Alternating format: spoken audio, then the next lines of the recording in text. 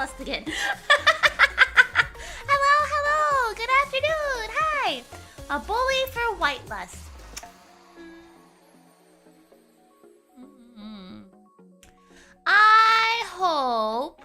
next time Kana has a community night, you'll embarrass yourself. And Wolf, you know, talking about video editors in my Discord definitely makes you seem like you might be my video editor, huh? Are you the one who edits all my stuff? Is that you? Theater. I hope that you know that you are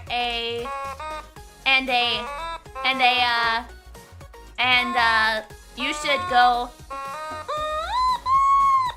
Yeah.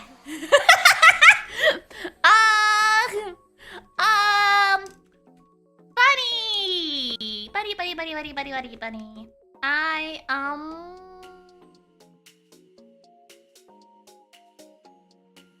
hope the next time you go to make dinner, all of the ingredients you need are rotten.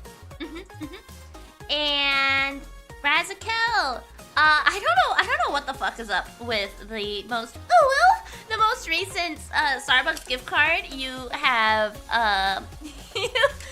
you got me. Is every time I go to try to redeem it, it's like error. So I'm not sure that I'll ever be able to use it, but I'm trying. Every time I'm like getting ready to leave the house, I'm like, oh, let me check my gift card, and it's like error, and I can't access it.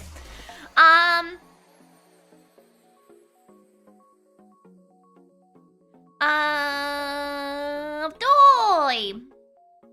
Wow, I can't believe you'd say that. I know.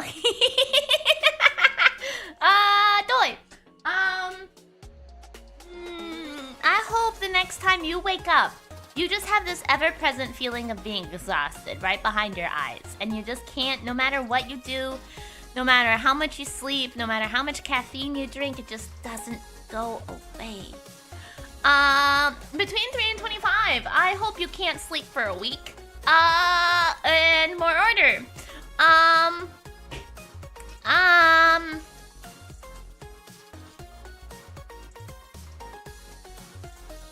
I feel like I already crushed your dreams enough with the fact that Harley,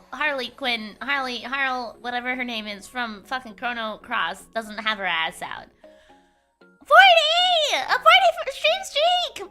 Thank you so much, Luxamber. I would be here, but I'm in a deep sleep while leaving all my miniatures just primed. Excellent.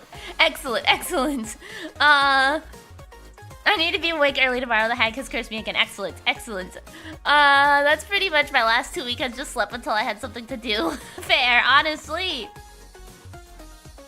I feel like, I don't know what it is. This Monday just feels like a very tired Monday. Like, I am actually the one who is suffering with exhaustion behind my eyeballs, and I'm very tired. And I don't know why it's not going away. I woke up at 10, and I was like, I can get a little bit more sleep, and I tried to doze off, and it didn't shake it. It just didn't shake it.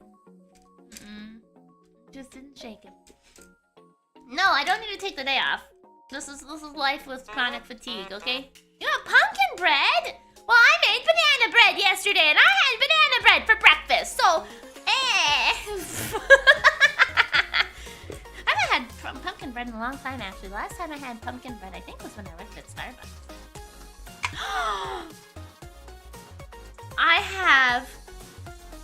I have removed the face of my automaton.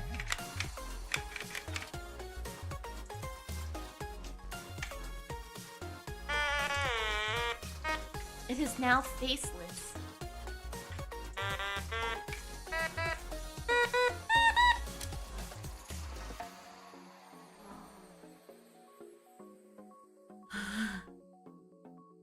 Why did you take its face? I was wondering if I could, and it was surprisingly easy. Okay, we're putting that right back on. Why are you playing the automaton on stream? No,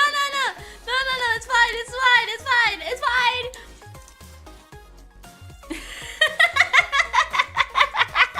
You know, I had the ability to, so I had to try, right? You know? Oh yeah, also, apologies in advance. Today I am extra sniffly and extra sneezy. So sorry for any sniffles and sneezies. Okay, let's see. strawberry coffee. Ooh, that sounds good. Do morning showers wake you up? No, not particularly.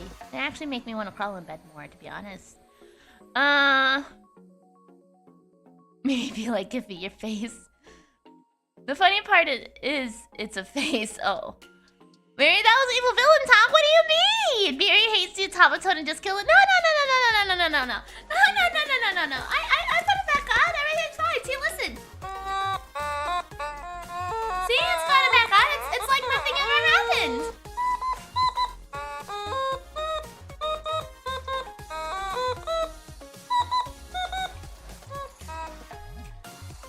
Because I thought I could me before I do something fucking stupid. Well, you know. Brains, right? The intrusive thoughts sometimes win. Sneezy day, you say? Perhaps. I'm not sure yet. But I sneezed like 3 times before I started stream today, and usually I don't. So, yeah, we're fine. Can I remove the face? Don't worry, I can put it back. Sounds like what a horror movie villain would say. I mean, arguably, listen, okay. If I were to remove somebody's face, and then like try to put it back on, I feel like it would be applied in the most like shittiest way. Like I'd slap a little glue on the muscles beneath the face that I just peeled off, and then just like push it back on and be like, nailed it. Hi there, Reich Tor45. Thank you for the follow. Yuri hates the automaton as much as she hates chat. No, I love the automaton and chat. You know, the nice thing is that I used it for the diss tracks. I made some beautiful background beats. It plays her face and then puts it back on. Seems like nothing ever happened. Yeah, exactly. Just like, you know, just put a little glue on there.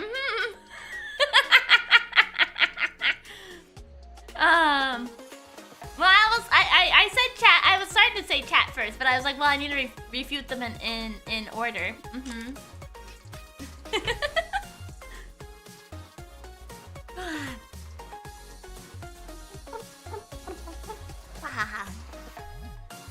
Sneezy day, you say? Yeah, maybe. I don't know.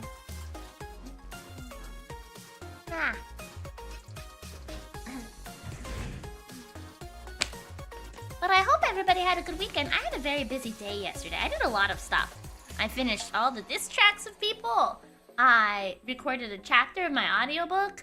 I recorded my baking banana bread video. Hopefully, I sent it off to the editor. Hopefully, it'll all be good, and you know, I'll be able to upload that somewhat soon, and that'll be great.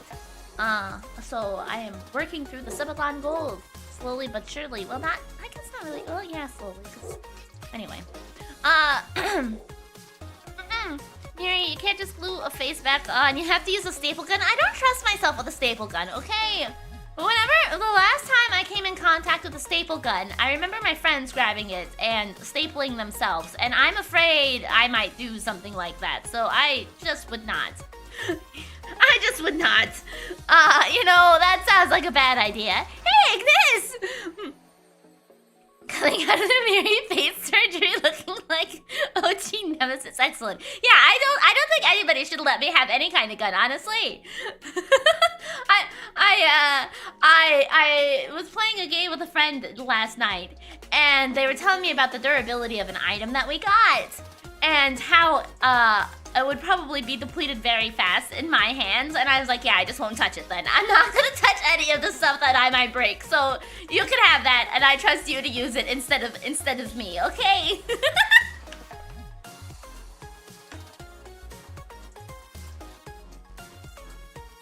Well, I don't want those surgeries.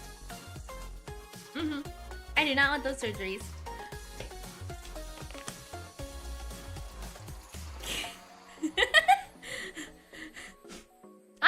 I got stuck. Okay. Ooh, maybe? Okay, kind of. I got stuck a little bit, but that's okay. It reminds me. Wait, Les. This conversation reminds me. I remember when I was living at home with my mom. I have 3 older brothers. My mom bought a meat mallet. And my brother came into the kitchen and he saw it and he's like, oh, what's this? And he picks it up and he looks at it. He twists it around in his hand. He's like, oh, okay, so there's two sharper, like, beady sides, and then just a flat surface. And he takes it, looks at his hand, he looks at the meat mallet, and he goes, thwack, right in the middle of his hand, and he goes, fucking ow, that hurt. And he takes his hand out, and then he looks at the meat mallet, and he looks at his hand again, thwump, and does it a second time. I was like, if it hurt the first time, why would you do it twice in a row? Like, you know, following through with the thoughts one time I can relate to, right? Okay. Why would you do it twice? Why would you do it twice? Like, I can get it the one time. You have to confirm the results. That's what he said too. I asked him, why did you do it again? And he said I had to make sure that the first test was accurate. And I was like, oh, okay, I see. Fair, okay. So yeah, you can see how my family is, I guess. I have regular burgers, nothing fancy. If you're being serious, you have to do it 3 times. Oh yeah? I always figured that 1 would be sufficient, especially if it inflicts pain upon yourself. But you know, I guess you gotta make sure, right? Yeah, that's the brother I headcanon as Arrow Ace too.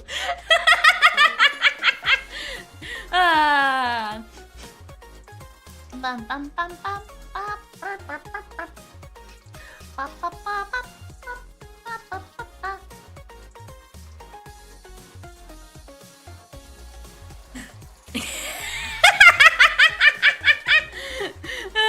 That's so funny. That's so funny. 2 times is a coincidence, 3 times is a pattern pair. I mean, you know, whatever works, I guess. He's building an immunity for bigger hits. Amazing.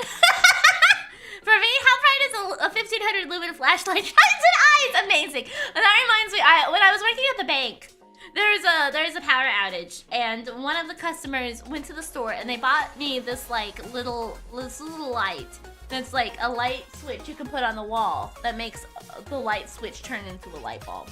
Or not a light bulb, but like a flashlight. So like when you lose power, you have a battery powered light switch that you can flick on the wall that will light up the room. So what do? Of course, the first thing I do when I get it is she said, when she gave it to me, she's like, be careful, it's really bright. And I was like, I don't know about that, flip. Immediately blinded myself. So yeah, I mean, honestly, relatable, Radzical. You gotta see how bright things are, right? Certainly I'm not.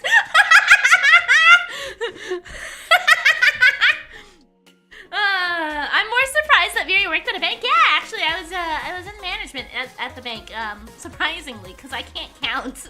So, but yeah. So there's a lot of instances of me doing stuff like that too. So yeah, it does run in the family, unfortunately. Funny. 1 second, I'm gonna turn off my light. Smells like lemon pepper.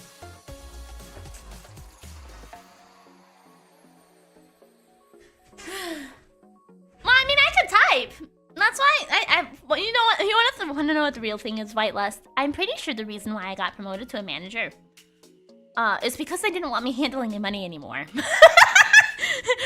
didn't want me handling money anymore, so they promoted me to manager so that I would oversee everybody and not have to worry about touching anything and just be there to help with writing schedules and customer relations.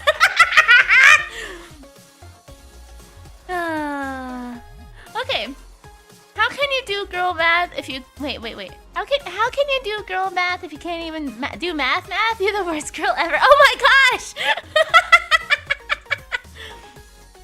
That checks out, managers be like, yeah, well, so the thing is when I worked real jobs, this is so terrible of me, but when I worked real jobs, whenever I wasn't in a management role, I would steal their jobs. I would slowly but surely usurp my managers and take over their positions. And it happened basically in every single position I've ever held at a real job.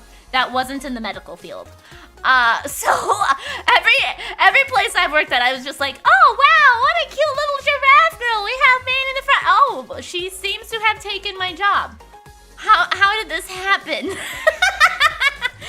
I don't know.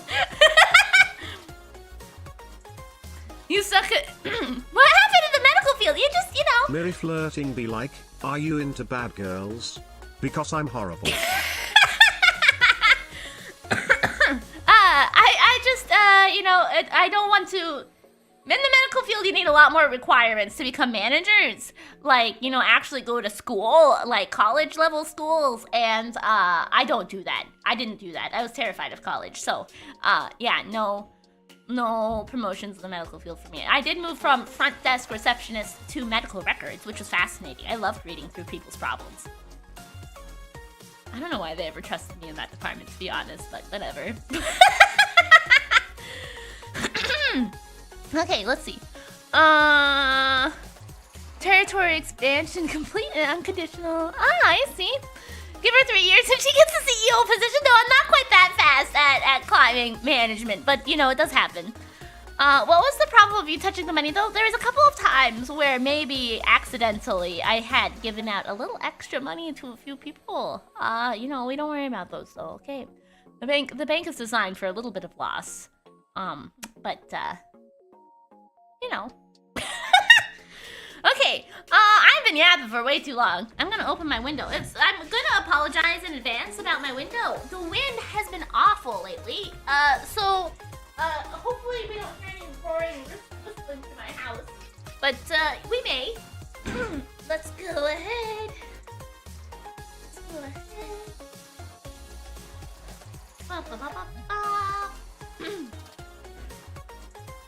Oh, is that a hawk?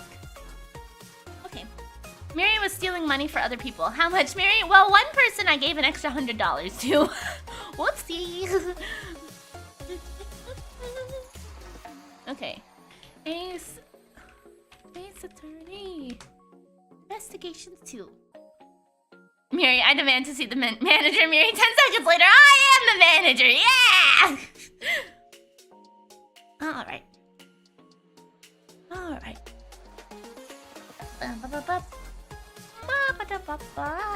Oops. There you go. I didn't hit the button quite enough.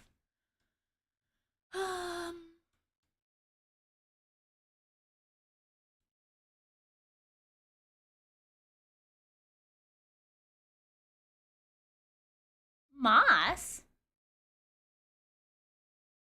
Moss? Why would I have moss? Miri has a legendary spell. Steal manager position.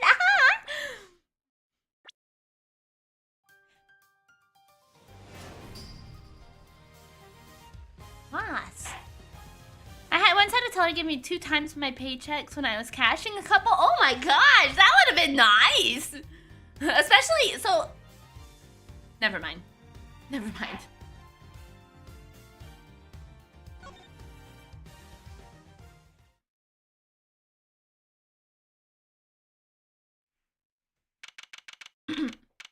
Okay, fine. Okay, fine. So the thing about cashing like physical checks is that oftentimes if you go to if the bank that the check is drawn on, like let's say you bank with Bank A, and you get a check from somebody who banks at Bank Z. If you go to Bank Z because of the other person's bank to cash their check, they don't have any recourse against your account, right? So if you go cash checks against theirs, because, you know, they see the balance and stuff, then if the teller accidentally gives you extra money, they can't really do anything to you about it. So, you know, if you somehow happen to have a silly teller who's not paying very good attention, that's probably the best way to not really have any recourse against your own personal account if you go cash it at a different bank. Oh, nice! Yay, extra money! Miri, give me your blessing so I can have the strength to beat my demons. Good luck. I believe in you. Okay. 8:15 a.m. Zodiac Hall Fountain Room. Whoa! Went deep on that one. Sorry, Miles Dorito. I didn't mean to bend your ear for so long. Oh, did I change my game? Okay, I did. I had no idea how it was that it all came about. I had read the files, but they didn't go anywhere near that level of detail. Heh, I bet they'll paint things in a much rosier light for the prosecution, too. Von Karma was the one in charge, after all. Miles, why did you tell me about when you used to eat paper? Right! Yeah, especially, okay, you know what? You're so right, White Les. Especially considering that, like, all of what we just did in the game was, like, his retelling of the experience. So that must mean he must have explained that he ate paper. I didn't even think about that! What if we took 5 people, had them looping checks between each other every 2 weeks? Eventually, all of them would be rich. I mean, not necessarily, because you're still drawing on the accounts that you're still withdrawing from. That's the reason why people go to the banks that the person who wrote the check is,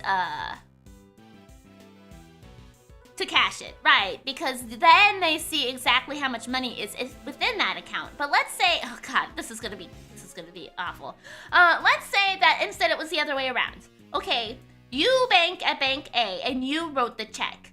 But you have a check from Bank Z to go cash. So you go to your bank so that you can go cash a check. If they find out that check is fraudulent, they will take the money out of your accounts because you cashed it against your account. Okay, so like it wouldn't necessarily, you wouldn't get rich unless you just happen to have a very klutzy teller who accidentally slipped you extra money while you were at somebody else's bank. It's not necessarily that there's like a cheat that'll give you money. You just have to hope you get a klutzy teller that gives you extra money accidentally. That's what it is. It's human error. What if I go to Bank R? Well, you know, if you go to an unrelated bank that is not your bank or the bank that the check is drawn on, they will not help you. But if people take more of your money than they should, can't you argue for your money back? Not necessarily. If you have a fraudulent check, that's still on you for putting the fraudulent check in your account. Can you be my banker and give me some extra Warhammer money? No, I'm not. I don't work in bank. This is why I'm a streamer, okay? I don't want to handle money like that anymore. What happened with the case after that?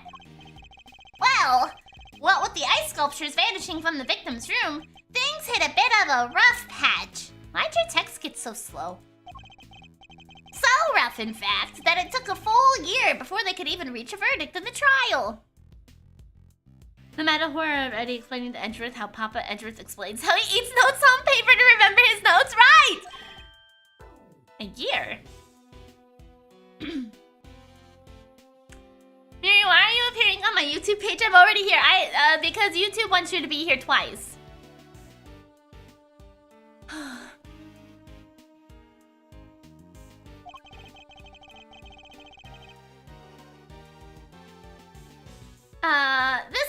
This was back before they brought in the whole initial trial thing. You didn't have to finish up in double-quick time like you do nowadays. I see. Did they ever find out how the victim's creations managed to just disappear? Well, they were sorbets or frozen desserts or whatever you want to call them. Ice, in other words. I'm here twice, Miri. Are you happy? Yes. And if it's made of ice, it can melt, which is exactly what they concluded must have happened. Don't make the 999 reference. Don't make the 999 reference. Don't make the 999 reference. Don't do it. But there's a chance that wasn't how things actually went down. When my mother was working at a bank, she befriended the owner, and because almost every business was in some way working with him, he would give her tickets to free meals or discounts. Oh, that's amazing! That's great! Make the reference. No, I'm afraid. See, the problem What is the 999 reference? Somebody in this chat, actually maybe possibly a couple people in this chat are playing through it. And if I make the reference, I might spoil things for them. So I can't. I don't want to spoil things. I have to keep it in my brain. Okay. It's very important to not spoil that game.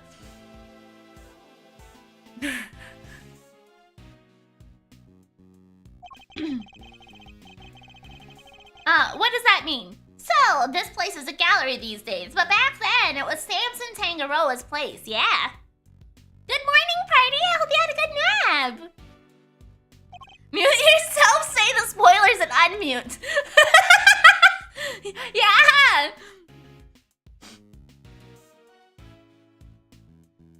Well, theater, but Raju isn't the only person playing that game, though. He's nice. Facundo was talking about it too. And while Facundo hasn't said anything in YouTube chat yet, I know that they watch my VODs. So I can't. Okay. I gotta protect my favorite game ever. Alrighty, have a good one, 3 and 25. Miri would actually think she muted when she didn't, just like when she blew her nose on stream. Why would you bring that back up? Man. Indeed, and the site of the IS-7 incident. Well, the word is Frost's ice sculptures are suddenly back on display 18 years after that fateful day. The very sculptures the victim made? Who knows? Could be they're just modeled on the originals. But I figured it was worth coming down for a little look-see just in case. Seemed like the least I could do for poor old Gregory. Spoiler, they all die at the end of 999 hours, but spoiled. I mean, one of the routes, possibly. Maybe. I mean, most visual novels with multiple routes do have a bad end. Fucking everybody dies, right?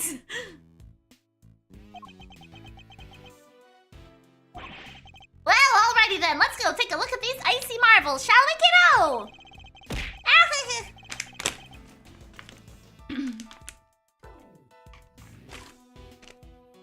I believe they're on display on the Winter Wing, as it's very snazzily known. I don't want to open another Red Bull, but I feel so tired.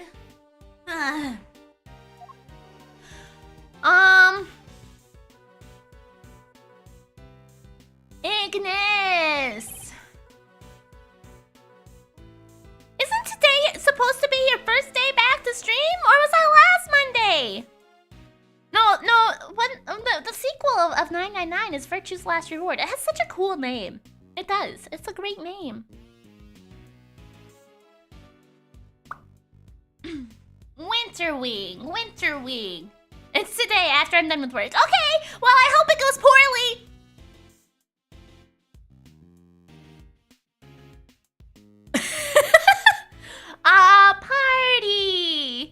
Party.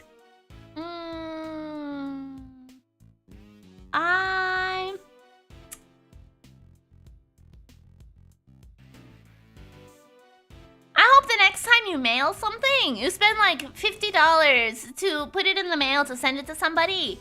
But you're gonna mix up the addresses and you're just gonna send it to yourself, so you have to pay twice the stuff to send it somehow.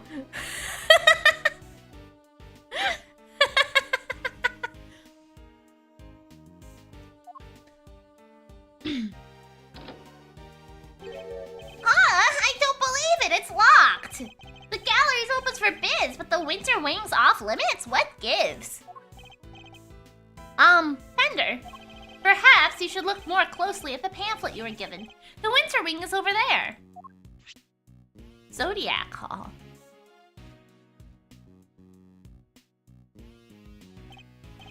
It is? Freaky, could have sworn it was this one.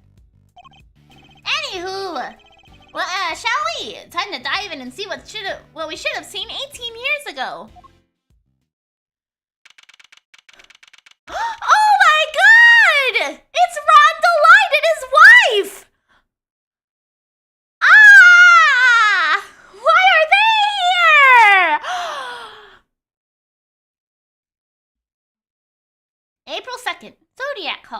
winter wing. I see they're still keeping it chilly as all heck in these rooms. I'm about to turn into a popsicle stick. I guess Fender didn't see the correct door because he couldn't chew on the pamphlet. Perhaps. Wife, man, she's married, can't smash. Yeah, it's Masquerade Hollow Star to Mask. That's right. It is the winter wing, you know, but you're right. It is like a freezer in here. It could be a trick of a light, but it feels like the whole room is made of ice. The temperature controls will be somewhere at the back there, if memory serves. I wonder. So we did the first part of this case in the past. Okay, so we do not have any of the stuff from the past. Okay. Case overview: Manfred von Karma, defense attorney Gregory Edgeworth. You worked fine earlier, Bird! Why do you break all the time?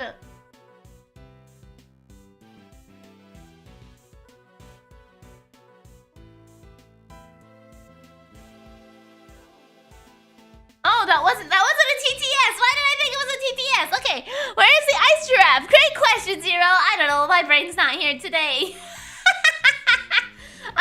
I don't know. My brain's not here today. Who knows where the ice giraffe is? Okay. We do not have the stuff from the past. Genius, how did she do it? I'm very smart. Okay, I'm very smart. Body of the victim, R.T. Frost, was found hidden in a chocolate chest made by the suspect, Samson Tangaroa. Victim died from blood loss after being struck on the head with a rock salt lamp. Suspect was found guilty of the crime as its main perpetrator and subsequently imprisoned. Oh. So Where is the ice giraffe? There we go. Okay, it still works. So they found Samson guilty. Okay. Hey, it's Fender. Hey, Milester, can you peep the degree count? I'm thinking a complaint to management is in order. There is such a thing as too cold, yeah. All right, if you insist.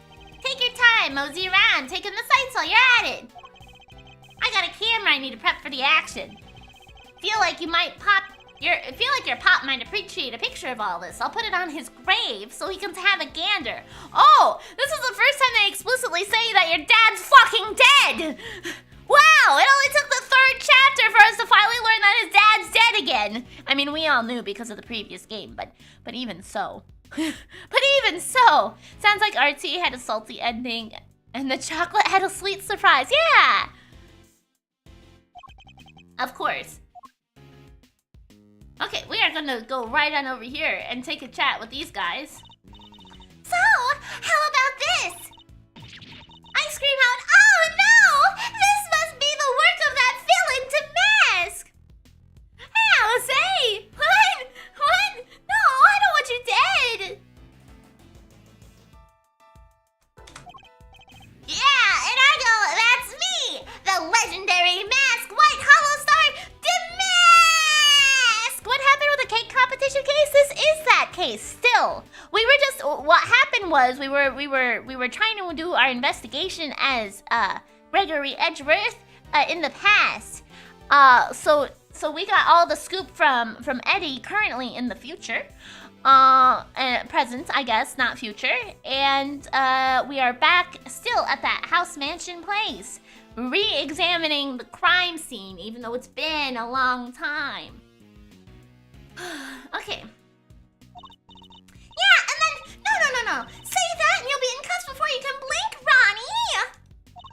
You've got to take this more seriously. Otherwise, how are we going to get this market to sell? What exactly are these two plotting? Castor and Pollux. There's an enormous block of ice on display here. There's some explanatory text engraved in it. Castor and Pollux. Every year in December, countless shooting stars can be seen emanating from this constellation. So then the mask needs to... Yeah, and then I wish these two would stop talking so loudly. It's difficult to concentrate. Never mind. I'll just go take a look at some other exhibit. Who are you?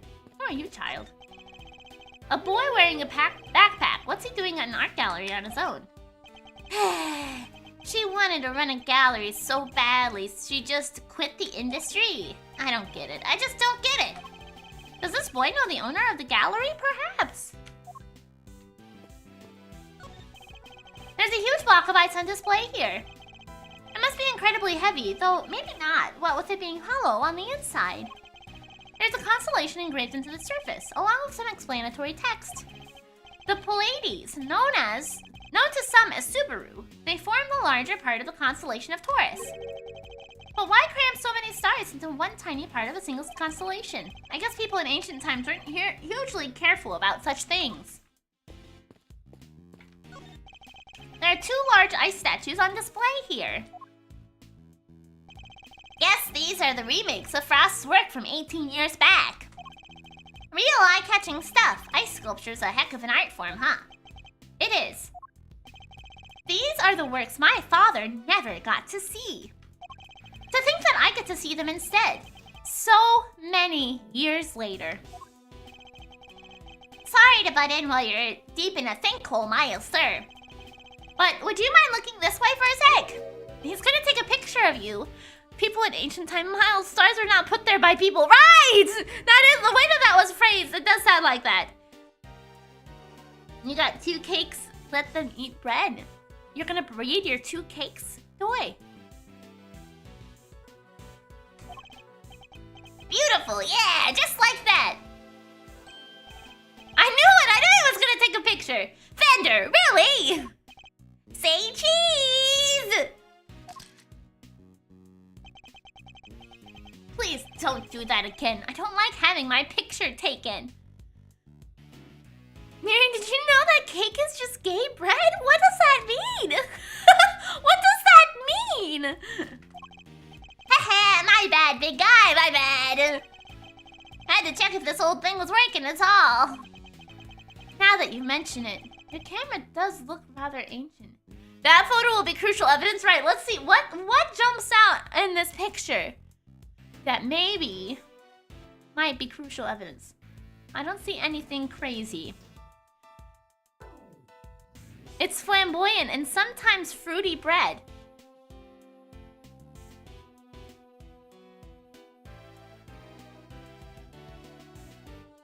But I have banana bread, but that's bread and not a cake.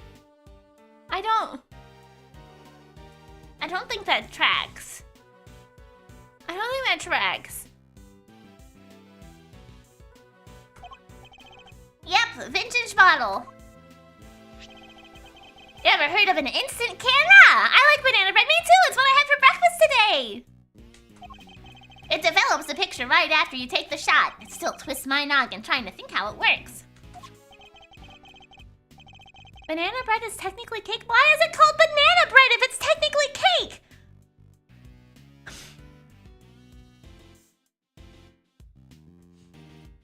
I know what an instant camera is, although I've never used one. I should have known Mr. Know-It-All would know it all. You really are your father's son.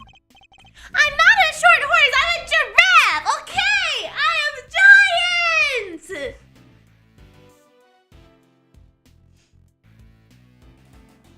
Banana bread literally has a banana inside it at all times, and sometimes with nuts. I don't see how that makes it cake!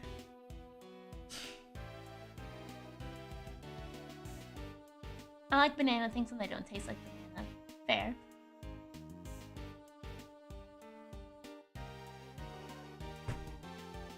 Alright, step aside. I need to get some good shots of the room here.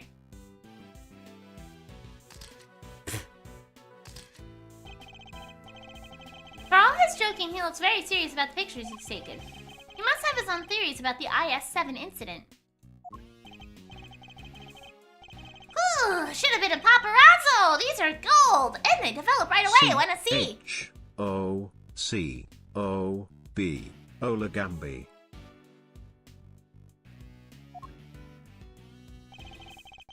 Ah, the salt rock. Well, since you've already shoved it in my face. Alright, Brainiac, question. What do these 2 sculptures represent? They appear to represent Taurus and Gemini, two constellations observed during the wintertime. Bingo! He shoots, he scores! Wow, you're a regular encyclopedia, Milester. I was gonna also say that it's probably the two constellations on the side here too. We have one that talks about the constellation of Taurus, and the other one talks about two people who are likely the Gemini people, right? Pollux and Castor. So like, you know, I feel like it's also the explanation of those two star constellations we saw too. That's Gemini apparently. I have some nuts. I have some cashews.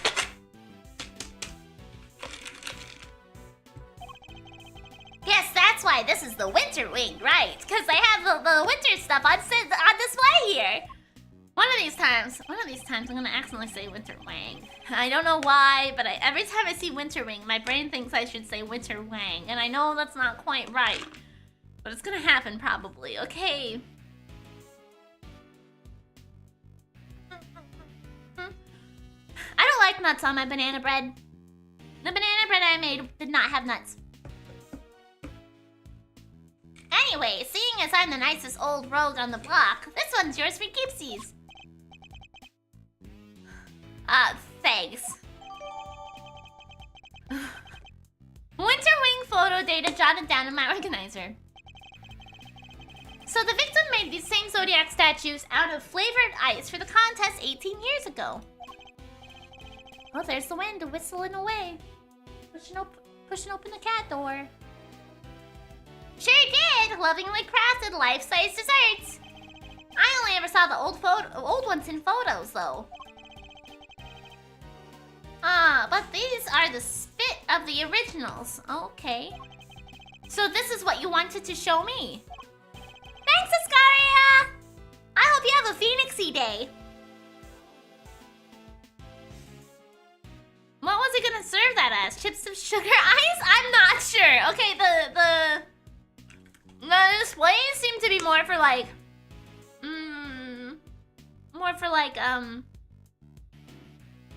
admiration rather than eating, but you could eat it if you wanted to, is based on what we've done so far. Okay. Yep, think Gregory would have wanted you to see him too. And I may not have had it in me to come here on my own. Sorry to drag you along. Not at all.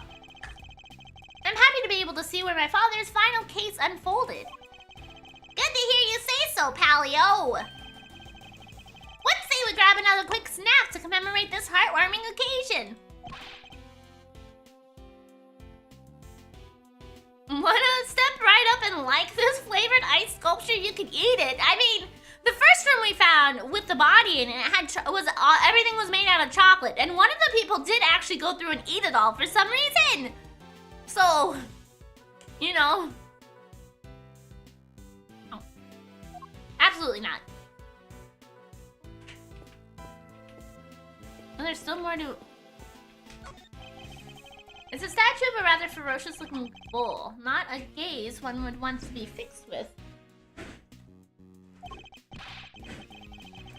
But then, I was always taught to return a stare with a stare. Although in this case, discretion might be the better part of valor.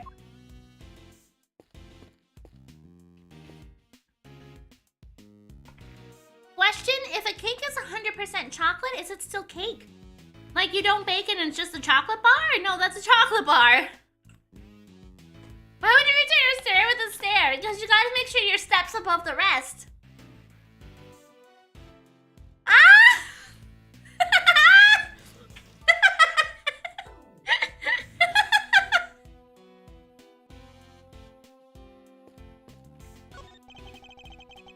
This lamp appears to be made of rock salt. It's illuminating the diagram of the zodiac just above it. Yes, both Gemini and Taurus are not only zodiac signs, but constellations that are visible during winter. Just melt the bodies or boil them. Feed all the bones to a pig and melt the bones. Oh. I see. Like you melt the chocolate first and put it into a shape. No, if there's nothing added to the chocolate, it's just a chocolate. Winter constellations on display in the winter wing, and uniquely, these statues are made of flavored ice. According to the pamphlet we received, the ones in the other rooms are made of crystal glass. Ice might be rather fitting for the summer wing too. Who doesn't like a nice snow cone on a sunny day? Hello. Yeah, but it's still chocolate. It doesn't need to stay in a bar shape to be chocolate. I have Reese's on my desk. And while they have, this isn't for you, Clover. While I have peanut butter inside, the chocolate is molded around the peanut butter. It's still chocolate.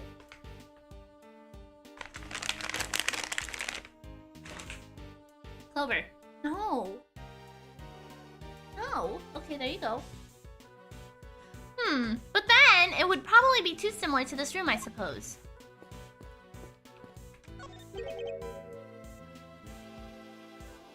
If you melt a chocolate bar into a different chocolate bar, is it still the chocolate bar? The chocolate bar of Theseus, yes. When does it stop being a chocolate bar?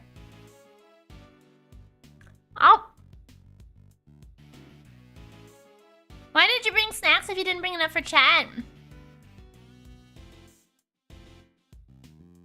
I mean, I could give everybody in my chat a singular cashew.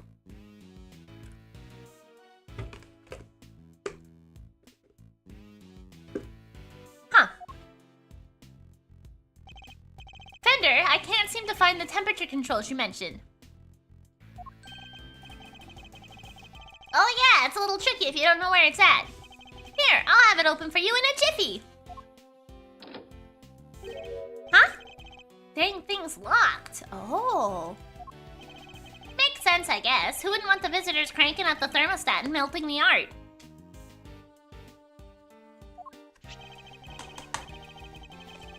According to the pamphlet, the winter wing is kept at a constant 27 degrees. I'm allergic. Yeah, that's the reason why I have these cashews in the first place, actually. And Sheikah's allergic to peanuts. And apparently cashews are cooked in peanut oil. So I now have them.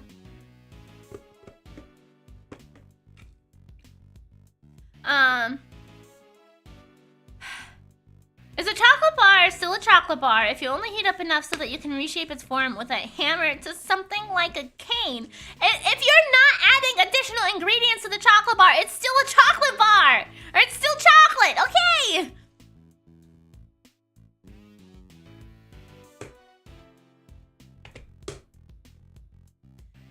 How am I being a bully? What? According to the pamphlet, the way. Oh, I read that already. Wowee! That's colder than a snowman's cold bits. I'm gonna freeze to death in here. Specifically peanuts, I'm not sure. I don't know all of Aishika's allergies. Flower thing on my floor. I answered your question in the channel. It's a water bowl. It's got a motor in there, and it pushes water out up the top of the flower and down the sides. But now it's kind of funny. It's still chocolate! Why do you want to be held like a baby right now? Why do you want this?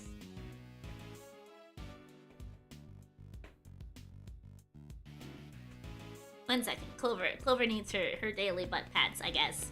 On my shoulder. Like a baby.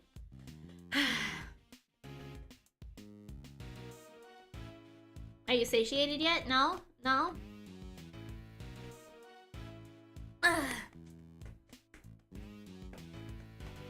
you're okay, buddy. It's okay.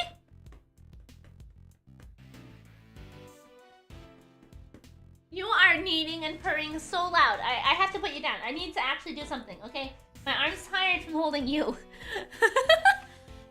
No, don't just... you get your butt pat and then try to steal my Reese's! Ma'am! Ma'am!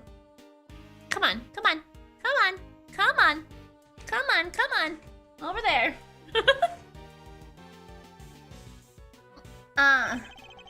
Guess guess there's only one thing for it. Somebody's getting a snuggle. Run, Edgeworth, run! Hey, what's with the icy stare? You want me to freeze to death?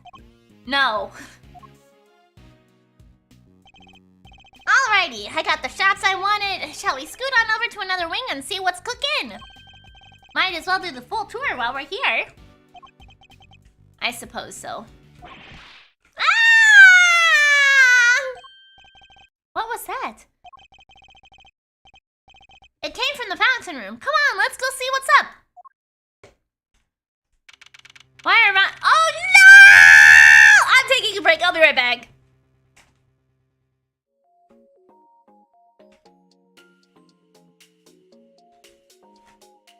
Stop stealing my Reese's. Get out of here.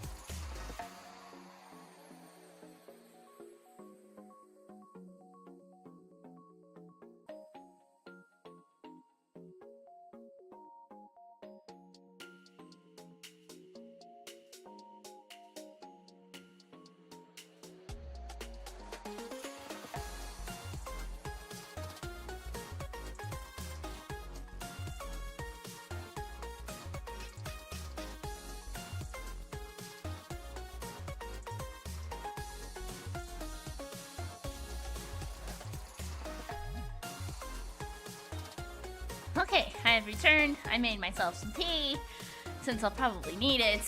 Let's see.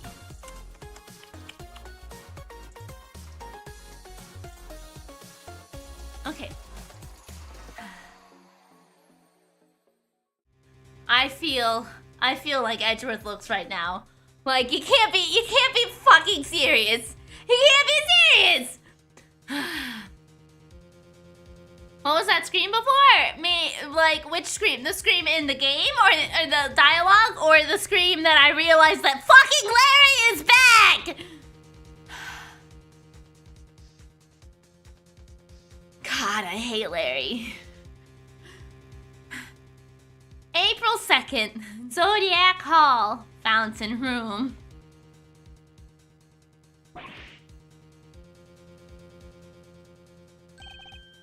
There's someone on the ground, and it's that.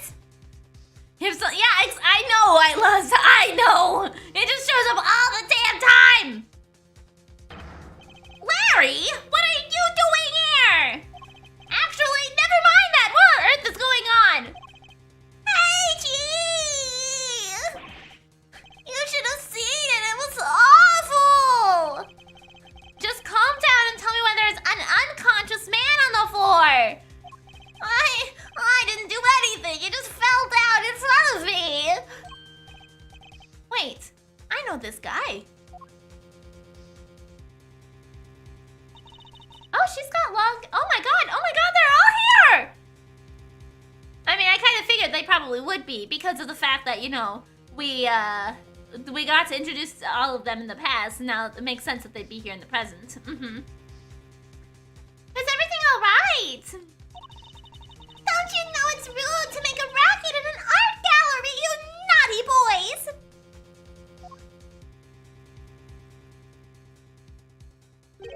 Wait, this smell.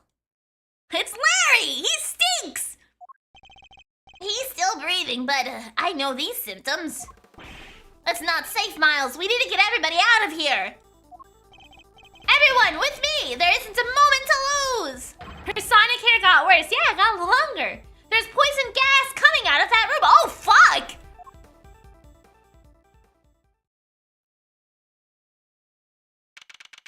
April 2nd, 10:42 a.m. Zodiac Hall, Fountain Room.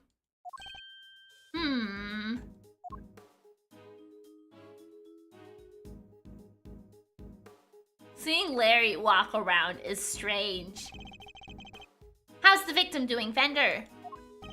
Not good. He inhaled a lot of gas. He's still out, and it sounds like it's pretty serious. But the paramedics said there's no sign of external injury and that he was conscious before it happened. Anyway, he's alive, just barely. He's lucky we found him when we did. Like I said, he's not out of the woods yet. They put him in the medical room with a specialist. I see. Couldn't help noticing that it seemed like you knew him, Fender. Sure do. That was Carmelo Gusto. He was here back when the whole I-7 thing went down. The confectioner. So he was here 18 years ago, too. Any hoozles. This guy here seems like he's in rude health. Old pal of yours, Miles Areno? Yes, something like that. I'm glad you're okay, Larry. Something like that? Are you serious, Edgy? You've known me since elementary school. Crush a guy's feelings, why don't you? Anyway, you know you're supposed to call me Laurice Donim when I'm dressed like this. Fuck off, Larry! So no more Larry, okay? Got that. This is Larry Buds. He's a bit of a troublemaker, but he's one of my only friends from back when we were little kids. Ever since he developed a passion for art, he's been trying to make it big as Laurice Donim. But, new name or not, he's still the same old Larry. Whoa, grade school buddies. I need to go tell Gregory about this. He'll be over the moon to hear you have a pal. He was always worried you'd never click with anybody. But Miri, Laurice is an artist. You can't treat him like that. He deserves it, okay? He deserves it, okay? You're that Edgy! You're lucky to have a friend like me! I never knew I was the cause of such worries for my father. Aww. Never mind that now, Larry. What are you doing here? Laurice, Edgy! How many times do I have to tell you it's Laurice? What are you doing here? Eek! What's with the demon eyes? Alright, I'll talk. Just stop looking at me like that. Thank you, Mom. That's what I see you to say. The one thing I always have going for me is I am cute. Good. Now talk. You want to know why I'm here? Why the heck do you think? For my art, of course. Like, 2 of my brain cells have concluded that Larry would try to be a VTuber or some kind of streamer in current times. You know what? I hate that you're right, Theater. I hate that you're right. I do. Let's see. Every time, Larry. Every fucking time, right? Oh, and I'm coming here on a date with Lulu soon, so I thought I'd better scope the place out. Of course you have a fucking date. How do you always have so many women lined up for you, Larry? How? How do you have better game than, like, everybody else in the series? Okay?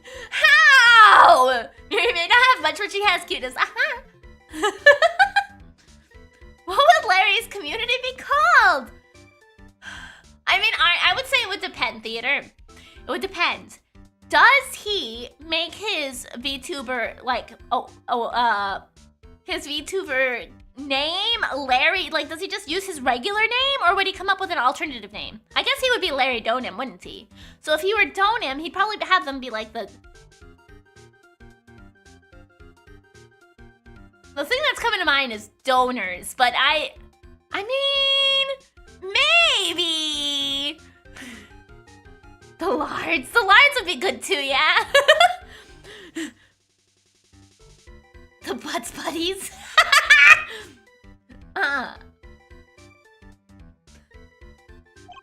So, not actually for your art at all. Donuts! Yeah! Oh, that's good too! 273 no Garuda X. I'll have to do Levine, but I told you I can help you at some point. But the problem is when I'm able to help you, I think you'll probably be asleep. Because I would be interested in helping you like after I eat dinner to like 8 o'clock, probably. Laurice, my man, an artist and a romantic. You'll have to introduce me to this lady friend of yours. Sure. It's nice to have somebody take an interest for once. Spare me. By the way, Lauricio, did you notice anything when you found the victim? Nothing in particular. Didn't you say you'd seen something awful? Oh, that... The old guy, he just appeared and then splat! He was on the floor! Scared the life out of me. Fender, don't encourage him. Yeah, no. Last week of work though. Nice! Exciting! What's up, donuts? It's the butts. Oh my god. Don't look so proud. It's the least we should be able to hope for.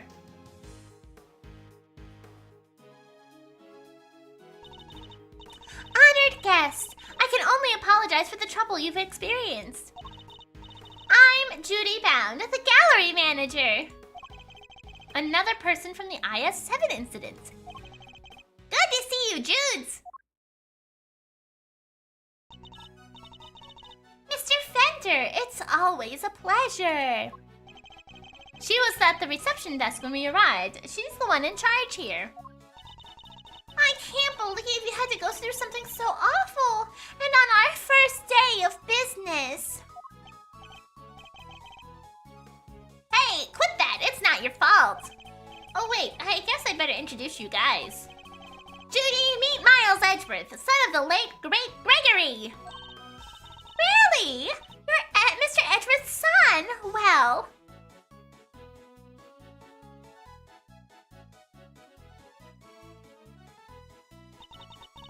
Isn't this fabulous? The great man's son here with us! 18 long years have passed, but now look, he's here at last!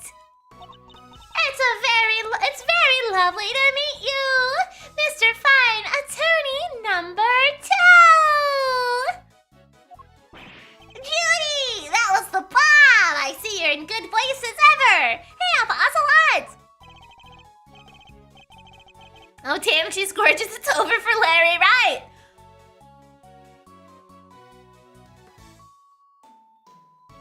Alpha Ocelot. The next time you eat or drink something hot, you're gonna burn your tongue. Miles Edgeworth, prosecutor. It's a pleasure to meet you. Oh, you're a prosecutor. I'm so sorry. Forgive me for jumping to conclusions. She's very polite. There's something strange about her.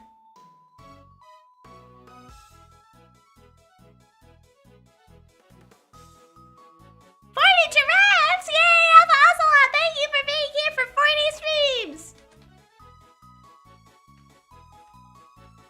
I appreciate it a ton!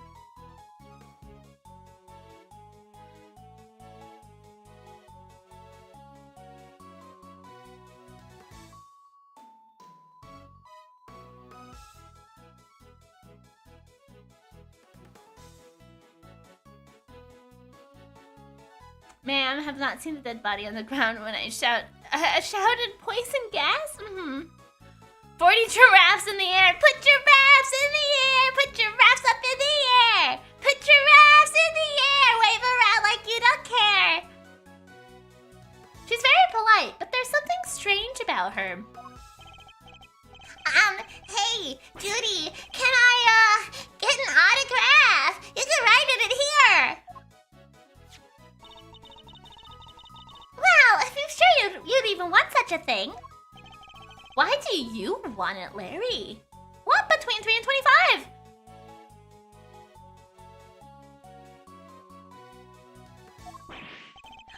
Rude! You know who she is, right?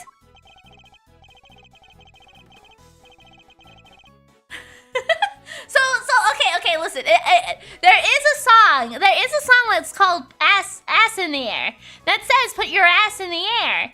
However, I've always heard it say put giraffes in the air. Okay, this is the thing. It says put giraffes in the air. Who is that song by? Ass.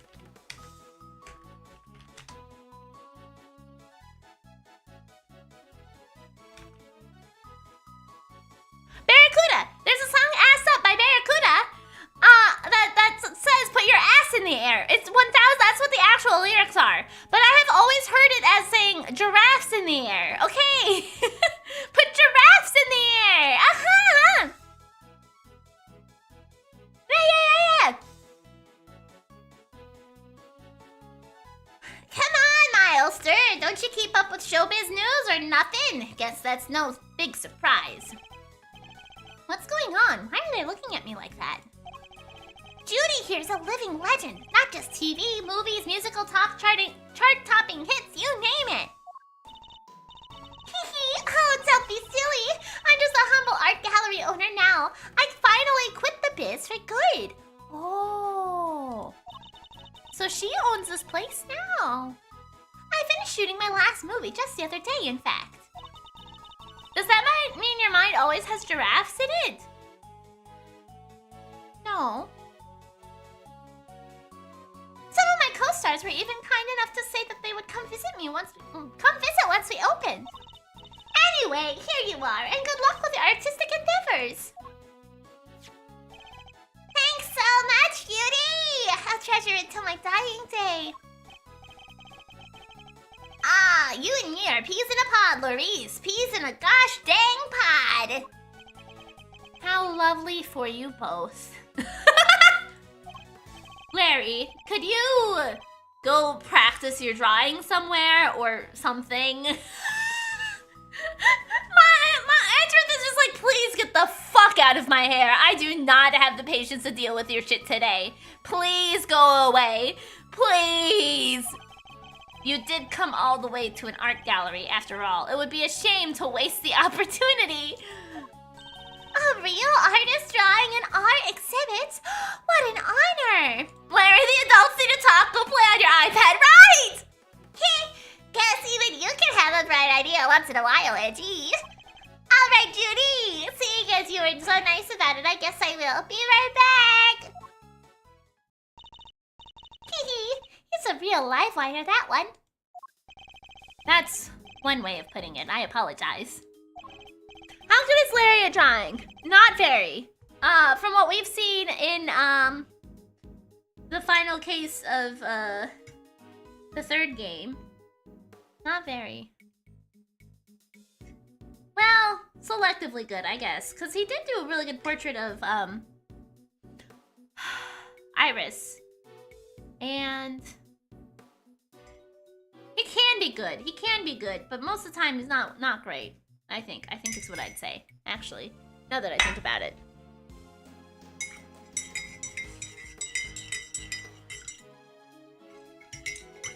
By the way, there was another woman with you before. Where is she now? You mean Delicia? Delicia Scone? She's in the medical room helping to care for Mr. Gusto. She's a doctor? I don't think he did take an interest in art at a young age. I'm 90% sure he started to do it to try to get chicks in adulthood. I call it the medical room, but it's nothing quite so grand, of course. I couldn't stay with them as I'm the only one on staff, and I can't leave the gallery unattended for long. Delicia Scone. We've heard that name before, haven't we, Fender? Larry's the kind of artist that can't draw faces or hands well, but if you need boobs, he's your guy!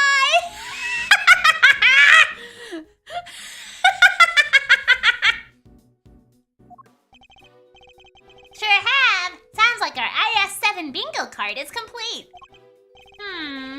Something tells me this isn't a coinky-dink.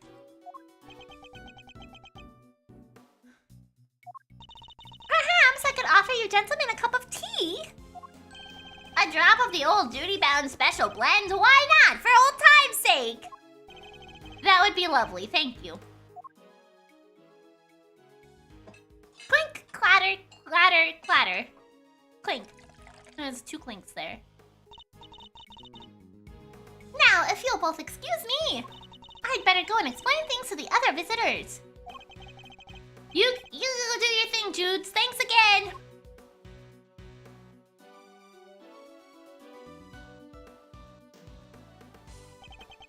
This aroma. Kalon, I believe. Let's give it a try. This is a fine blend. A top quality Kalon indeed. I don't know if that's how you pronounce it, but that's what we're going with today. It's citrus aroma. It's said to improve one's ability to concentrate, right?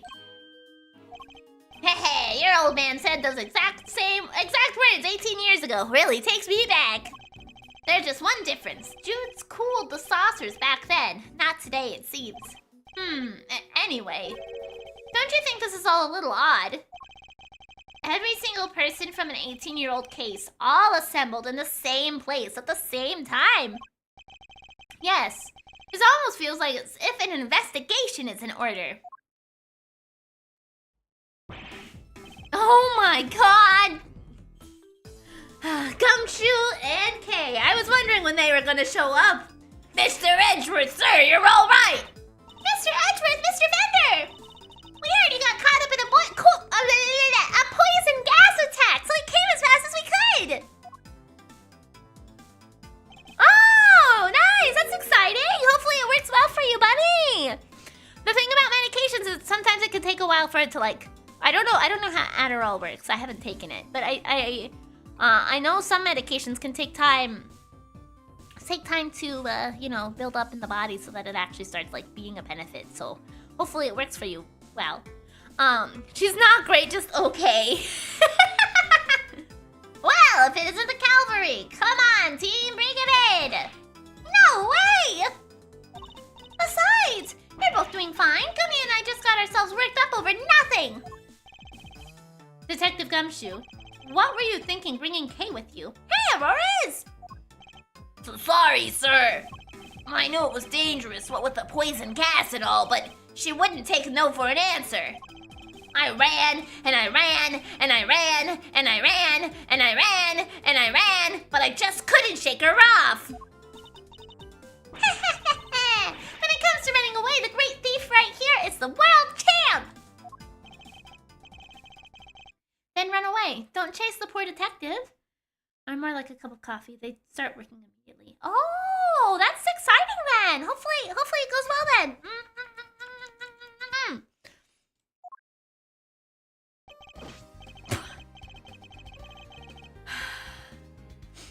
All set, sir. Just say the word and I'll head in there and start investigating.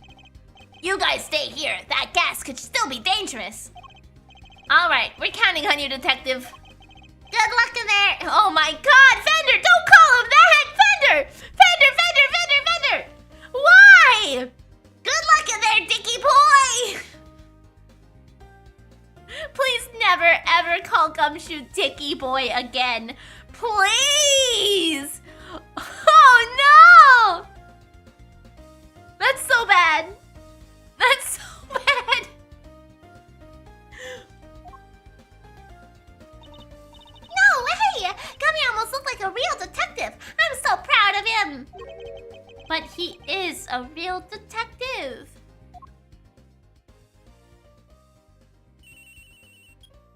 Gumshoe. No, it's not me! It's not me! This is Edgeworth speaking. Mr. Edgeworth, looks like the gas is mostly dissipated, sir.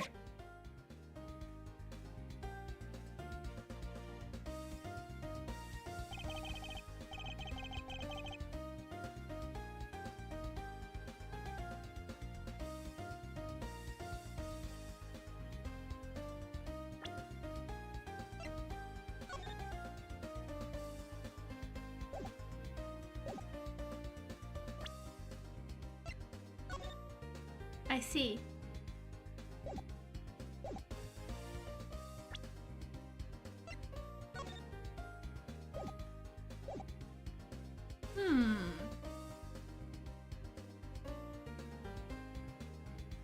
So this room looks a lot like the other room.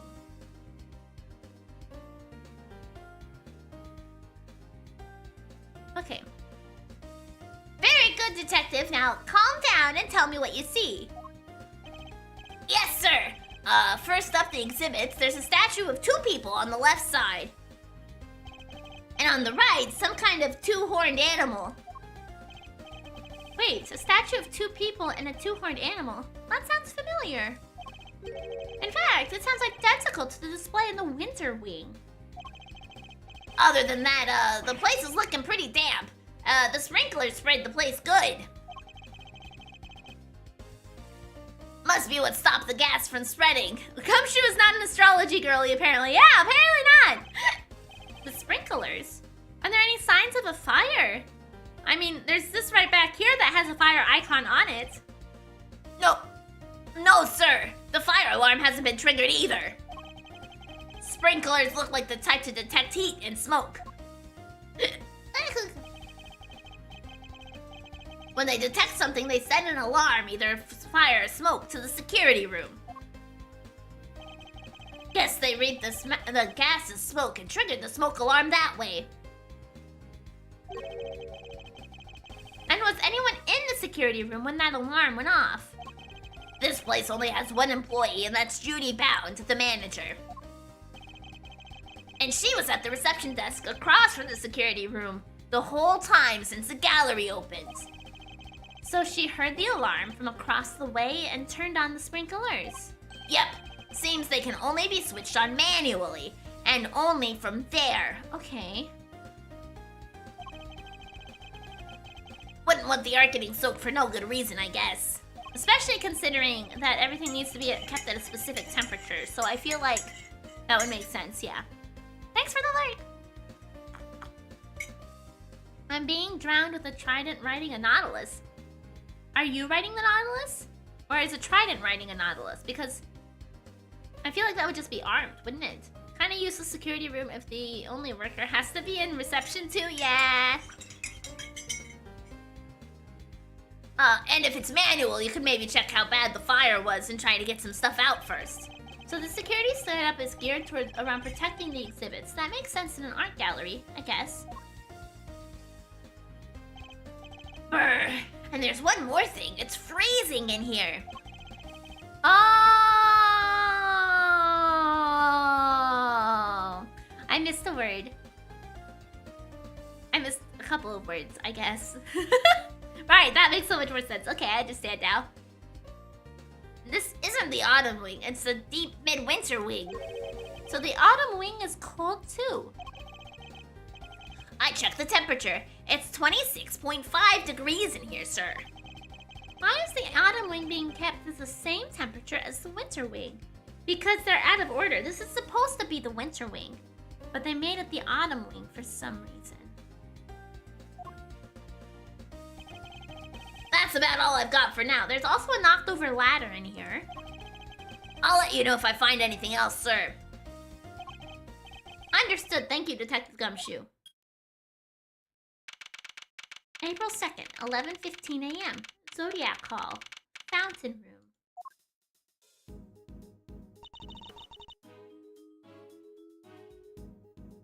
What did Gummy have to say? He said that the autumn wing is actually quite wintry. Huh? I don't get it. I'm wondering what it could mean myself, but it's a bit hard to tell from out here. We should try to get in there as soon as the police are done with their investigation. Amen to that. We need to see what the deal is for ourselves. Is there anybody else who might know something in the meantime? Oh yeah, there is one guy. Miles' best bud. His what? Not Larry. Please don't make me talk to Larry. Please don't make me talk to Larry. If we have to, and I guess we have to.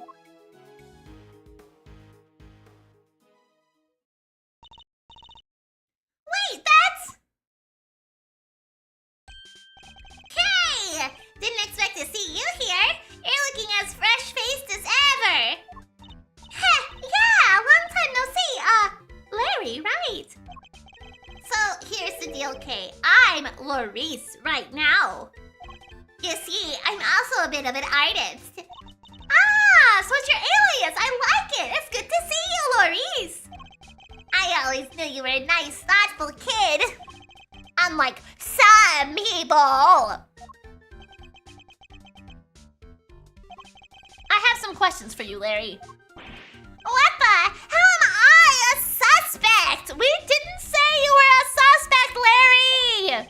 Just because I found the guy doesn't mean I did the crime! I never said you did. I just need you to tell us what you saw. You said you saw something awful. How so, exactly? Look, I didn't didn't see anything and I didn't do anything, okay? You would think after all of the fucking times that Larry has been involved in crimes, he would learn not to say, I didn't do anything, I wasn't involved, this wasn't my problem. You would think he would finally be like, hey, you know, I've learned from every single fucking time that this has happened that, this is what I want, what I witnessed, and this is what happens. Okay, please just take the truth instead of making it hard and making us have to pry it from your fucking face every single fucking time. Okay, just give it to us straight, Larry. We don't have to make it a big deal if you just do it. This is why I can't stand him, okay? If we ask him a question, he just always is like, no. And instead of being like, okay, so this is what happened. Just tell us the truth the first time.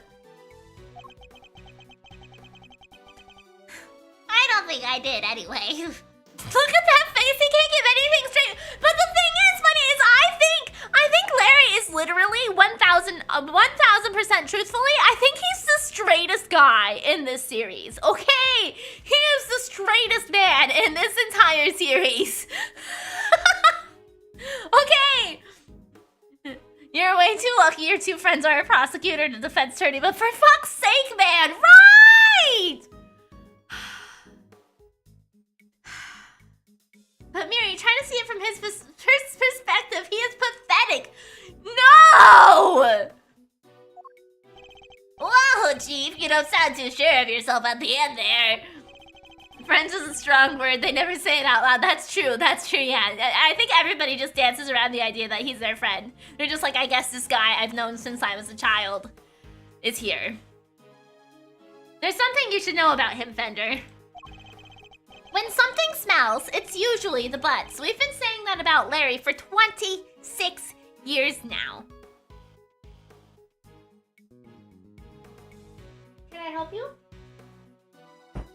You want me to have that?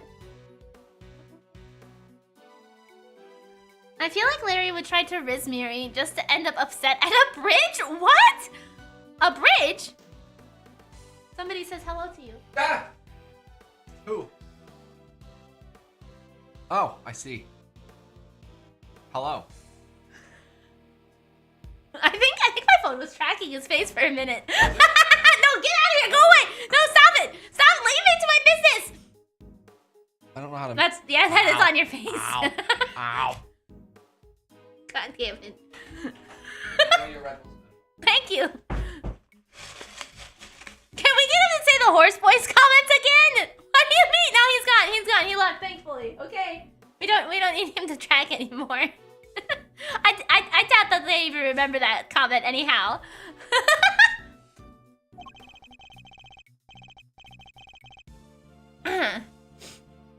His ability to attract trouble is legendary, for want of a better word. You know, cause you dumped him and he gets in the usual depressed mood. Oh, I see. His ability to cause trouble, too. I suppose I'd better find out what he did this time.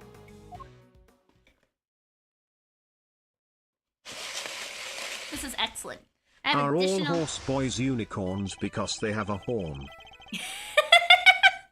Yes, yes. I got a mango Red Bull special. I am content. I am happy.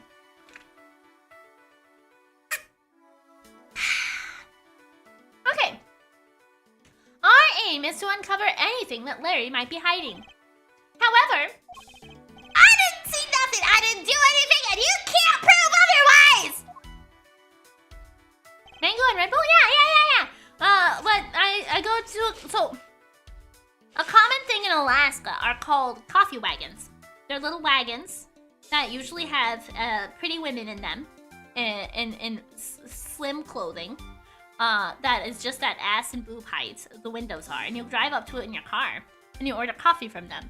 A very popular thing here is called Red Bull Specials, which usually is like Red Bull with half and half and a coffee syrup, like mango.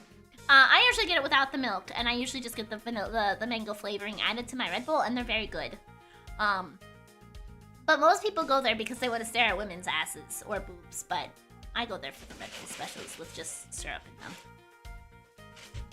It's almost impossible for him to keep his cool. I'll need to bide my time when he gets agitated and wait for him to calm down. Let's start by asking him to go into detail about what he's doing here. Nah, you can't really see those, okay? He shouldn't prove to be too much of a challenge, so let's just get this over with. Let's go ahead and save as well before we have to deal with stupid fucking Larry. Hey, Roger!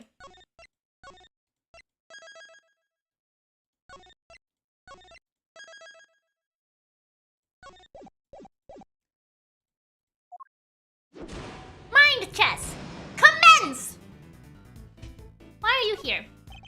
Why exactly did you come to the gallery today? What kind of question is that? What? You don't think I belong in a gallery or something? I thought it was a special edition of Red Bull with mango. Much less exciting if it's mango syrup added. I still may try it though. Yeah, no. As far as I'm aware, there is no mango flavored Red Bull yet. The closest we had was during the summer. There was the white peach flavor. That was phenomenal. I loved that. But since we're now in winter, it's gone again. So this is going to be the way that I make it do until we get there. Hey! If you're gonna ignore me, then I'm gonna paint your portrait. I missed the white peach. Me too. It was so good. It was my favorite flavor. Now I'm just doing watermelon, but that's not as good as the white peach. And when I'm done, I'll scribble all over it.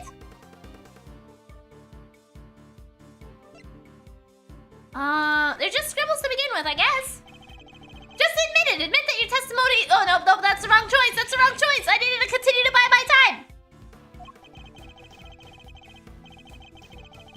God damn it. Stupid Larry. Why are you here? Bide my time. Bide my time. I'm joking, okay? I never scribble on one of my pieces. How could I? They're valuable artworks. According to you, perhaps. I imagine I might struggle to agree. Oh, laugh it up, funny guy. Luckily, some people actually believe in my work. And those people lack an eye for aesthetics. We're just gonna keep waiting, I think. Well, so I wasn't really paying attention to what he was saying, so I wasn't sure if I should bide my time or be aggressive or not. Okay, can we please give him the automaton voice? No, because we're probably gonna have to deal with him for a lot longer than we had to deal with Von Karma. Like, at least with Von Karma, we knew he was going to die, so he was only around for a shorter time. She's called Lulu, okay? And she says my pictures are masterpieces. So if she likes something, I'll draw it for her. Anything! Anything at all! And where is this Lulu? How come you're here alone? What? A guy can't be apart from his girlfriend for 1 second? I have my own life too, you know? Why not come here together? Just admit it. No! Why wouldn't you come here with your girlfriend? Am I just supposed to bide my time for the entirety of Larry's talking?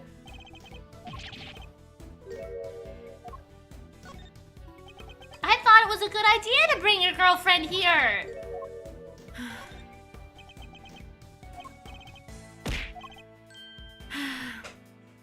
You can't win Larry very well. He is too riled up. Okay, he should have just brought his girlfriend here. Why not? If I had a significant other and I wanted to go someplace that they wanted to go to, why wouldn't I bring them?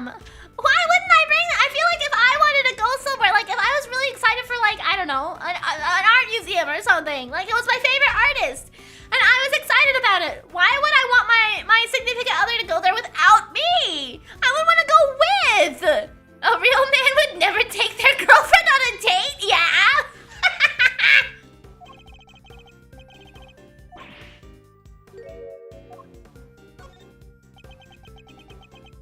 His girlfriend is right there holding the paintbrush!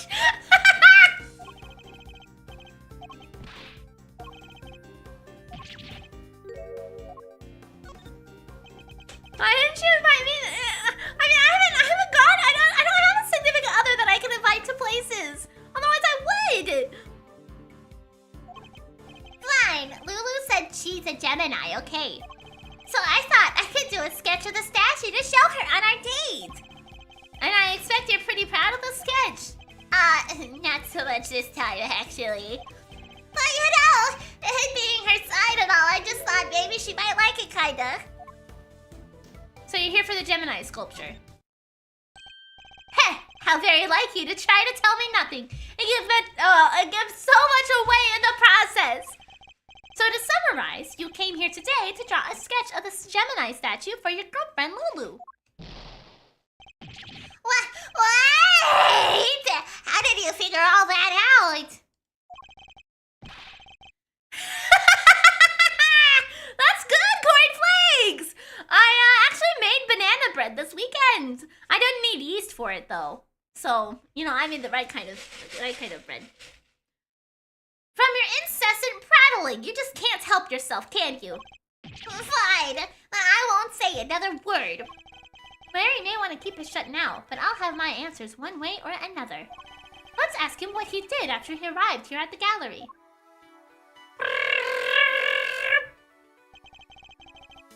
We'll soon see what he was hiding. It's just a matter of time. What did you do when you got here? Banana cake. No, it's bread.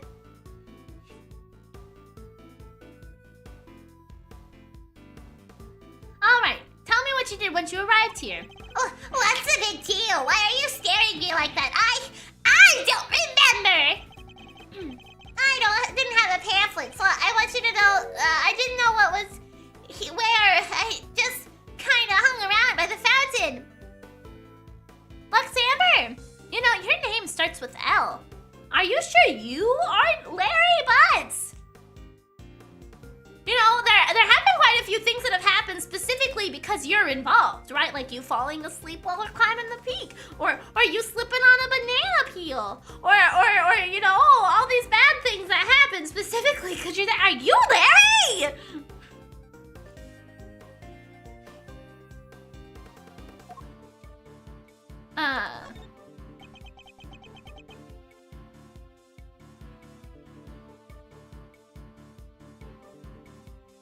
Reading again?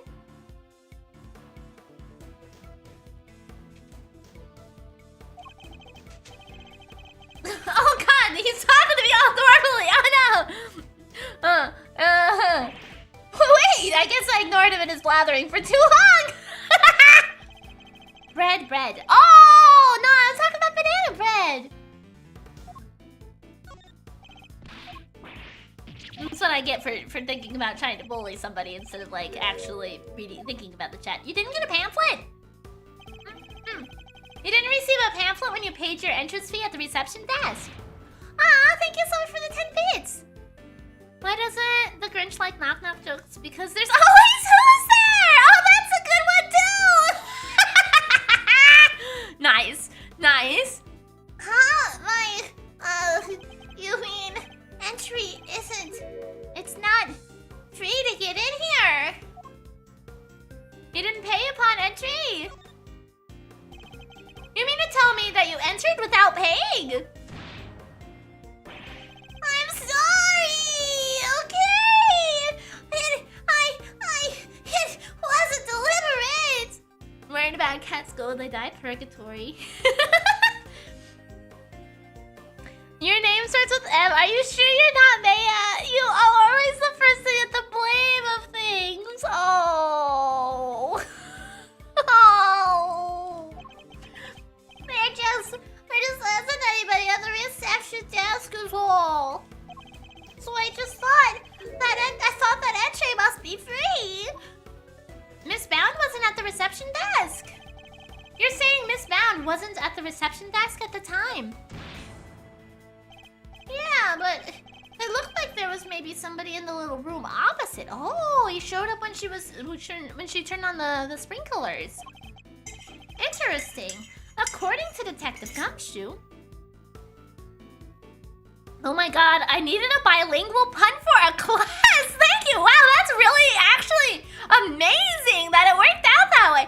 What a very specific thing to need, but that's great. That's great.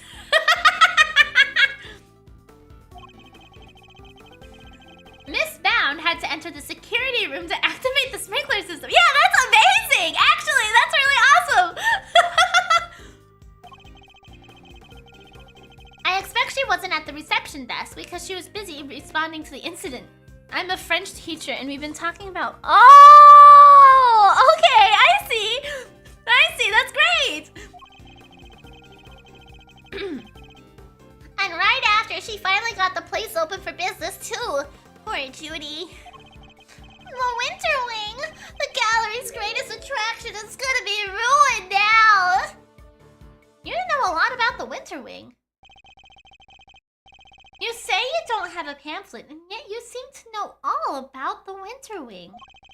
For example, the Gemini statue you came here to draw just so happens to be in said room. Therefore, it was your intention to visit the Winter Wing all along, wasn't it? Ow! How did you get me again? Fine, you're right. I came here for the Gemini statue. And yeah, I came here to visit the Winter Wing. I won't deny it. Larry's not one to confess so easily. Then again, he's always managed to surprise me in unusual ways. Let's see what he can tell us about the Winter Wing. However, he claims he went to the Winter Wing, but I think he was actually in the Autumn Wing, according to the pamphlet. And not the real Winter Wing. Let's see. I expect even Larry has found his feet a little by now. I'll have to watch his reactions more carefully and see what information I can glean from him. I'm done with you. Go home. What did you see in the Winter Wing? What did you see in the Winter Wing, Larry? You don't let up, do you? I told you, I didn't see anything. Galleries are nice and all, but I kind of changed my mind once I got here. Thought I'd go meet my girlfriend instead. If I want to learn more here, I'll need a clue of some kind. I better try another approach for now. What did you enter the Winter Wing? Larry, be honest. Did you enter the Winter Wing? What is that? Is that a suspicion? I see in your eyes. I tried to get in there, sure, but... You mean you didn't go in? You tried to get in, but you couldn't? Yeah, exactly. I wanted to get in there, but... That old guy came out and fell to the ground, and like I said, it was all pretty shocking. Hello! The victim prevented you from entering. So you were unable to enter the Winter Wing because the victim emerged and collapsed in front of you. Yeah! He came out of the Winter Wing door, and then down he went. But wasn't it the Autumn Wing that the victim came out of? If that stupid poison gas thing had never happened, I'd be in there happily sketching away right now. Oh! Dolores! Thank you so much for the gifted sub! I appreciate it a ton! Thank you! Oh, so this is investigations, huh? Yeah! We are in the third case of the second investigations game. Thank you, Dolores! I appreciate it a ton! Regardless, it seems his aim really was to make a sketch of one of those statues. This could be a useful clue. What did you see in the Winter Wing? Okay, we already read through all this one. So what became of your sketch? Didn't you say you came here to make a sketch of one of the statues for your girlfriend? You gave up on that a little easily, didn't you? Surely you saw something, even if you were distracted by the victim's collapse. Well, I didn't not see something, but that doesn't prove that I did see something totally terrifying either, does it? You saw something totally terrifying. Did you, what, were you blinking too hard?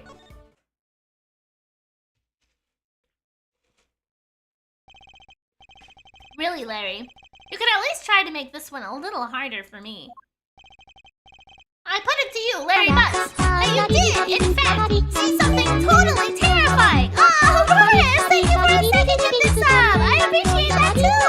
Listen to Bunny. Aw, how nice of you. Yay, Bunny. Yeah!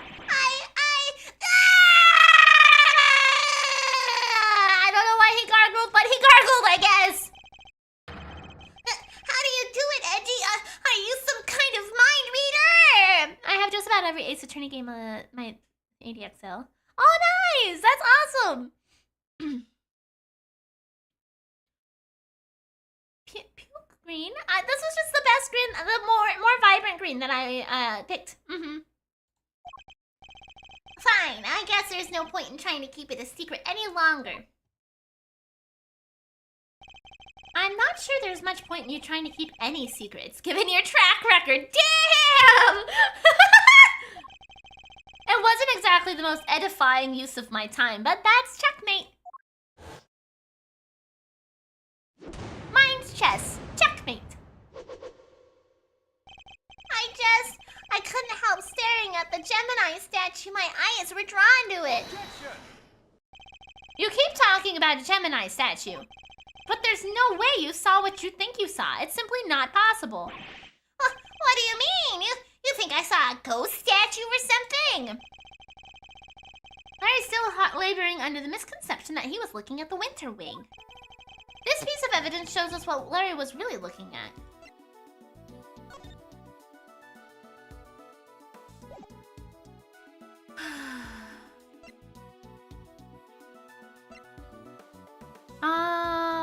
I mean, obviously it's gonna be one of these two, right? We know that he was standing in front of the autumn wing, so I'm assuming we're gonna present this one, the gallery pamphlet. Take a look at this pamphlet.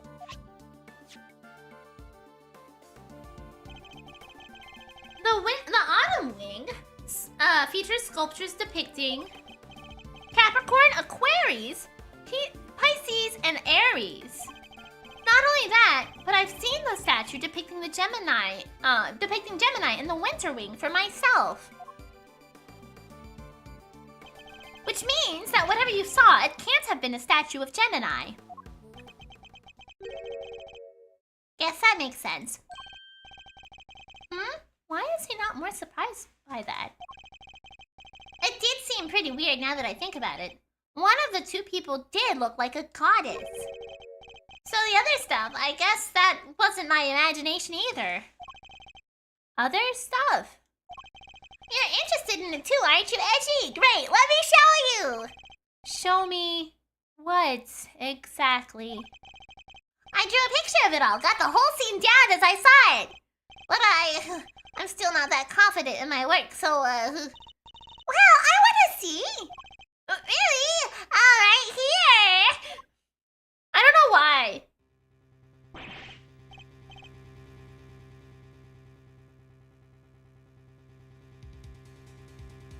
I don't know why, but whenever I like read Larry's text when he's doing something that like he's happy or proud of, I always wiggle. I don't know if anybody else has noticed that or if it's just me noticing that, but every time I'm like, oh man, I'm Larry and I've got a girlfriend, and I wiggle too. Okay, yeah, he is improving. This is substantially better than the bridge drawing we saw the last time, at the very least. Oh,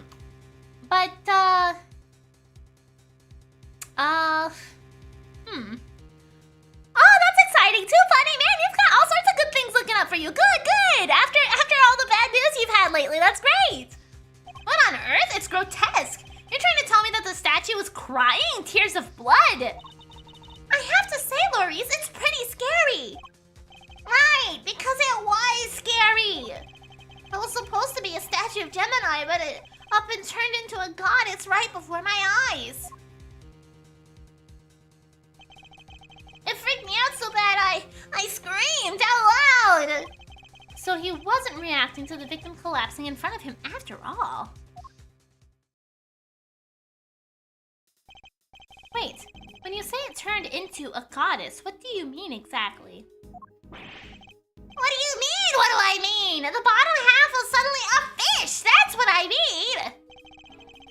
A goddess with a fishy bottom half sounds like Pisces to me. I heard it's all based on a legend of a goddess and her son turning into a fish to escape some baddie. Wow, really? I thought Pisces was just two plain old fish.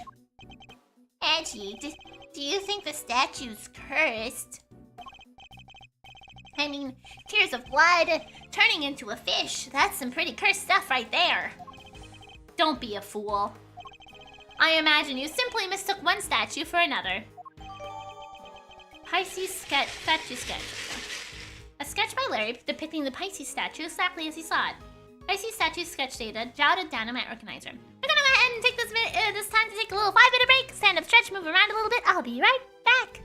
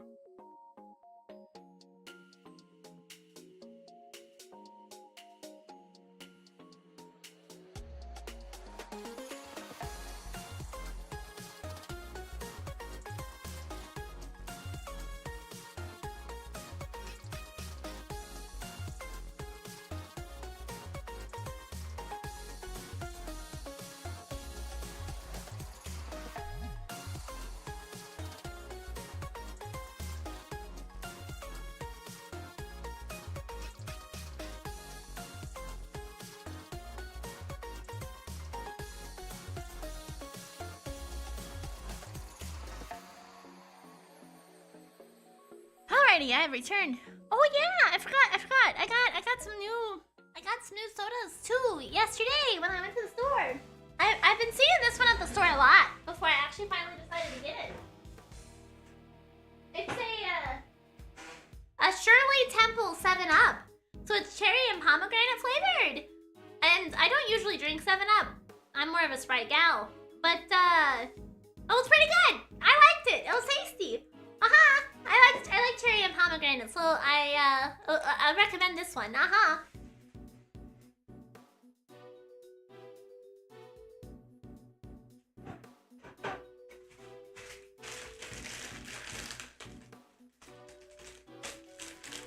I just understood that I have 3 months badge only thanks to gift subs. Oh, that's.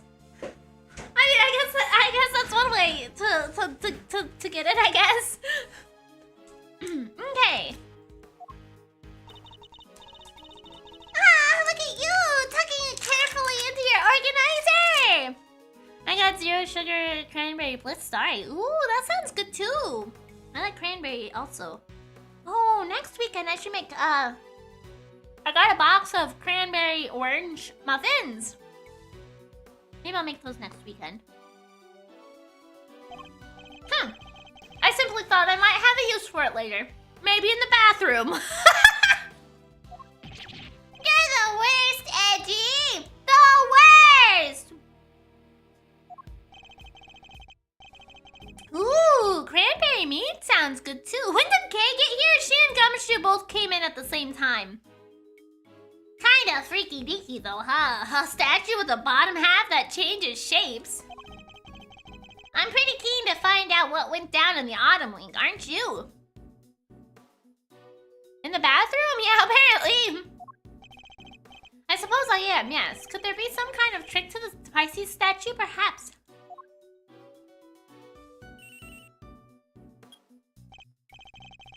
Yes. Edgeworth speaking. I'm just about done in here, sir. There's no danger from the gas anymore. You can come in now. Oh, how convenient. Thanks. Good work, detective. It seems it's finally safe to enter the autumn wing. The good detective... wrong voice. The good detective... The good detective sure has impeccable timing. Come on, let's go take a look. I want to see the spicy statue. Hi, Clover. You're going in there, Kay? Maybe I should come along too. Did you really think I was going to leave you out here on your own? I know better than that. All right, everyone, to the autumn wing.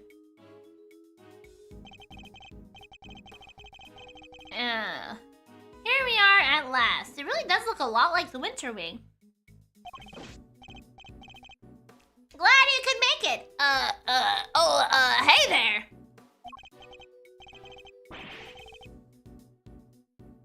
Clover, I can't read around you. I know you're trying to steal my string cheese that I'm eating. You're, Harry, was it? Good to see you, Harry. Pomegranate, the fruit of the underworld. Mary's color palette is red, orange, and yellow, as is autumn. The time before the queen of the underworld returns to the underworld, which is dark, like Alaska for half of the year, and Miri laughs when characters die in 999. Miri is a great goddess. Excellent, excellent. Keep up these amazing theories. They're great. Oh, no. Pomegranates are actually delicious, though. I love them. Okay. No! For the last time, the name is Maurice Donim.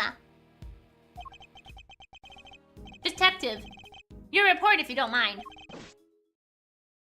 Yes, sir! Okay, so first off, I found a blowtorch. Excellent, excellent. The nozzle was still warm when I found it, so I guess it was used pretty recently. Was somebody using it to heat something?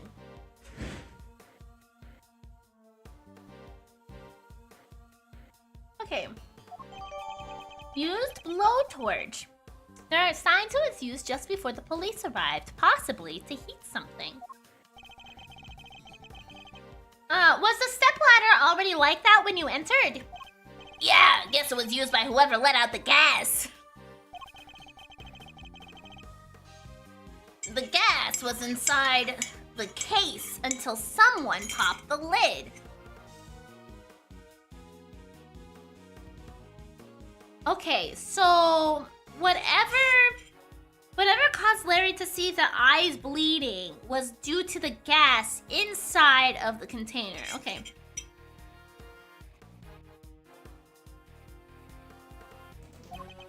Is that so? The Pisces statue.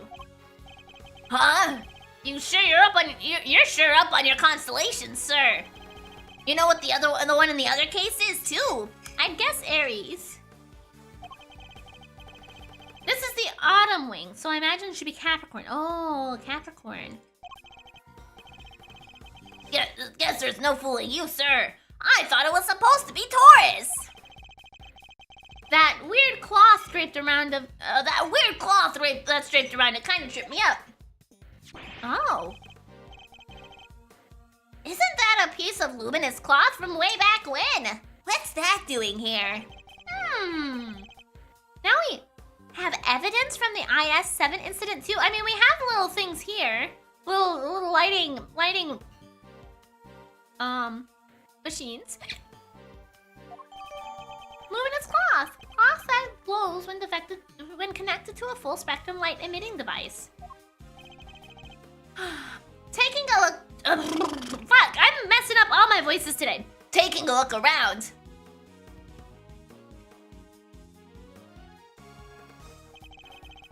It seems there's a piece of luminous cloth on each of the other cases too. Yeah, that just makes me want to see what's hiding underneath real bad. Sure, let me whip them right off for ya.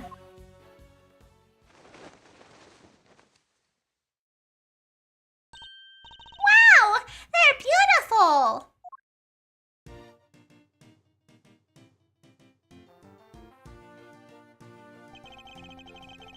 So the transformation Larry witnessed, could it have been the moment when the cloth around the Pisces statue lowered...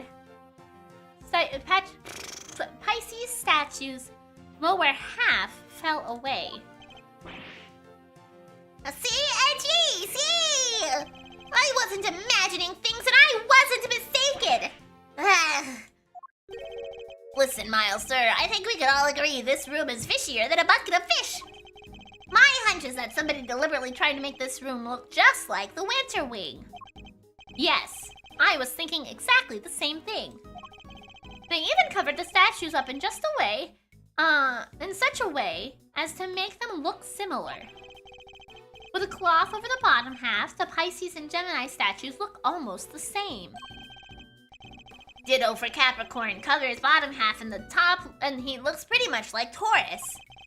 The other two can't be fixed as easily, so covering up their cases completely was the only answer.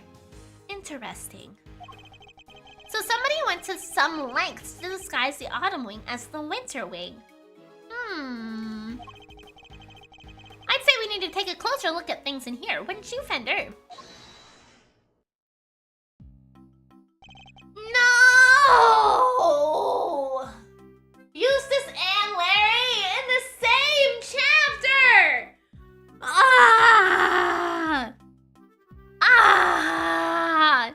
Man! Mr. Winter and Judge Cavell.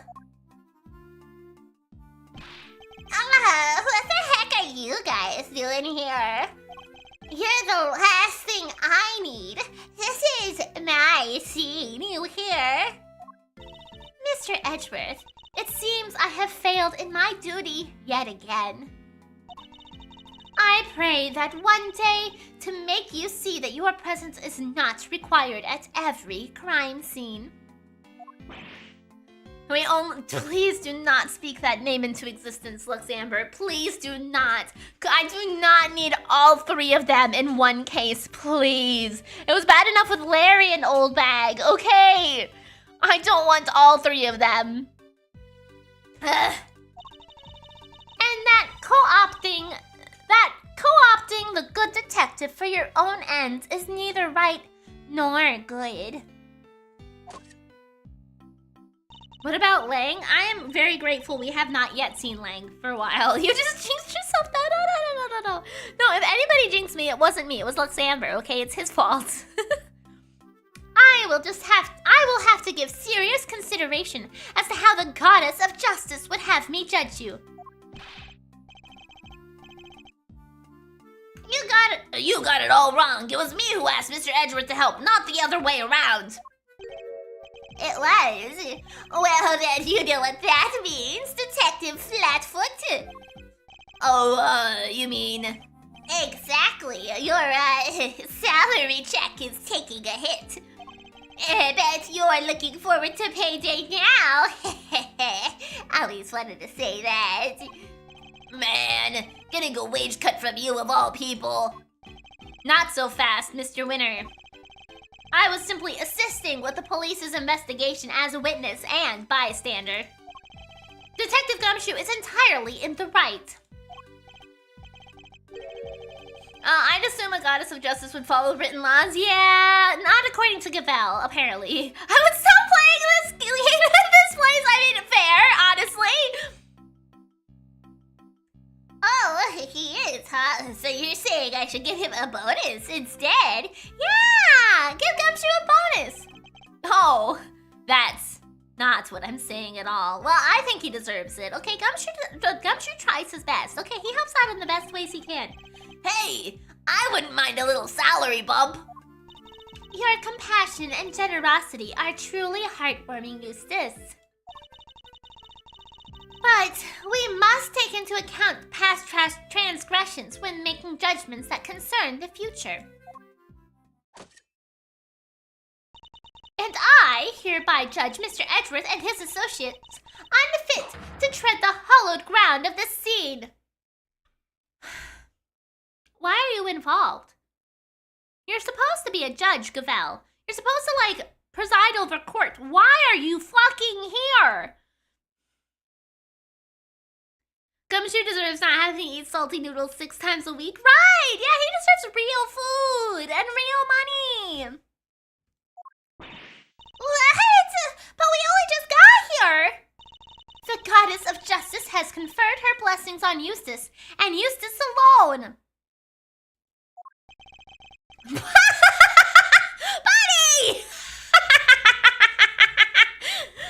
By which you mean, this is Mr. Winner's case. That's exactly what she means. It's time for the warm-up act to get off the stage. After all, I solved this one already. I have a suspect lined up and everything. Is it Larry? Is your suspect Larry? Because I swear to Christ, I will throw you out the window. What did you say? A suspect? Already? Who? I fucking knew it. Out the window. Throw him away. Throw him away. Throw Eustace out the window. We don't need him. We don't need him. She's a serial killer and Eustace is her detective boy. But we told that helps her get away with crimes, you know? Like I said earlier when we were talking about her design and how it very clearly covers one eye, I suspect that there is definitely a dark side to Gavel. And it's going to be revealed when she flips her hair to the other side or something. Who else but your artist friend over there? Huh? Me? What's going on, Edgy? Your guess is as good as mine. I can't even begin to imagine how the boy's mind works. Unsurprising that you lack the attitude to understand the winning mindset. Zion Reishi, thank you so much for the follow. I appreciate it a ton. I'm very unbiased. I base all my claims on the facts. Good, as you should, as you're supposed to, I think, in this sort of circumstances. Lack the attitude? Something tells me he doesn't know the real winning turn of phrase. Well put, Eustace. Mr. Edgeworth does indeed lack a certain aptitude. What game of Ace Attorney doesn't end with someone from the law getting caught for being corrupted? I think the... What was the final case of the second? Yeah, I think the second case, or the second Phoenix Wright game doesn't end with somebody from the law getting caught for being corrupted. Because that one, the final case is with Shelly D. Killer, and, fuck, what was his name? factor guy. They weren't necessarily aligned with law enforcement. Phoenix in that case.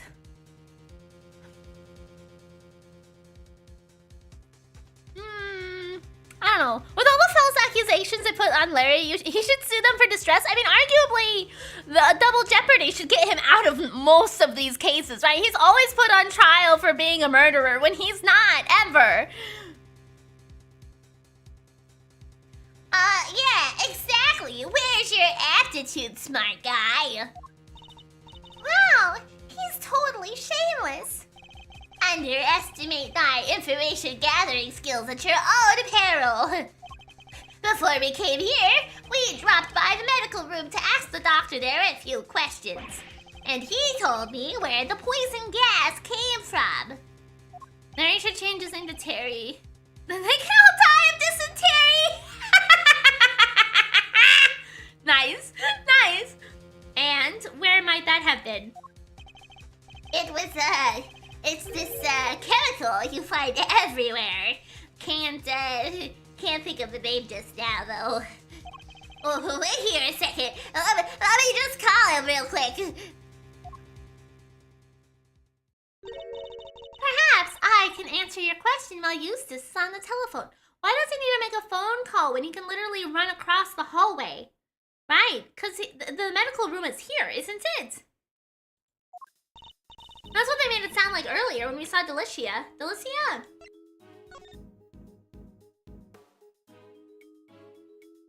Oh, I don't know where the medical room is. Never mind. Why let him make the call if you know the answer? The gas was created by mixing two specific chemicals. Gavel just totally ignores Kay's question. Like, I'm not gonna tell you the reasoning for that. We're just gonna let him make a phone call so I don't have to worry about it. Ubiquium and asphyxian. What kind of chemicals are they? Ubiquium is a red liquid used in all manner of everyday products. Paints and dishwashing liquids, among various others. On its own, it is entirely benign. I forgot where we were. The chocolate case. Yes and no. We are still in that chapter. Yes. We are currently in present day with Edgeworth, so we still do not know who killed Artie Frost. But now that we're in present day, in the same place, we have seen Carmelo Gusto get passed out from chemical gas, apparently. Or from poisonous gas or something. But there's no bodies currently in present day yet. But I have a suspicion we're gonna tie it all together somehow in a nice little bow by the end of the chapter, but I'm not sure how we'll get there yet. Who is making meth in the autumn wing ride? So it's something anyone could get their hands on. Precisely. But the same cannot be said for asphyxian. That does sound nasty. What is it used for? It is the main ingredient in a product called Infesticide Ultra.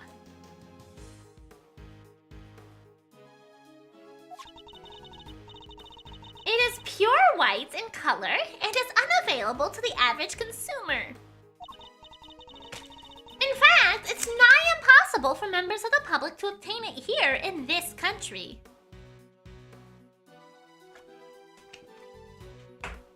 Okay. As such, we are currently investigating where it might have come from. Poisonous gas ingredients. The gas is produced when a bright red ubiquium with pure white asphyxian were mixed together.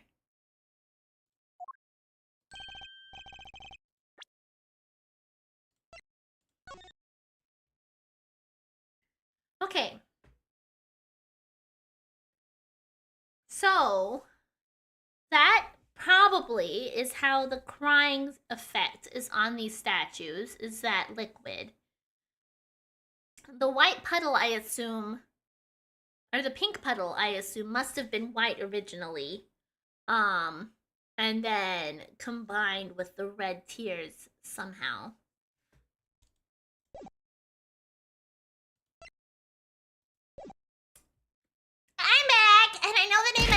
called out. Don't waste your breath. Judge Gavel informed us already. Oh, thanks, Alpha Ocelot. Hey, I'm doing great.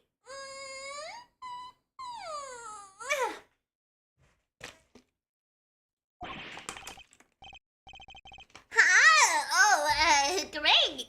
That'll make this quicker, I guess. So, the source of the gas, ubiquium, was used in paint and stuff, right? And there was someone here at the gallery today who brought paints with him. Your friend, the artist. You can't accuse me just because of that. Objection to the paints on the palette in your hand. Edgy, is this kid okay?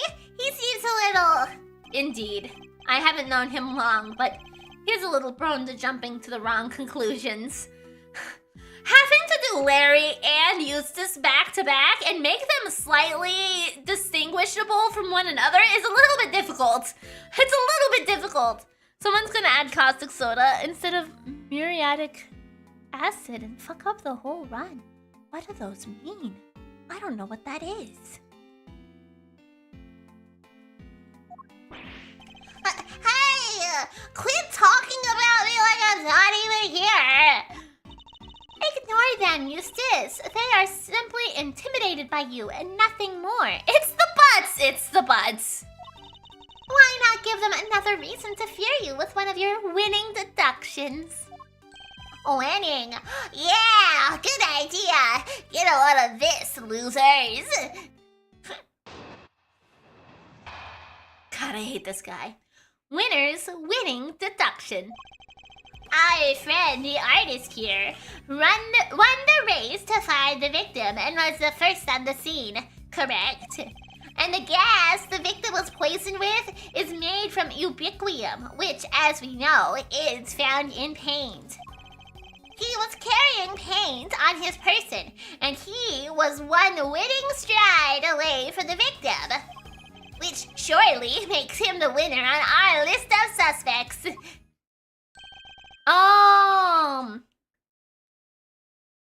If you add the wrong thing at the wrong time, the mess blows up. I see. Right, Gavel? You think so too, right? It is a possibility that certainly can't be discounted. Well, would the artist like to share his version of events? Did you leave red paint at the scene of the crime? Or something more sinister? The catalyst for a cloud of toxic gas, perhaps? I think I might have left my heart there. You know, and you might have picked it up. I would be careful of what you say to me. Is he flirting with Gavel? Larry, no. She is too smart for you, okay? You need somebody of equal intelligence for you, buddy. My gavel is already primed to deliver a guilty verdict. He has no shame and no survival instinct. Not at all.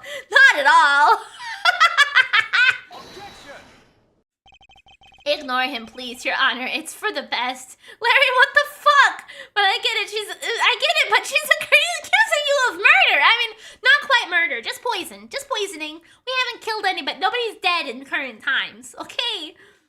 Objection! Quit stalling.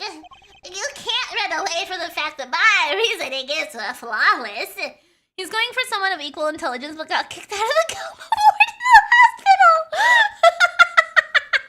Why wouldn't you marry someone smarter than yourself? I mean, you know, I think it's totally fair to go after somebody smarter. Absolutely, you know, brains are good. But in Larry's case, I think he generally, with his previous track record, has mostly gone for people who are either manipulating him to do everything for them, or not the smartest person in the tree. Okay, what do you do if someone less smart than you wants to marry you? I mean, it depends. Okay, I feel I feel like there's a reasonable intelligence gap. Okay, But I mean, if you like teaching your significant other a bunch of stuff, then I guess you want somebody who's not super smart, right? So you can share a bunch of information and teach them, and that's great. But you know, I feel like if there's too much of an intelligence gap, then it can probably get a bit exhausting. Okay. Larry is kind of just about an ant. He's self-aware and can do things he's told, but that's the extent of his praise. Yeah, exactly. So admit defeat and crawl on out of here with your tails between your legs, because I win. Ha! I have better things to do than pick holes in your faulty logic, but I don't suppose I have much choice. Winner's winning deduction. Okay, our friend the artist here won the race to the victim and was first on the scene, that's correct. And the gas the victim was poisoned with is made from ubiquium, which, as we know, is found in paint. He was carrying paint on his person, and he was one winning stride away from the victim.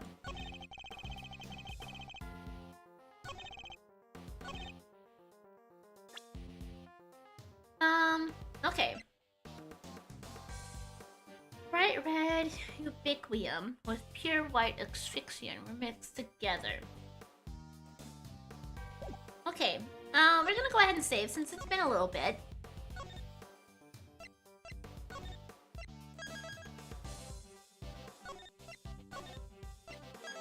I'm gonna press the statement about the ubiquium because we know that there's also asphyxiant, which he did not have access to. Press. Hold it. We do indeed. It seems it's found in a number of everyday products. Right, which makes your friend's paint pretty darn suspicious. But isn't it also found in a bunch of other stuff too? She has a winning point, I guess. Right, Gazelle? Does Larry know how to make this, or did he search it up on his phone? Right, yeah, we need evidence that he definitely is smart enough to know that this combo works. I suppose she does. As I said, ubiquium is also found in dishwashing liquids, among other things. In other words, paint isn't the only possible explanation. No, but just listen to the rest of my amazing deduction, will you? Hold it. It's by no means certain that paint was the source of the poison gas.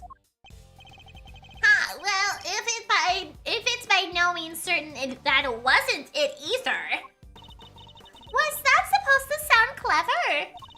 Copying Mr. Edgeworth's speaking style isn't a shortcut to looking cool, you know. Oh, damn! You make it sound as if you think there's something wrong with how I speak. Anyway, to bring it all home, my winning deduction shows he had paint and was closest to the victim.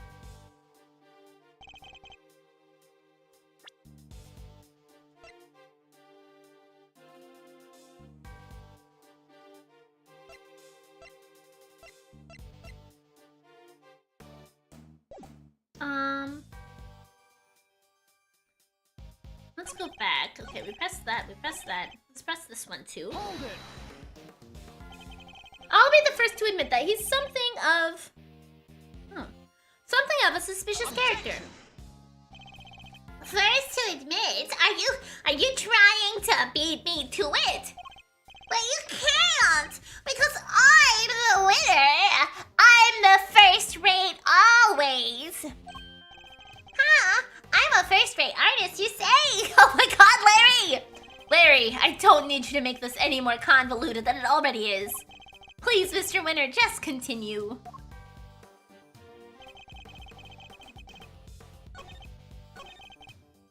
Hold it.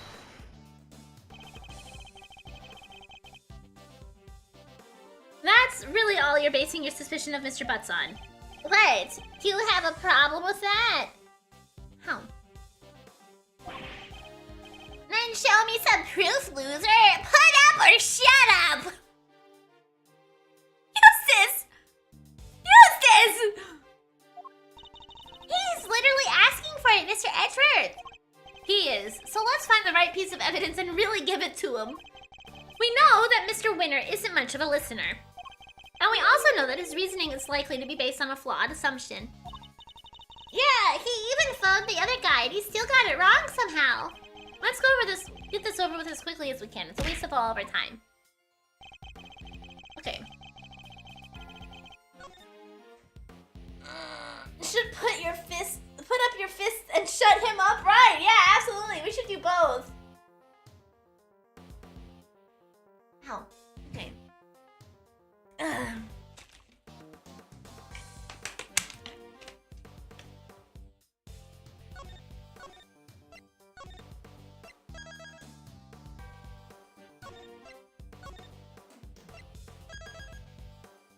The only thing Justice ever won was the race against the other sperm. Eustace, yeah, Eustace. But yeah, he is definitely Gavel's guy. Ow, okay.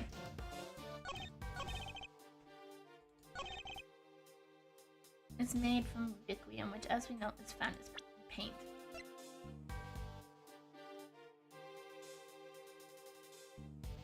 Yeah, but if it's pure ubiquium... Because there's a lot of chemicals in paints anyway. Objection!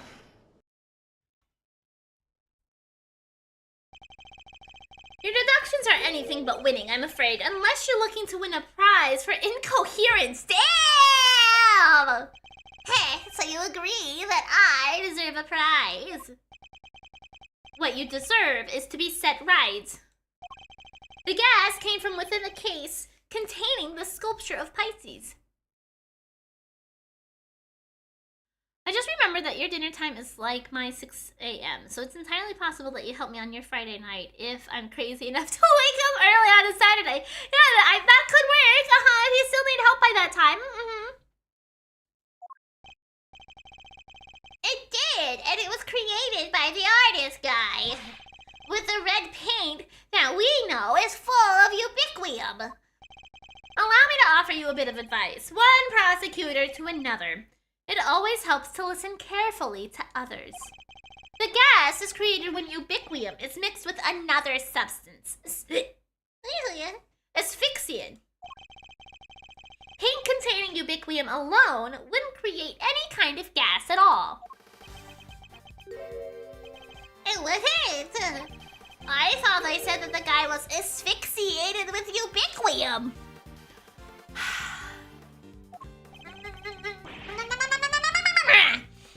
So you're telling me all this was based on a mishearing of the forensics report? Yeah. The gas had already done its work by the time Mr. Butts found the victim. Perhaps it's your own aptitude you should be worrying about. My aptitude? What does that even mean? You literally used the word 5 minutes ago. It means one's ability or how suited one is to a particular task, Eustace. And attitude, the other word you misused only minutes ago as well, is another thing entirely. I get what you're doing. You're making fun of me again. What I am doing is demonstrating that you do not have the aptitude required to head up this investigation. Before you go any further, you might wish to consider the flaws of your own statements. And what flaws might those be? Of course. Firstly, that you cannot prove your artist friend did not enter the Autumn Wing. And secondly, that you cannot prove the red paint did not have something to do with this crime.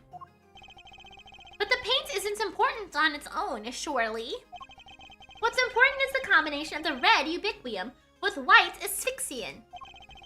How exactly were those two substances introduced to one another? Gavel thinks Edgy is arrogant the way Edgy thinks Eustace is arrogant. Yeah, his painting is fucking blue. However, while that may be mostly true of Wolf, well, this is just a sketch. It's not even a painting either. There is red here.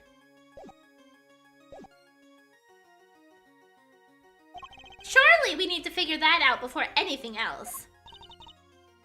Indeed we do.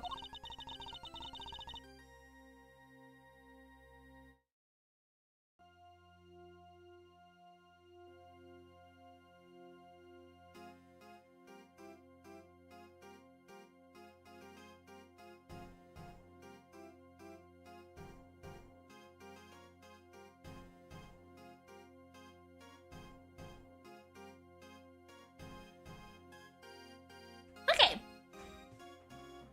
that is what Eustace will be investigating next. Or what he would already be investigating had you not been there to make needless trouble. Have a good one, boy! Thanks for hanging out for a while! We are not here to make trouble. Quite the opposite. In fact, we're here to help. Are you saying you know how the gas was made? I don't believe you. I can certainly point you towards a vital clue as to how it was done. He is bluffing, Eustace. Ignore him. It's fine, Gavel. He's clearly lying. Might as well let him talk himself even further into a corner. Oh my god, oh my god, oh my god. So, I have a bed on my desk that's closer to me to see now. And Clover is laying in it as she does, she likes it there. But she just face planted right into the bed that she's sleeping in. And it's so cute. She's all whoop, right into the side of the thing.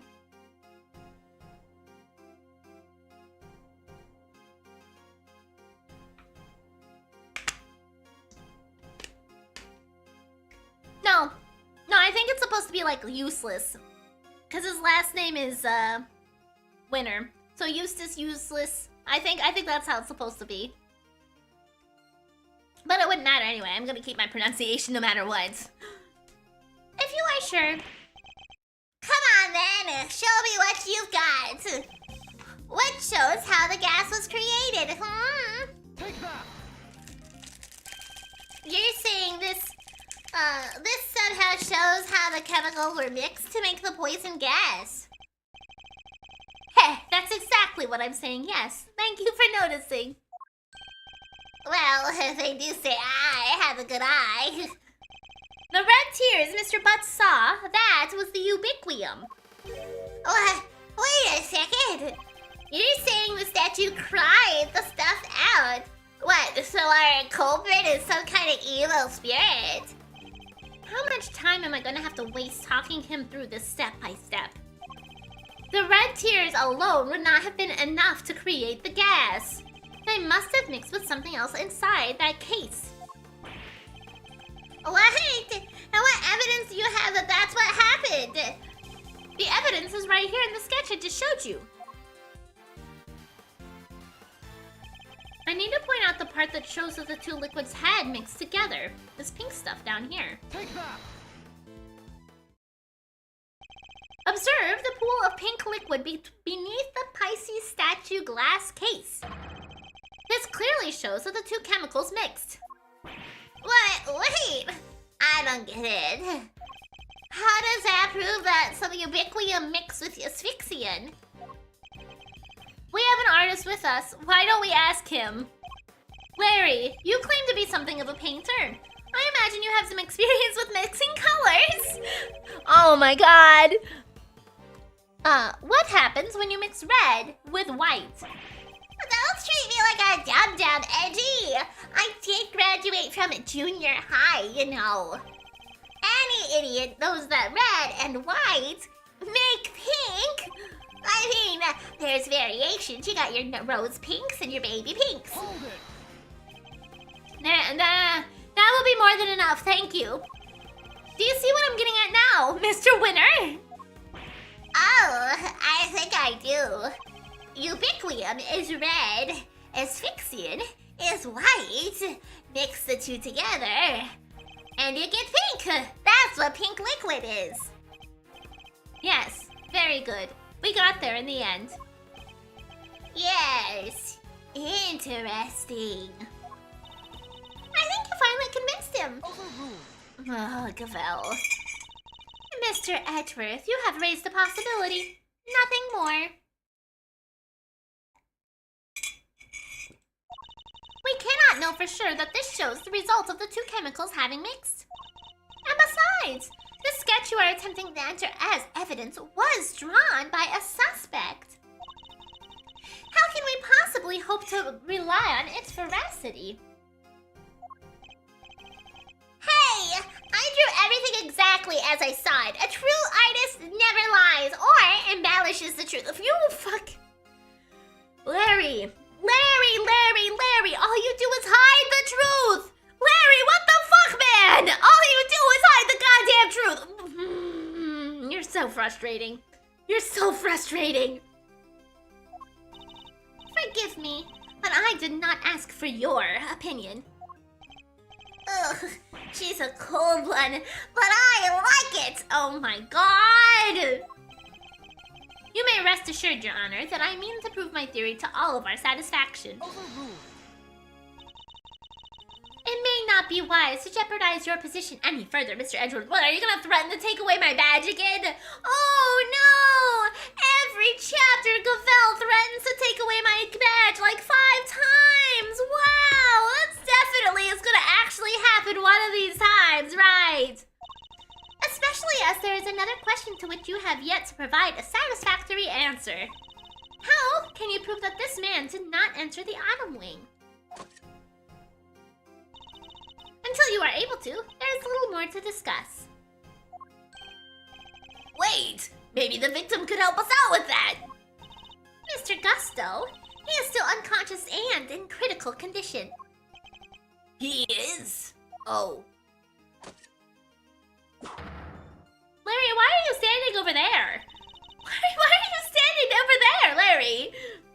Now, if you don't mind, Eustace needs to carry out his own investigation of this area.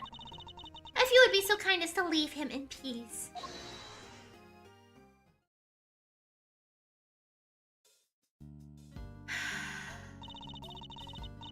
For the presiding judge's sake, I pray to the goddess that you need not ever be summoned to testify.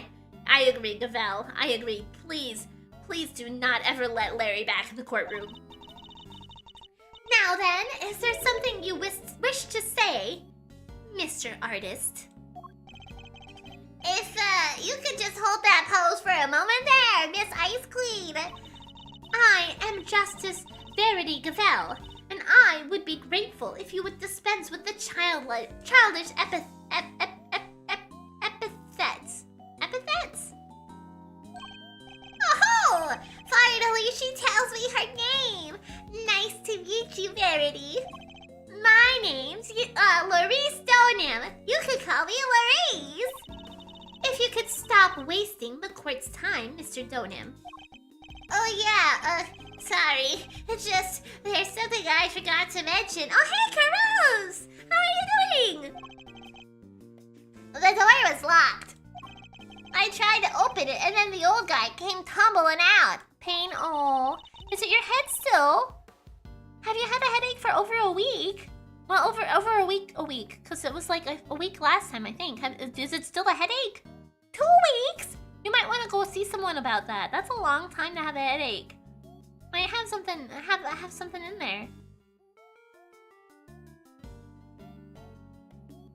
It does appear the door can be unlocked from the inside. However, that does not necessarily mean that it was locked at the time as you claim. Without proof, your statement carries little weight, I am afraid.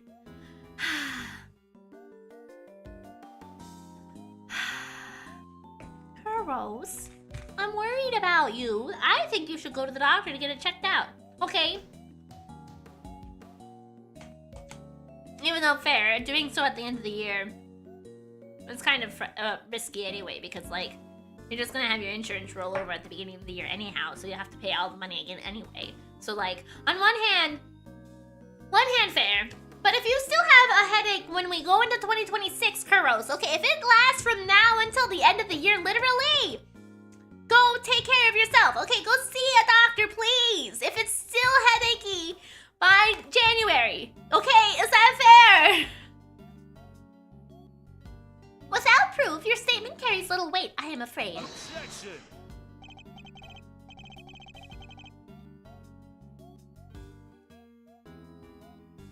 Guy Kuros and Sound Mind bequest all my worldly pretensions to the funny giraffe lady that belongs to Canada.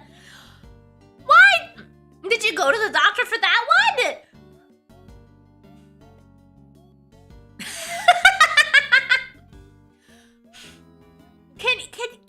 Okay, Kuros, please, if you still have a headache in January, go see a doctor, okay? I want you to be okay. I don't want something to happen to you because you ignored a headache. Please, I'm lonely, aww! Well, as it happens, I can back up on our pal here on that. What? Yep, we tried to come in here too, but it's just like the guy said. It was locked up tight. Ain't that so, Miles Rito? It is. I distinctly remember how it went. So, Winterwing.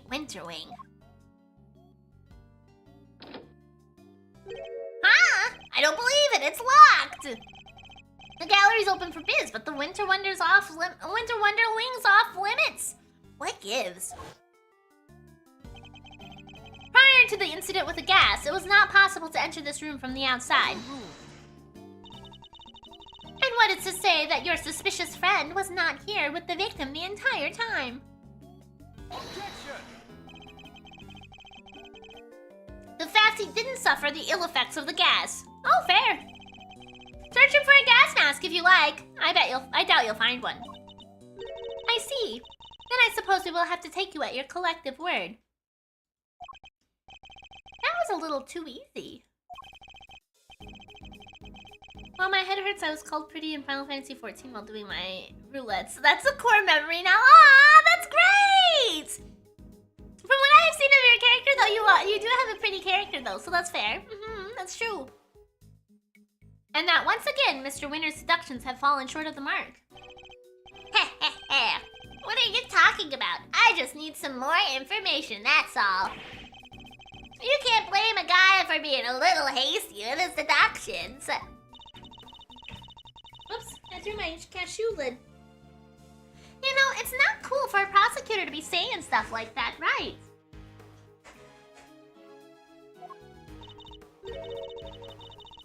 $12 in, like, period forever? Or, like, $12 in your party? Well, I guess that would only work for 24 mans, but still. Very well, then perhaps we should call our next suspect. Mr. Tonim, you may step down from the stand. Han! Go, you mean? But I was enjoying our time together, Verity. Let me stick around, please. Overruled. Show no mercy! Squish my heart into a goopy mush. I love it! Who exactly is this next suspect? The pharmacist, Delicious Scone. She's a pharmacist?! No headcanon, Gavella's a psyop to make Edgeworth the better prosecutor, baby! Oopsie. Your artist friend may have struggled to lay his hands on a bottle of Infesticide Ultra, but someone in her line of work would surely have a better idea of where such a thing may be acquired. The court hereby calls for a 10-minute recess. Eustace, will you go and fetch the suspect? Your winning smile will bring her running, I am sure. Why winning? Of course, Gavelle! Let's go gather her at once! Hey, Detective Flatfoot, you'll carry on investigating when I'm gone, okay? Sure. Is it possible? Could Judge Gavelle have suspected Miss Scone from the start? Now that you mention it, she wasn't helping Mr. Winter like she usually does, huh? What exactly is your angle here, Judge Gavelle?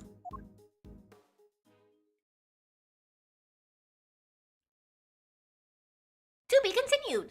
Oh, perfect. This is like just right in time for me to take a little 5-minute break. Excellent.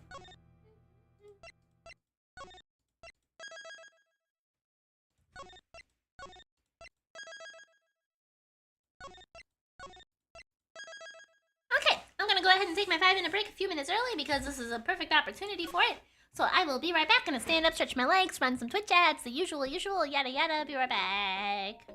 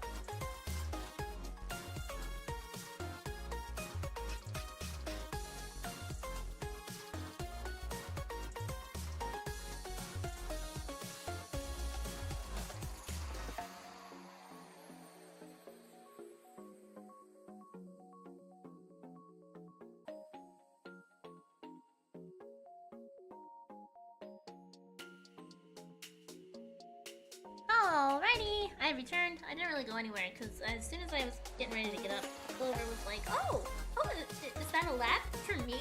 And she jumped in my lap and was eating and purring and eating and purring. I'm being so cute and cuddly and happy. And then she got on my desk and decided to try to steal my Reese's bag again. So yeah, back-ish. Just a little back because I didn't really leave.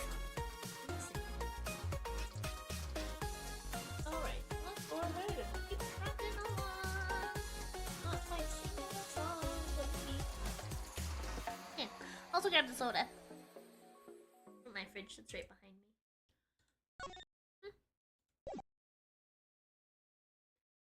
Okay, I assume this is all freshly saved.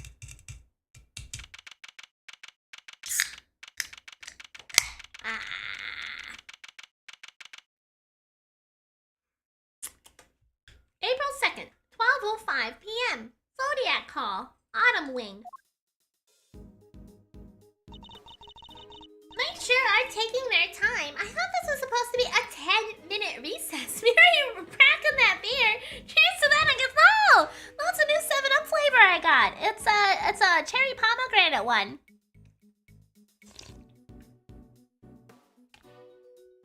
$39 hours, but that might as well be 2 days. Yeah, especially if it finishes when you're asleep. Might as well just be 2 days.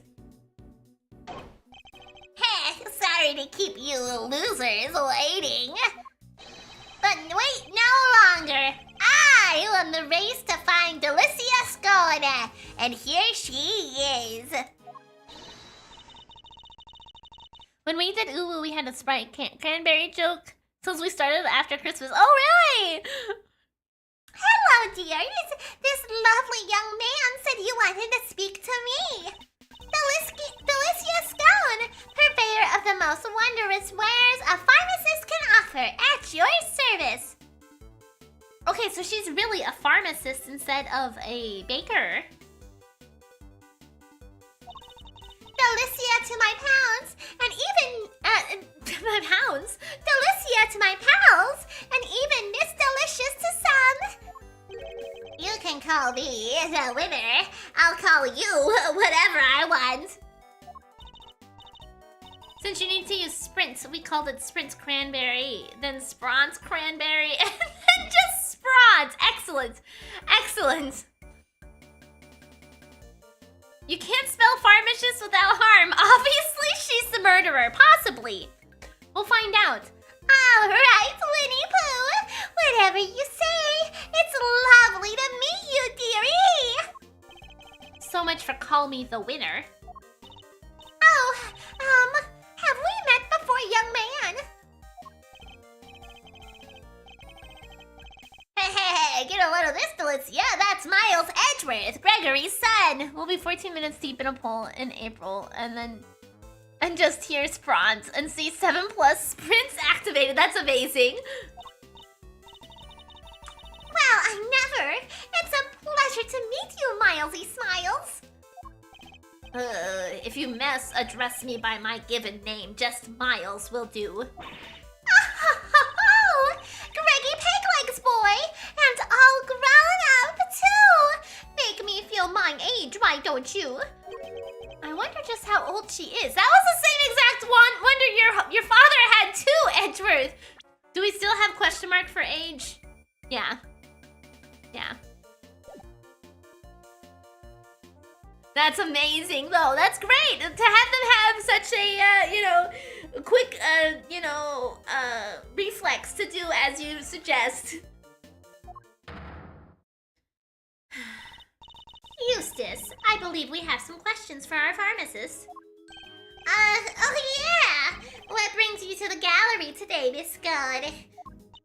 Why, I came to see the dear old Moody Judy, of course. We've been fast friends for 18 long years, and no one's gonna stop me from visiting her now. I understand that you helped look after Mr. Gusto in the immediate aftermath of the attack. Are there supernatural things in AA games? Depends. Like there's spirit channeling, but like no magic beyond that. I don't think. I think it's mostly just the spirit channeling of the Fae family, and that's the extent of it. Oh, I didn't do much really. Just whipped up a quick antidote for the dear old doctor. Wow, you can make an antidote just like that.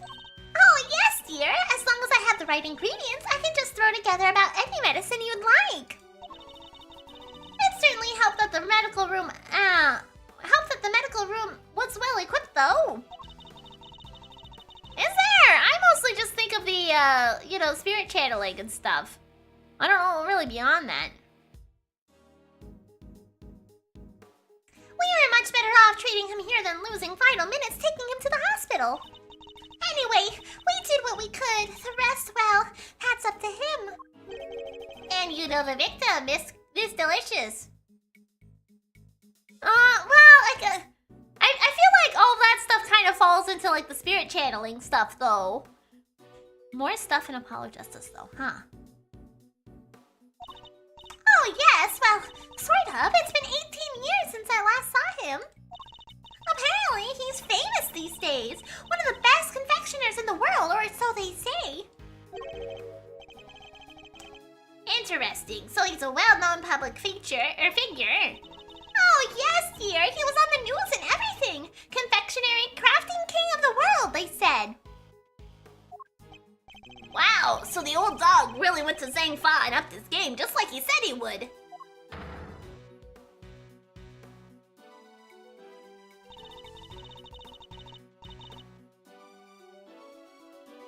Perhaps if we could proceed to the matter at hand, Miss Scone. Are you familiar with a substance known as Infesticide Ultra? Of course, dear. He used it to, well, get rid of, you know what? Oh, it's awfully strong, though. That's why they don't sell it in the shops. Might I ask what you mean by you know what? The little blighters that frighten the life out of the poor, innocent ladies like yours truly, that's what!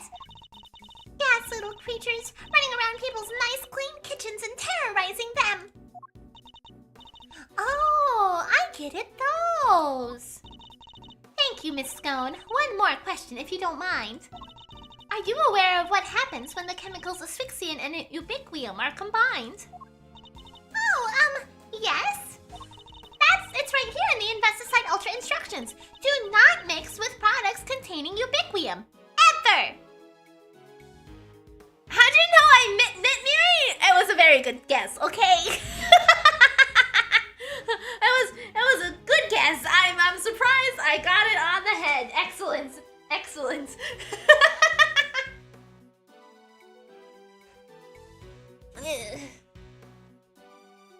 Okay. Because if you do, they react with each other and make horrible poisonous gas.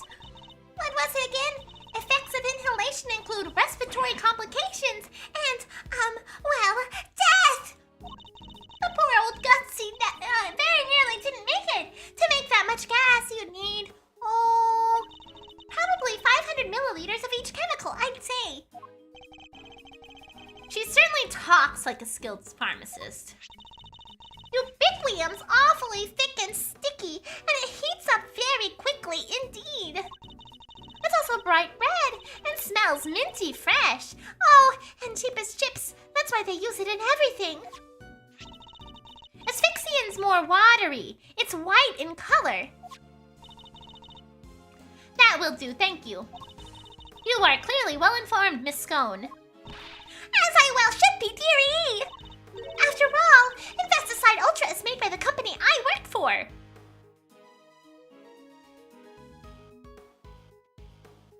You know, there's one thing I've learned about video games and characters that work for pharmacists. It's usually they're evil.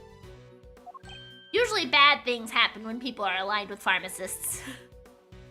Oh, but before you get the wrong idea, they don't go around handing out free samples. As I say, it's awfully terribly dangerous. You couldn't buy it even if you wanted to. Yes, Miss Scone, very interesting indeed.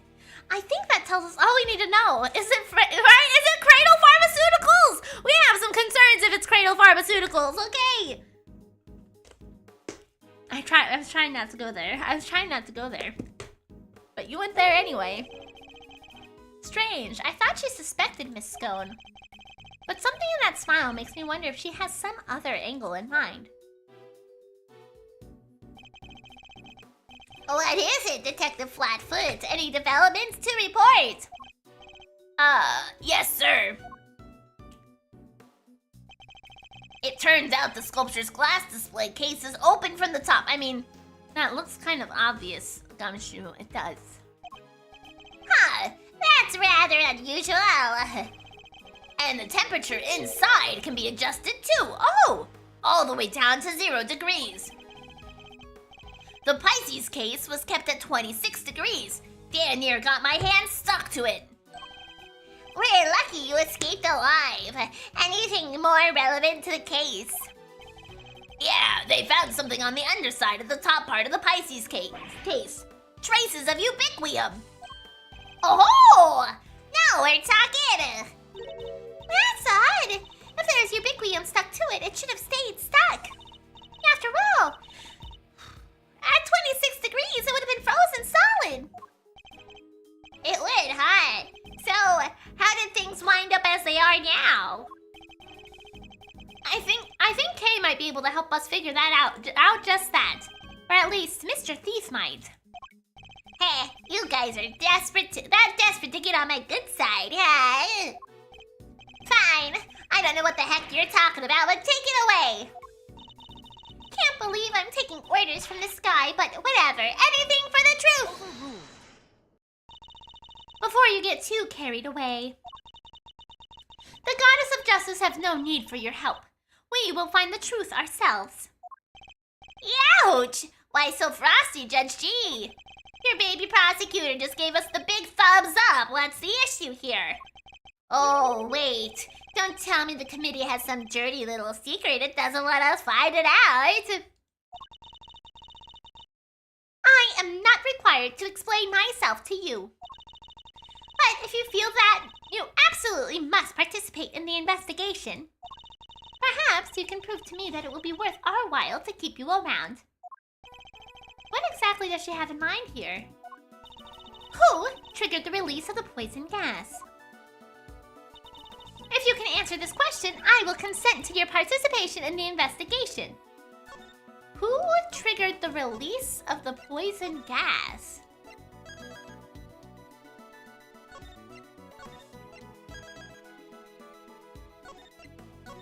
Ooh. That's a weird question to ask. You heard the lady smiles. Somebody opened the Pisces case and let out the gas. Considering what we've learned so far, there's only one person it could possibly be, no? Yeah, it would have to be Gusto, at this point, from what we know. Yes, the answer is indisputable. In that case, please kindly provide it now. Who released the poison gas? The confectioner who, having breathed in the poisonous gas, was found collapsed outside the Autumn Wing. The victim, Carmelo Gusto, is the only person to have entered the Autumn Wing. Thus, only he could have opened the case. Correct! That appears to be the only logical answer. Very well, I will permit your participation in this investigation to continue. However, if at any point I feel that you are contributing nothing of value, you will be removed. Immediately. Understood. Even if Mr. Gusto did open the case, we still have no idea why. Alright, Mr. Edgeworth, tell me what you want to see. Let's use the data we've collected to recreate the scene before the poison gas went off. On it!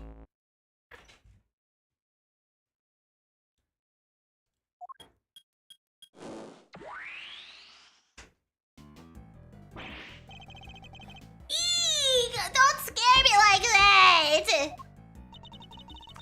So this is what you were talking about. You're Mr. Thief.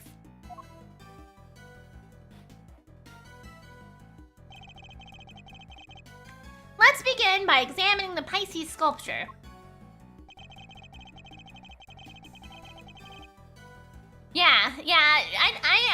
I'm not really sure what her dealie is, but she's got something against us for sure. There's a generous amount of ubiquium frozen to the underside of the top part of the case.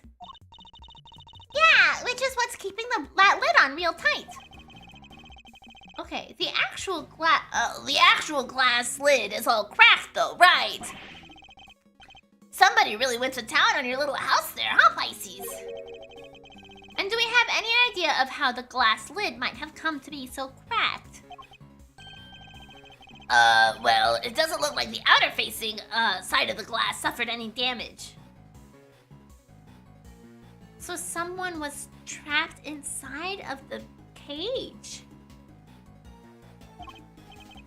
I see. So we have a cracked piece of glass that we know was ice cold on its inner-facing side.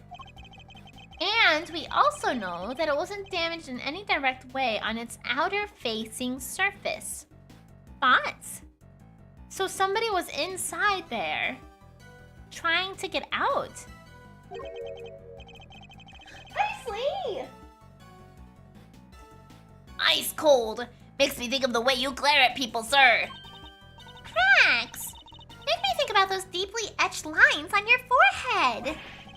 It was cracked by heat expansion. Applying heat to ice-cold glass from the outside will cause it to crack. Ah, well, I appreciate the science lesson, but why is it all cracked up in the first place? Okay. Why indeed, a heat-cracked glass lid lined on its underside with frozen ubiquium. Okay, so apparently it was cracked from the inside from the heat instead of somebody trapped inside trying to get out. I like my idea better. You look like the cat that got the cream, Miles Reno. You know what happened, don't you? I certainly do, and what's more, I know how Mr. Gusto opened the case. What? Well, you didn't give me a chance to figure it out first! It would have been quite the wait. Well, don't keep it to yourself, Edgeworth. I want answers. How did Mr. Gusto open the case? The blowtorch? The blowtorch showed signs of having been used recently when it was found here in the autumn wing. I think it's likely that it was used on the glass lid, causing it to crack.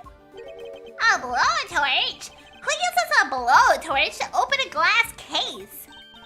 Oh, I get it. Mr. Gusto was trying to melt the frozen ubiquium so he could open the lid. Indeed. You beat me to the answer by a second, but we'll see who wins in the end.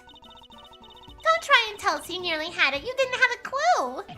Nuh-uh! It was Edgeworth making things hard to understand. Okay, would you mind updating the recreation so that Mr. Winter can follow along too? Sure, just for him. Alright, here goes.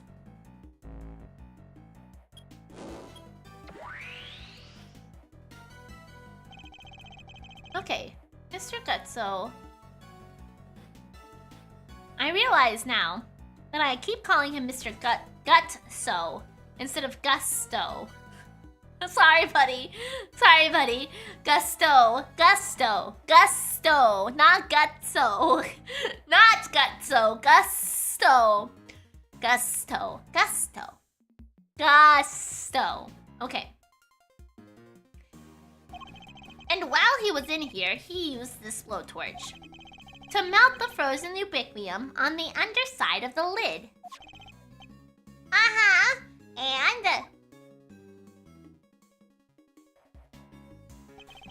as the ubiquium melted, it mixed with the asphyxiant that was already present inside the glass case, thereby producing our poisonous gas.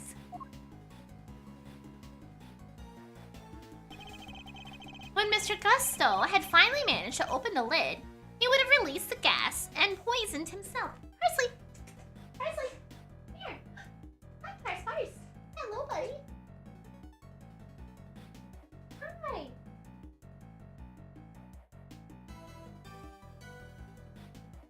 Okay.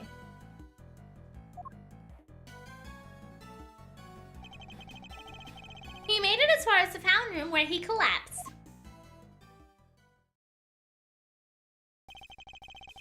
So, he opened the case and outgamed the gas, huh? It seems we got there in the end. But why the heck-a-doodle did he want to open that case in the first place? I'm not sure. In fact, we don't even know what his ultimate goal was. I'm thinking he might have come here for the same reason I did. To check out the autumn, not the autumn wing, but the winter wing.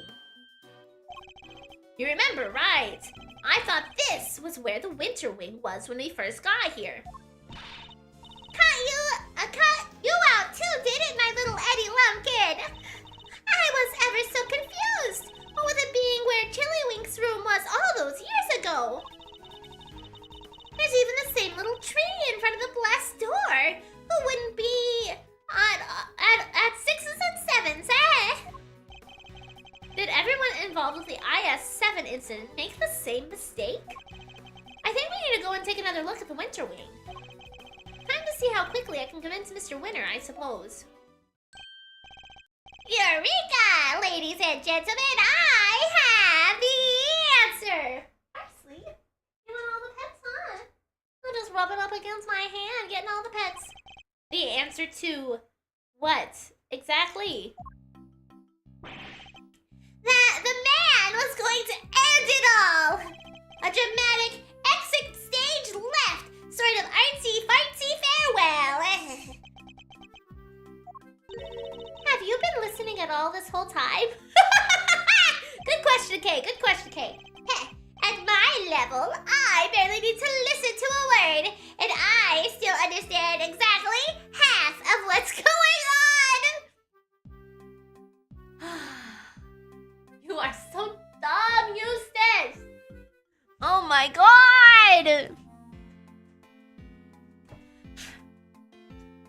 Oh my god. Perhaps I can explain a few of the finer details to you later, Eustace. Winner's prerogative. Winner is, sure. Thanks, Gavel. I kind of like him. He's sweetly at 100% all the time. I think he is the definition of a head empty, really. Oh, goodbye, Pars. Thank you indeed. I always find it's best, I find it's always best to leave things like child wrangling to a professional. In the meantime, don't you have something to tell Mr. Edgeworth and his friends?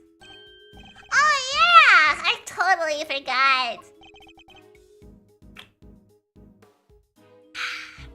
What is it now? I took the liberty of investigating our friendly pink pharmacist here. Or rather, I had one of my underlings do it for me. That's nothing to brag about, you know. Shut up! Can't you see I'm talking? Anyway, let's put a pin in my suicide theory for now. Yeah. I have something more important to tell you. It was Miss Delicious who set up the poison gas trap. Eek! How could you say that?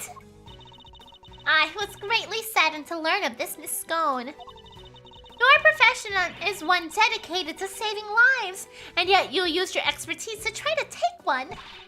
I beg your pudding! How dare you! I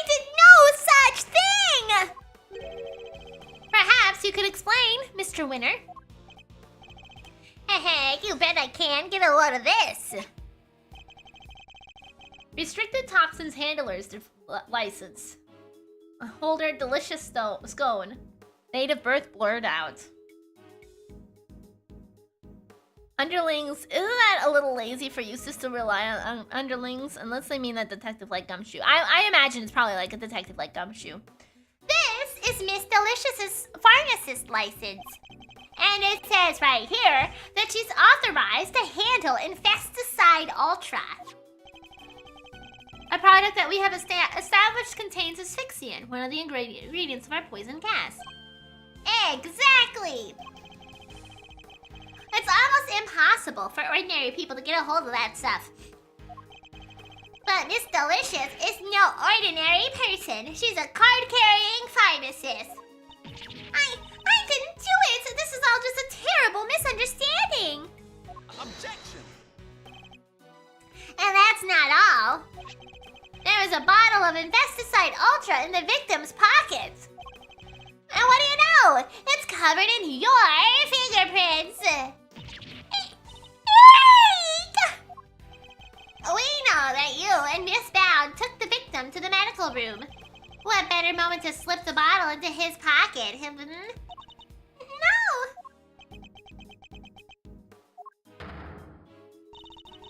There is only one person on the premises licensed to carry Infesticide Ultra, and it was you, Miss Scone. The thing that I don't get is people, like, in games where there's crimes that take place, why, if something is illegal for a regular person to have, why would it matter who's licensed?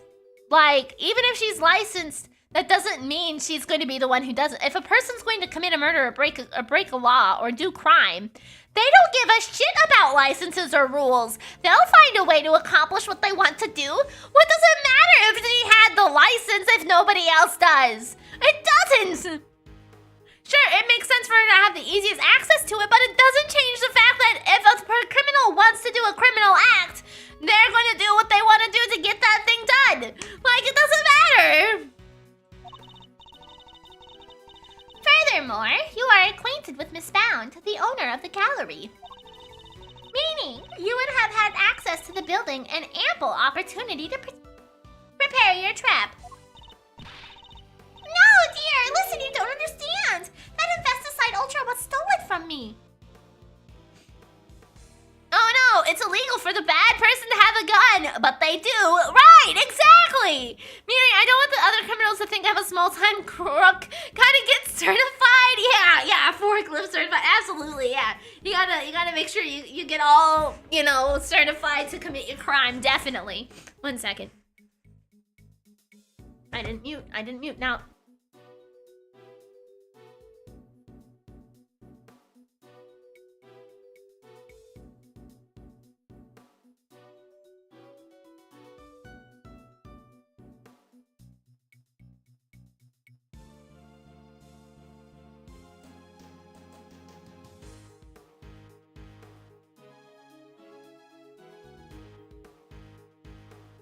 Okay, there you go.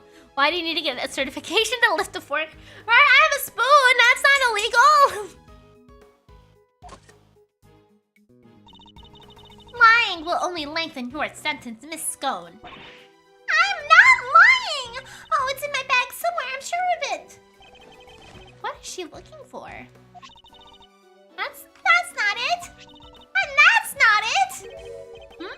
That cloth looks familiar. Ah, here we go. I knew it was in here somewhere. Look! And what is this? There's something written on it, I think. April 1st, complaint filed, offense, theft, item stolen, Infesticide Ultra, 1 bottle. It's a crime report relating to a theft. Oh, wait! See, you silly billies! I told you, somebody pinched it off me a week ago, no less. By which you mean to say that it was not in your possession at any point today? That's exactly what I mean to say. I think the bottle you found might be the one I lost. I always have some in my medicine bag, just in case, you know. Why do you need bug killer in your bag just in case? Are you just gonna kill people's bugs like willy-nilly for funsies? And I'm supposed like locked up tight. Well, but well, I'd forget my head if it wasn't screwed on. And now, thanks to silly old me, someone's gone and mixed up a cloud of poison gas with the stuff. I see, but why on earth would you carry such a hazardous substance around with you? Like I said, just in case. You never know when one of them might appear. You mean the ghastly little creatures that run around in people's nice clean kitchens? Type of them. You could just roll up a newspaper and whack! One and done. Psst, Gavel. Oh, what do I do now? Someone like me might stab random people with forks. Of course. I think perhaps it might be wise to confirm the authenticity of the crime report, just to be safe. It can't hurt to verify Miss Scone's story. After all, she may be lying to us. Good idea. All right, I'm gonna give the precinct a call. Don't go anywhere. So, Miss Scone might not be guilty after all. Indeed, if she really were the one who set up the poison gas trap, then I highly doubt she would have used a method that directly implicates her. So, who do you think did it, Smiles? Someone with knowledge of the victim's likely behavior, and the time and the means to prepare. Two factors which point to one very specific person. Oh yeah? And who might that be? Don't leave us hanging, big guy. Who had the means to steal the Infesticide Ultra and dress up one room to look like the other? I'm gonna guess Judy Bounds. They're friends, right? They interact regularly, so that would give her access to take stuff from,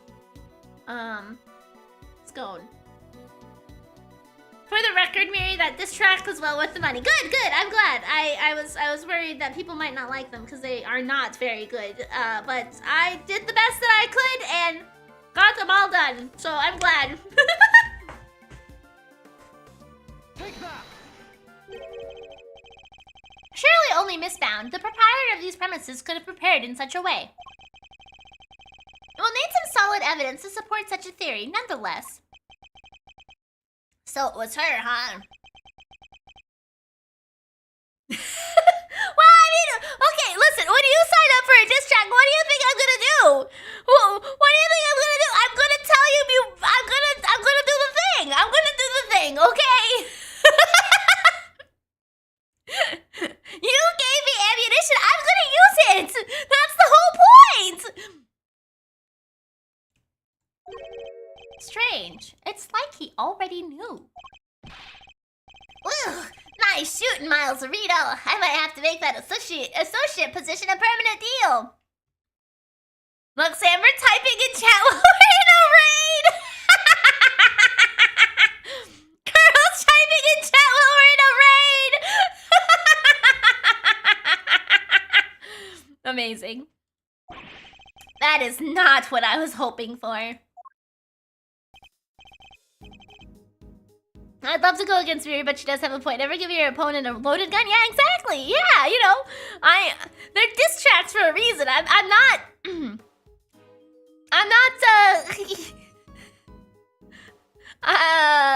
What was I saying? All right, I'm not gonna just like make stuff up. I'm gonna try to like actually make them personal and stuff. Ahem! I'm back with results. The police have confirmed that the theft really was reported and logged. Which means we may have been just a little hasty with some of our conclusions, team. You mean that every single one of your conclusions proved to be hogwash? No, I mean, we're only just getting started. Oh, then what's our next move? Well, first, we need to go and talk to Miss Bound.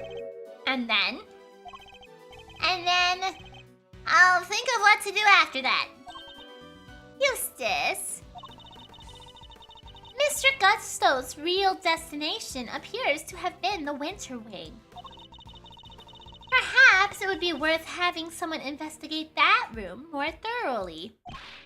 Oh yeah, We should totally do that. Flatfoot, go and investigate the Winterwing. Yes, sir. Gazelle, we're gonna talk to Miss Bound. Very good, Eustace. We'll join you if you don't mind. I don't really want to hang out with them anymore, to be honest with you. April 2nd, 1:35 p.m. Zodiac Hall. Fountain Room.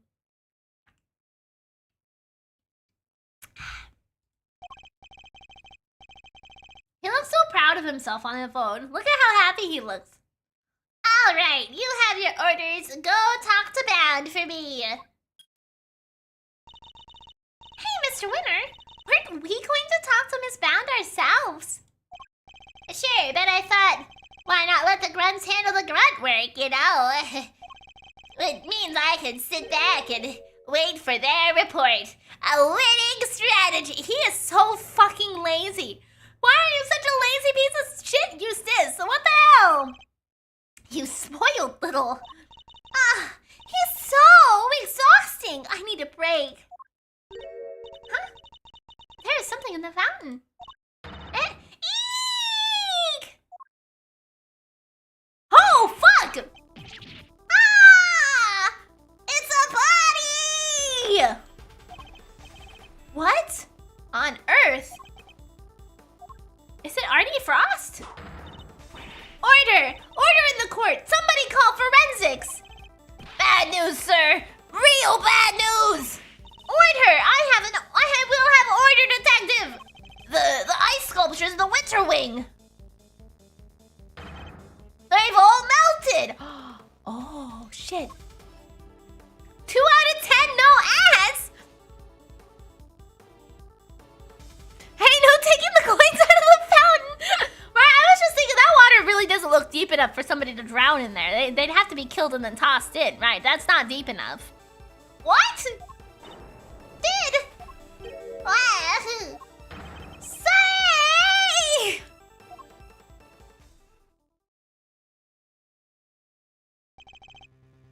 What is the meaning of this? Now we have 2 victims. Eesh. Talk about deja vu. It's just like 18 years ago. Even the ice is melted again. Again?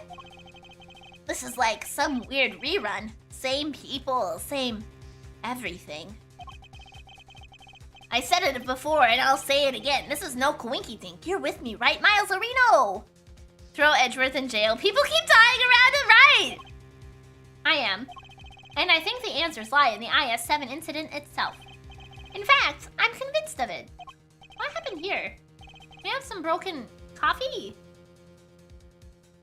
Chocolate?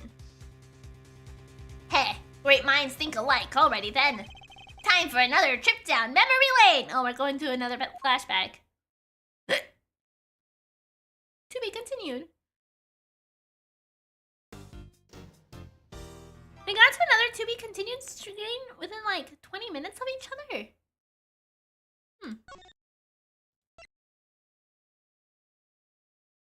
Okay.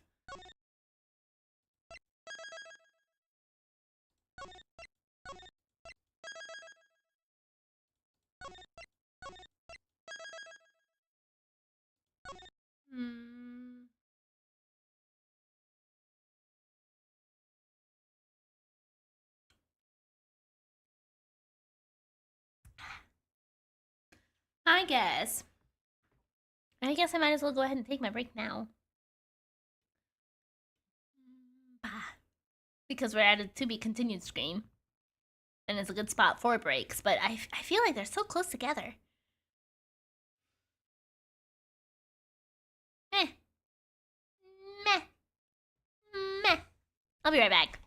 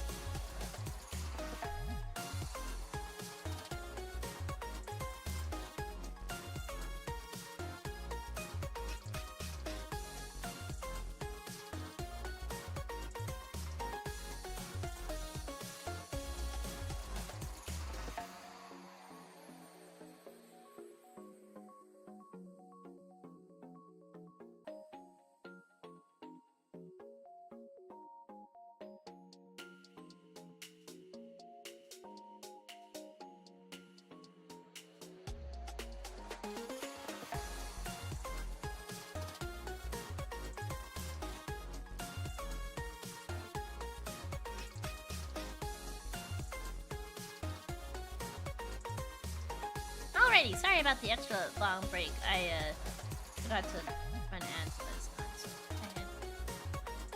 So we wouldn't have to do another break in 18 minutes. Or however long the timer was. Anyway, let's get back into it some more. Okay, events of 18 years past. I still can't believe the IS-7 incident was Gregory's last case, or that it's been 18 long years since. A murder at a confectionery contest, and one of the participants, no less, R.T. Frost. No, that's not true! I don't hate you guys at all! But thank you, glad to be back! They pulled his body out of a treasure chest that was a part of Samson Tangaroa's chocolate tableau.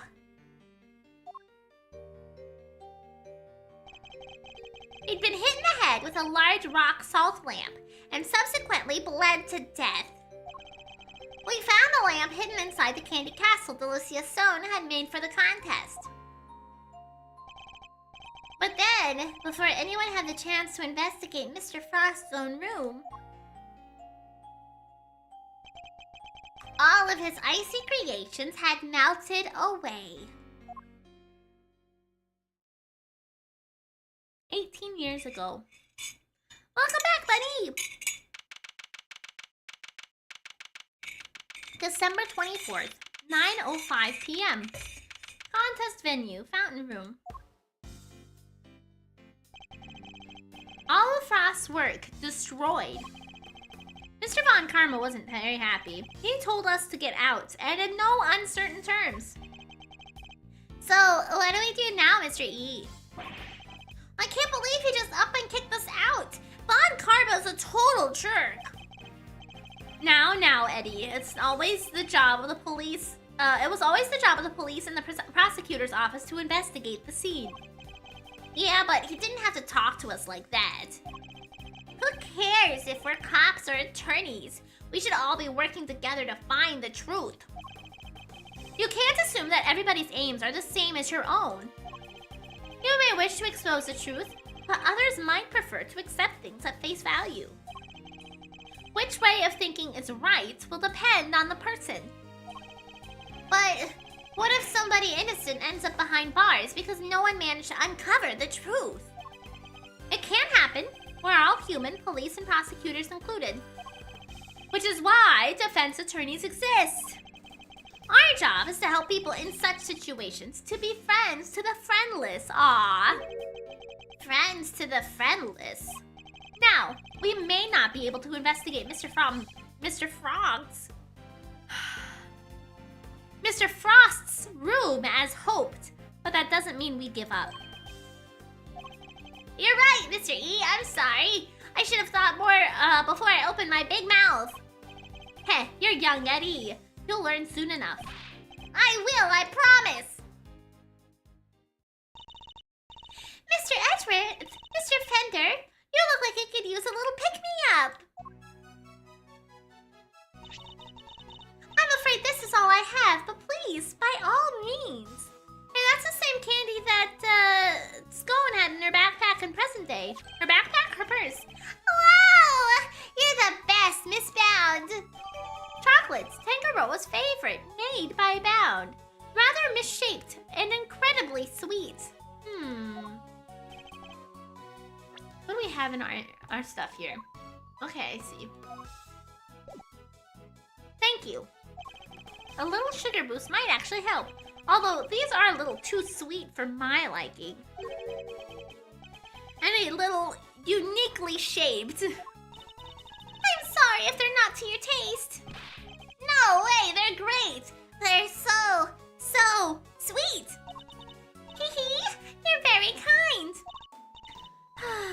Imagine me, of all people, a mediocre confectioner. What? You mean you made these yourself? Yes! Samson loves chocolate, so I had to learn. Keeping him supplied with his favorite treats is just one of my many duties. Although he does spend most of the time coaching me on how to improve my technique. Mr. Tangaroa sure is a lucky guy, getting to eat homemade sweets made by the one and only Judy Bound whenever he wants something amazing. Huh?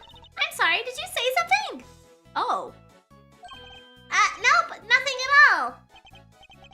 Dear sweet Eddie, you really still do have a lot to learn. It seems you're quite committed to the work you do for Mr. Tangaroa, Miss Bound. Of course! Well, why would I have to stay here otherwise?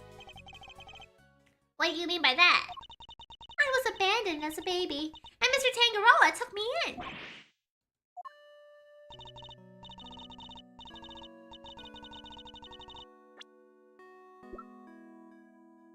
$39. Oh. I thought she was significantly closer to his age. I was like, are you sure it was Mr. Tangaroa who brought you in? But apparently so. Okay. I thought she was like 24.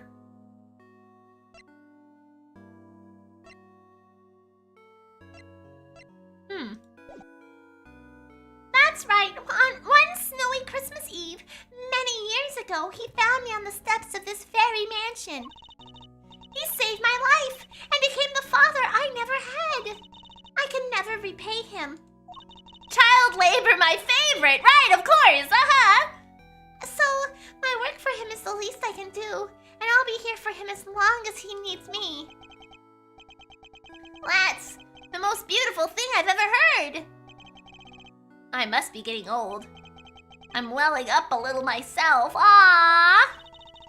And to think today is Christmas Eve, and I can't even give him his present in person. I'd do anything to save him, anything. Please, if there's anything I can do to help, just say it. If there's anything I can do to help, just say it. We're grateful, Miss Bounds. Perhaps you can help us by answering a question. Did you know the victim? Not very well, I'm afraid. Oh, but if you wanted to see some of his work, I have a picture of the sculptures he made for the final.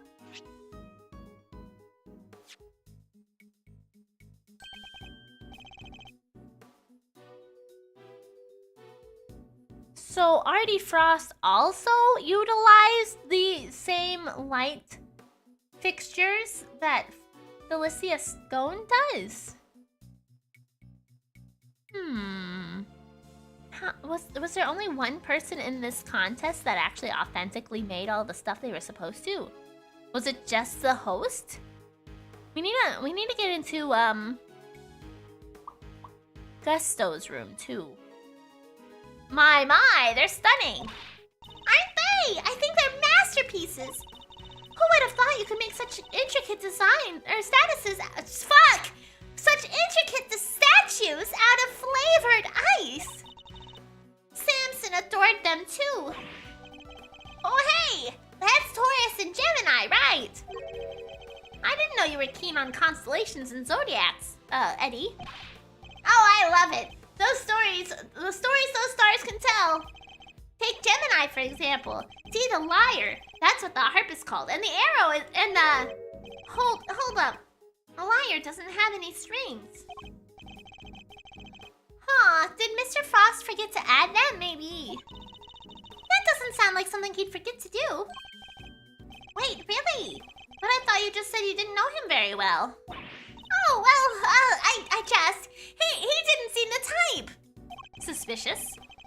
It seems she's got something to hide too. Yeah, a little suspicious. A little suspicious there, Judy. You took this photograph yourself, Miss Bounds? Yes, I used this instant camera here. It develops the pictures as soon as you take them. It's so useful. Oh, I'd love to see it in action. Hee hee. Then why don't I take your picture? Yes, come on, Mr. E. Let's get a shot of us both. Well, all right then. It would be a shame to waste a good hair day. Ready? Say cheese.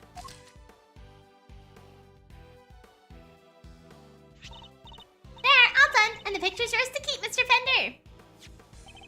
Oh my gosh. Thank you so much. That's such a cool camera. Well, it's the only one we've got, so we use it for all our picture-taking needs. That's very convenient, but the lack of negatives is something of a shame. So there aren't any negatives for us to reference, huh?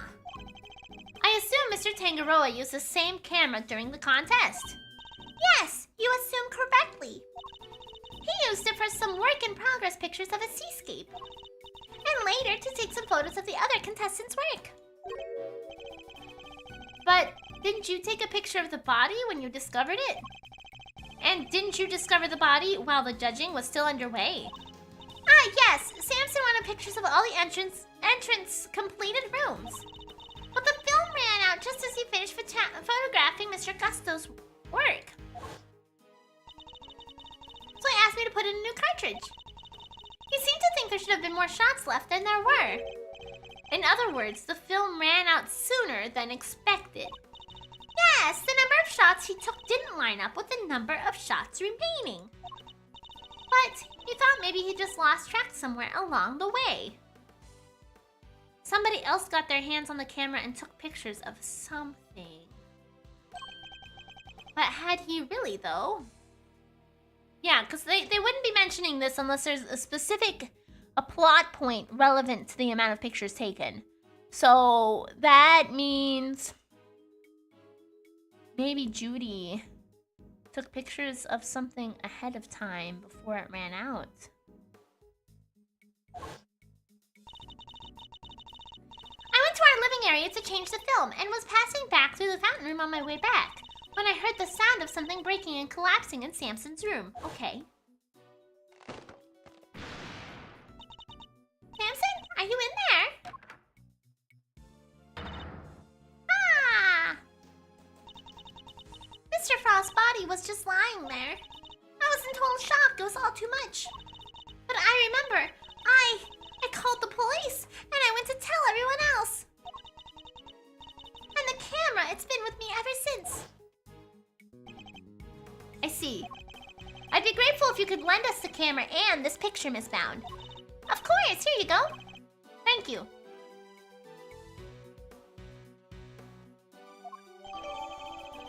Takes photos that develop instantly. A new film cartridge has 20 exposures, but there are only 3 remaining.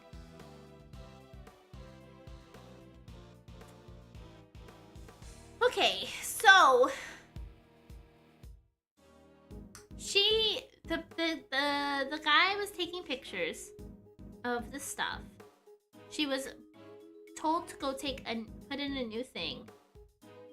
And she took a picture of the body when she came back, as well as 16 other pictures. Where are all those pictures? If it's a new cartridge that she had just put in. Okay, here's another one. A photo of Frost sculptures taken by Judy Bound. Oh, bad. Detective Bad, Miss Scone, Are they done investigating? they're done with me, that's for certain. The big Mimi told me to clear off. Honestly, that mannequins will be the end of me. The cheek of him! Guess he got tired of people cluttering up his crime scene. Did he run you off too, Detective Bad? Yeah, Von Karma seems to think I'm a nuisance. Can't do things his way with me around. Why would Von Karma go so far as to exclude his own lead detective? Still, got a pretty good look at the scene. As for Gusto, he's enjoying a nice little chat right now in Frost's room. What about? The fact that Miss Bound said she saw him going in there during the contest. Mr. Gusto went into Mr. Frost's room. That's right. And I have to say, he looked very much like he didn't want to be seen. I don't know what he could have been up to. Well, he's candidate number 1 at the moment, as the guy who melted Frost's work. But is that really why Mr. Gusto went into Frost's room? Got a photo of the room right here, if you need it. It's all yours. Yeah, we collected all the pictures. Wait, what? Why would you just give it to us? Do I gotta spell it out for you, kid? I'm offering to help you guys. I want the truth about this case to come out. Detective. Really, Detective Bad? Well, Mr. Von Karma won't be happy about this. Yeah, well, I'm not Von Karma's stooge. If he's gonna stonewall my investigation, then I'm not gonna play by the book either. Can't let some pesky rules keep me from finding the truth. Now can I, Mr. Edgeworth? Indeed. Thank you, Detective Bad. Wow, I can't believe you won him over, Mr. E. you're all going on about, but here's the new friends, hey! It's definitely nice to have the good detective on our side, that's for sure. Alright, let's take a look at that photograph. 8 p.m. on a Tuesday? I mean, this is my regular stream time, so I guess, well, it's not Tuesday, it's Monday, but yeah, I guess 8 p.m. would be accurate for East Coasters. Almost 9. Here.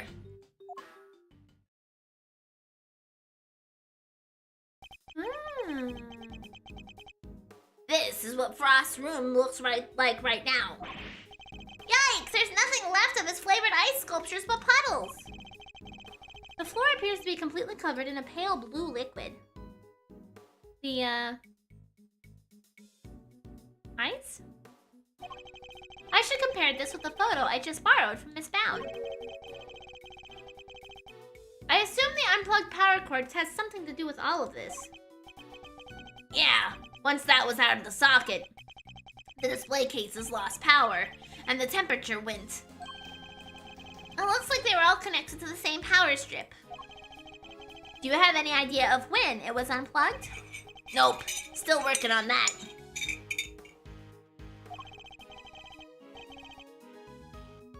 Those sculptures were beautiful. What a waste. You can say that again. I should have taken a few more bites out of them while I had the chance. Oh my god, she's like, I want to eat all the stuff. So they tasted good. Did they ever? I've never tried ices so scrumptious in all my life. Really? Yeah, and I wish I could have had a bite. Well, scrumptious except for the salty bits, of course. That was unbearable. The salty bit? It's in the other photo you've got there. This bit, the harpy thing. She ate the strings? She ate the strings? Gemini's liar. Wait, that's why I had no strings. Because you ate them. I didn't eat that much, you cheeky devil. I told you it was all horrible and salty. Frost's sculptures were scrumptious, except for the lyre, which was salty.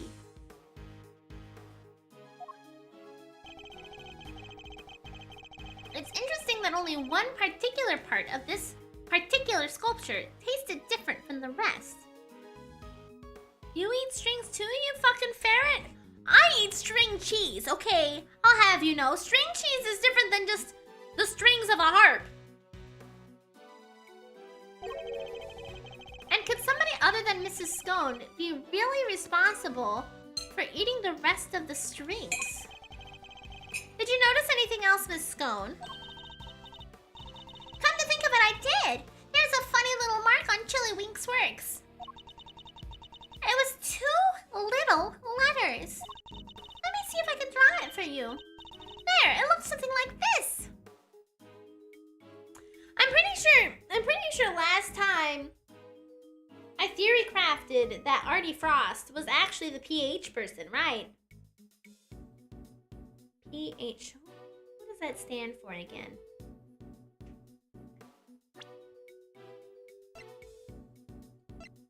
Paul Halik. That's right. Okay. It's almost like a signature or something. Wait. I just knew Mr. Frost wouldn't have made that harp without strings. He's not the type to skip an important detail like that. I hope you don't mind me asking, Miss Bounds, but are you certain you didn't know Mr. Frost particularly well? What? No, I barely knew him, I swear. Oh, she starts swinging back and forth. Is that so? You certainly seem to have some strong opinions about his attitude towards his work.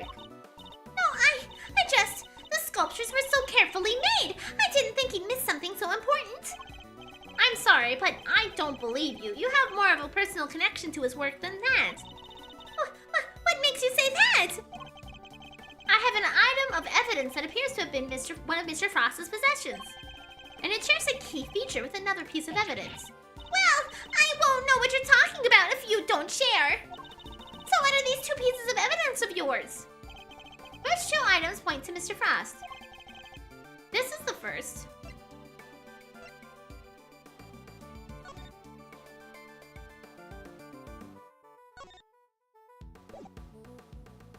Take that. And now the second.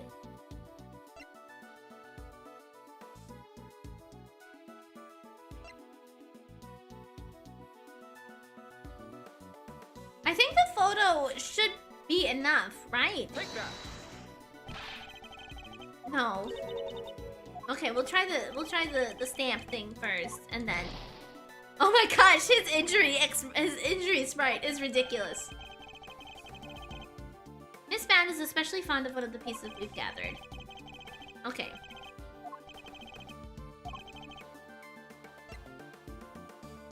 Take The that. seal. And the teapot.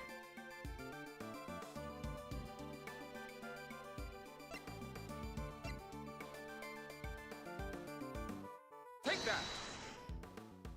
There you go.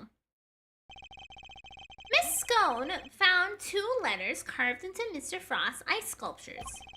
I think they were a signature of sorts. After all, it's not unusual for an artist to initial their work. I guess not. That's right, dear. It's just like you said. Chillywinks' statues had the letters PH carved into them plain as day. PH? Shouldn't it be AF? You'd think so, but take a look at this. It's a seal we found at the crime scene. It seems reasonable to assume that it fell from Mr. Frost's pocket. And when pressed into the surface of an item, it would leave behind the letters PH. The same pottery mark we see imprinted on the bottom of the items in the tea set. The same pottery mark! We have already established that the tea set is the work of the sculptor Paul Halik. So I started petting Clover, because she's easier to pet now that we don't have the hermit crab tank on my desk. She is laying on my hand. I guess I'm stuck like this now. From that, we can assume that these same letters would mark any item out as a piece of his work. A fact which you are well aware. Correct, Miss Bounds? Well, yes. I know that he always marks his work with his initials like that. He's never revealed his true identity in public, so it's the only way to know his works are truly his.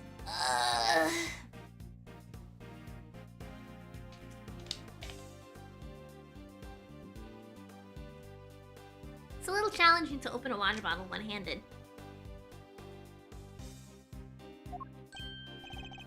You mean Paul Halik was... That's right, Detective. Artie Frost had another identity. Wow, I called this from the first day! He was no ordinary confectioner, at least as far as Miss Bound was concerned.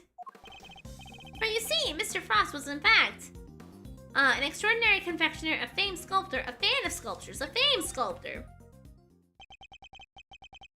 Mr. Frost was, in fact, none other than the famed sculptor Paul Halik.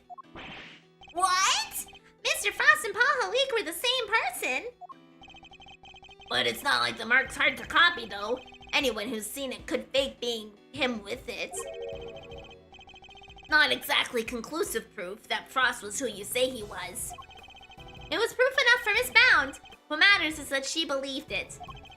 His true identity will be investigated by the good people of the precinct. All right. I'll have the boys look into it. I should have known I couldn't hide it from you, Mr. Edgeworth. So you admit it, you were aware of who Mr. Frost really was. I was.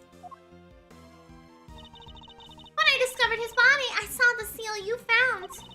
Don't ask me how, but I just knew straight away that he was my dear Paul Halik. Imagine, his entries in a confectionery contest were his final legacy. A great man like that. And to be honest, did you enter Mr. Frost's room at any point? What? Why are you asking me that? The photograph of Mr. Frost's room. I'd like to know when it was taken. Oh, it must have gotten mixed up with the one Samson took during the judging. Objection. I'm afraid I find that rather hard to believe. You said yourself that the camera ran out of film during the judging. And you've had charge of the camera since before Mr. Tangaroa had the chance to visit Mr. Frost's room. That's how you were able to take that picture when you discovered Mr. Frost's body. I suppose so. This suggests you took only 2 pictures with the new film. One of Mr. Frost's body and one of his room. But I have a piece of evidence that says otherwise. You do? Which piece of evidence contradicts the assumption that Miss Bound only took 2 pictures? The fucking camera itself? Take that. The camera? You gave the picture of the body to the police and the picture of Mr. Frost's room to me. Oh, and you gave us that picture you took of me and Mr. Edgeworth, too. 3 photographs in total, and yet the film cartridge in this camera has only 3 exposures remaining. Out of a total of 20. You took more pictures, and I want to know what of. Yeah, that's what I was saying when we first got the camera too! Yeah, me and Gregory are on the same page! I'll need to see all the photos you took. Perhaps then we'll finally learn what you were really up to. I'm so sorry. I confess, I've been lying to you. Well, duh. Huh? These are all shots of Frost's room. I'm so sorry. Looks like she took the pictures of his work from every possible angle. And when they were taken, the ice still hadn't melted yet. Wait, don't tell me. It was you. It was. At least, I'm pretty sure it was. You are? Why? Well, you see, I'm a huge fan of Mr. Halik's work, as you know. I was petrified that they might be ruined, what with the investigation that was going on and everything. So I thought I should at least capture the sculptures on film for posterity. And how did that make them melt? I think perhaps I was so intent on getting the perfect photographs that I might have tripped over the power cord without noticing. By mistake? Are you sure? I didn't notice it at the time, but well, how could I have been so careless to cause the loss of his final masterpieces? That seems a little convenient to me. I'm not sure I believe it. But I'm not in a position to refute it either. I'm so sorry, I didn't mean to cause any trouble. My shoulders and arm are getting tired because I haven't moved them for like 10 minutes because of Clover. Please, don't worry about it. The important thing is that you told us the truth. What he said. No hard feelings, Miss Bound. Thank you.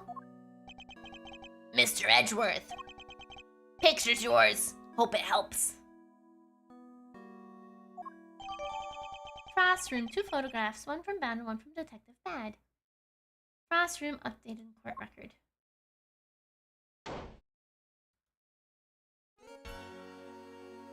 Ah, she lifted her head. I get my arm back. I can sit up again. Okay, now herein lies the question. Mr. Von Karma, we're back to you, buddy. Do we continue the automaton? Exactly what I was getting at. Do we continue to automaton this man? It'll save my voice, so probably. I don't want to do a bunch of you guys in a row.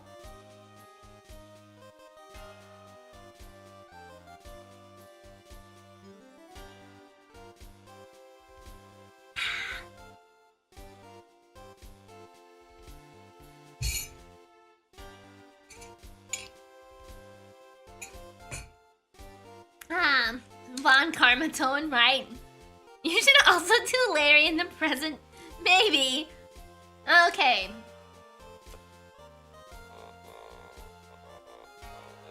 You should turn this up louder, I think.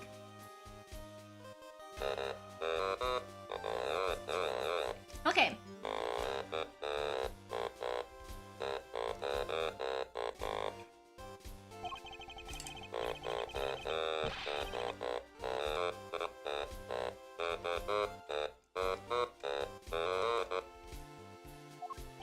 Whether we're part of it or not, we'll uncover the truth nonetheless.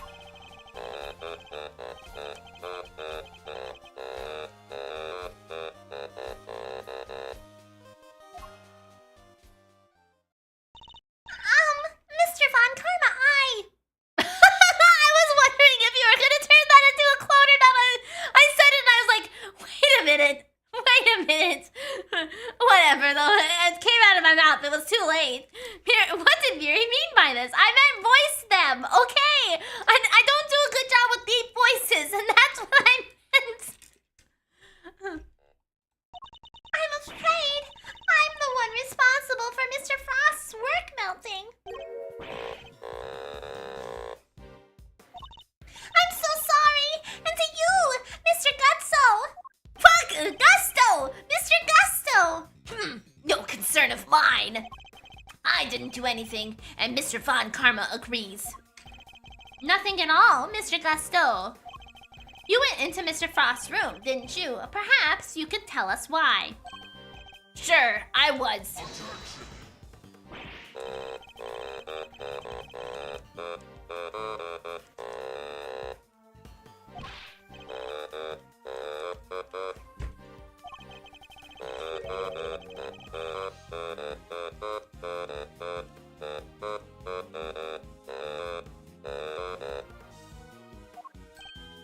Not only does she not want to do a bunch of deep guys in a row. Yeah, exactly! No, I don't want any part of that!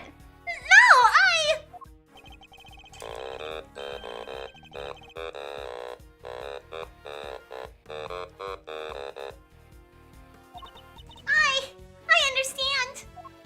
Wait, please! I'm not done questioning her myself! Ah.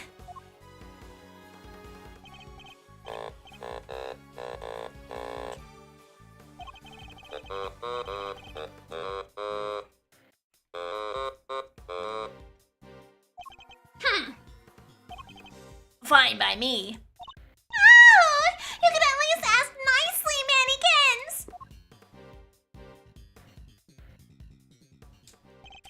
He took literally everyone with him.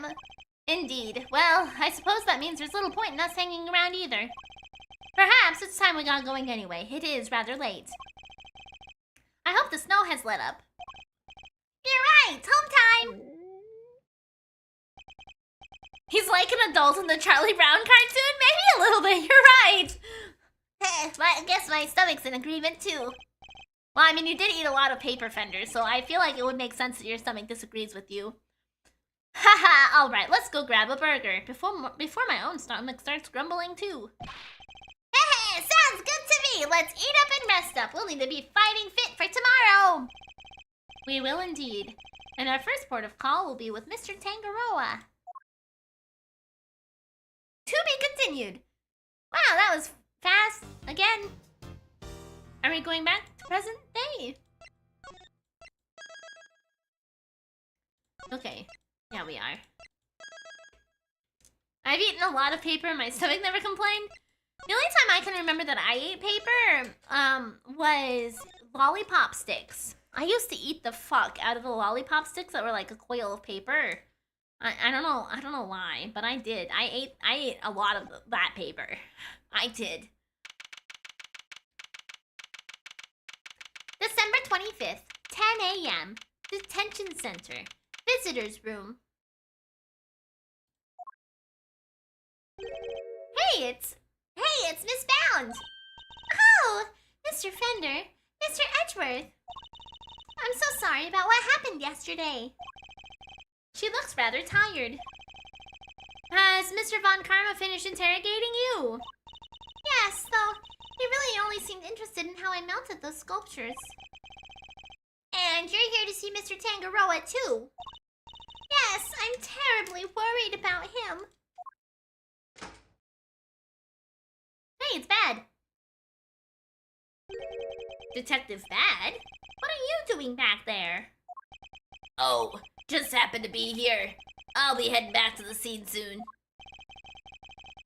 Not sure how anyone just happens to be at a detention center, but okay.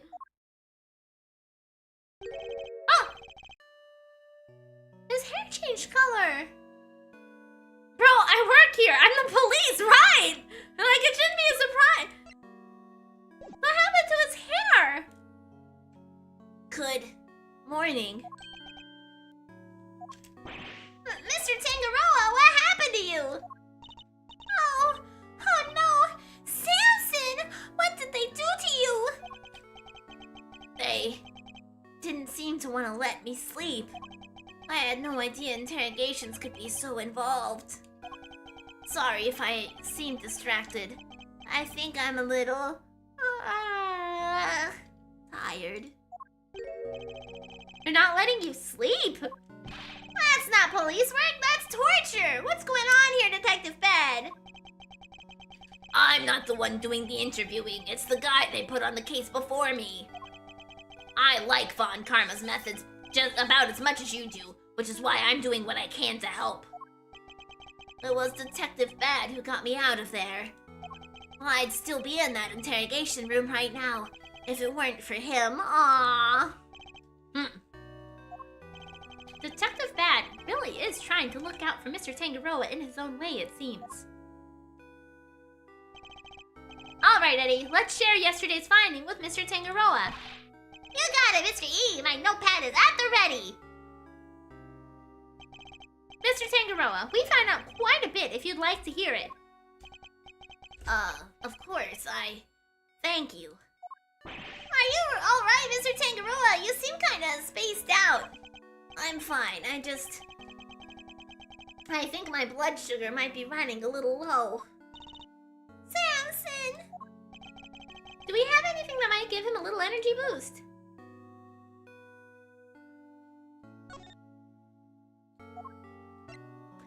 Guess the detective is just bad to the bone, but otherwise is a nice guy! Yeah! Yeah, he's not too bad! Huh? Is that chocolate? For me? Oh, those are the chocolates I wish I could just give them to you, Mr. Tangaroa. But the rules here don't exactly allow me to do so. Oh, that's a shame, but rules are rules, I suppose. There must be some way we can hand them to him. I hope the Detective Bad is noting the meaningful look in his direction.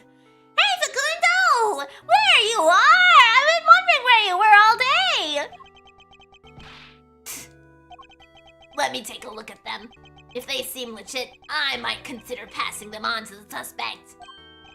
Thank you, Detective Bad. My hero!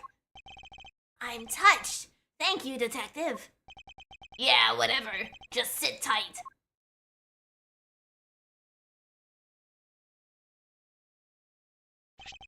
Here. You don't know how much this means to me. Facundo, you just missed it. Lang died. Yeah, we watched Lang die, and then we had to go back to the thing 18 years in the past. So that way we could try to figure out how to save him. I was taking peeks at your stream just in case Lang appeared, but no such thing. I mean, no, that's what you think. But he showed up, he got shot, he got murdered, and now he's dead. And we've gone back in time, so we don't have to deal with the consequences of it.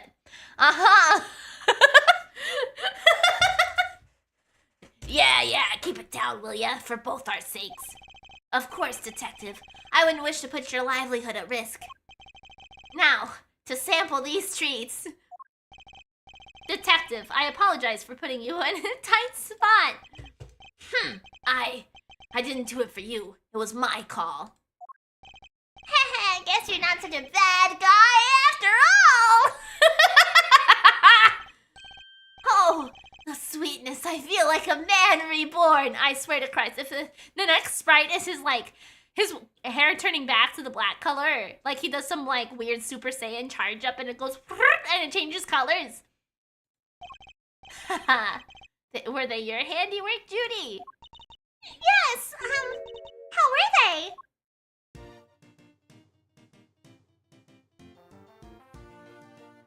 Feel them melt! Soft and smooth! Chocolate that'll comfort and soothe! Ear to ear! Head to toe! Smile and savor the taste as it flows! Delicious. I had to step away from the PC for some time and I'm trying to catch up 1 hour in the past. And I can't believe I just I just something spoilered if that's true. You'll find out. They're not exactly beautiful, but they're sweet and oh so flavorful. Thank you, Judy. I'm so glad you like them! And I'm glad you're back to your old self. My apologies, friends. The food they serve here is just so flavorless. Between that and the lack of sleep, I was ready to collapse from sheer despair. Wait, why did this dude age up like 80 years in a single stream? I don't know. Okay, I'm hoping he'll return back to normal because we gave him chocolate, but we'll find out. Wow, is the food here really all that bad? Just the usual French fries, ham sandwiches, stuff like that. Oh, I could kind of go for a ham sandwich. Actually, I should have bought sandwich stuff when I was in the store. And yes, and yet I couldn't taste a thing. Anyway, I'm heading back to the scene. Before you go, Detective, do you have any new information to share? Oh yeah, you were right about the victim's identity.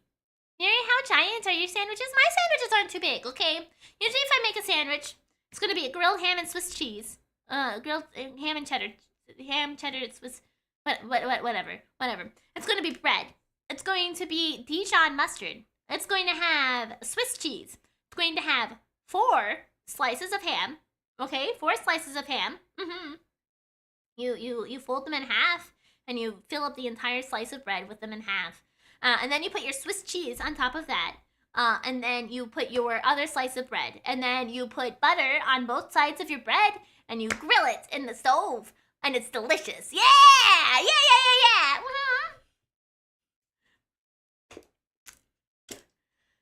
Yeah, it's a delicious sandwich. It's great. It's great. Okay, it's so delicious. It's my favorite way to make like a grilled ham and Swiss ham sandwich. I have a little panini press too that I put it in for grilled cheeses. And I slap it in there and then I let it cook in there and it's delicious. Okay. And somebody note this down. I'm not listening. Wait. What's going on? Because this sounds pretty fire. I'm talking about my favorite way to make a sandwich. Wait. Why? By the way, Miri, while I'm at it here in the past, how the heck did you? It was mentioned with the flashback case. No, it wasn't mentioned yet. We just knew. I think. I don't know. It's like a week between streams, more order. Of course I don't remember. I mean, you're not even watching currently. How do you know that? Whatever, man. But yes, it's a delicious sandwich. I love my little sandwich press that cooks the sandwiches for me, so the cheese is all melted, and it's great. Frost worked as a sculptor in France, where he was known as Paul Halik. Okay, so I'll start over again. Okay, you get your bread. You put some Dijon mustard on there. You put some Swiss, you put 4 slices of ham in there, and then you put cheddar on the other side, and then you put your bread, and then you put butter on both ends, and then you press it. And I have a fancy little sandwich press that I make, but you can also just do it as a grilled cheese sandwich instead. Like, you know, you put your butter on both sides, and you put it in the pan, and you cook it that way too, but I have a cute little sandwich press. Yeah, Facundo, she's a pharmacist, Artie Frost was Paul Halik. I would have never imagined. Poor Mr. Halik! So the famous French sculptor wasn't a French man after all, huh? Arr, arr, arr, arr. This would all certainly explain why Mr. Halik was such a recluse and refused to show his face in public. He was busy working on his greatest masterpiece, apparently. Bunch of zodiac statues. Guess he'll never finish them now. That's fire. I've basically done that before without the Swiss and mustard. Yeah, it's so good. I'm escaping for tonight. I need at least 5 hours of sleep. Okay, let's Amber, have a wonderful night. But I used to get sandwiches like that at a local sandwich place all the time. And I was like, I could just make this shit at home. So I started doing that, and it's much better because I can do it whenever I fucking feel like it instead of having to go to the store and buy it, you know.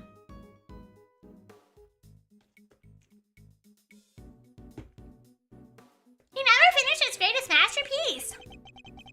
Seems he was making statues for each season. Oh. but he never got around to the winter constellations. The winter constellations? You mean Taurus and Gemini? You ace to get sandwiches like that? I used to get sandwiches like that from a local sandwich place. So he made 2 out of ice.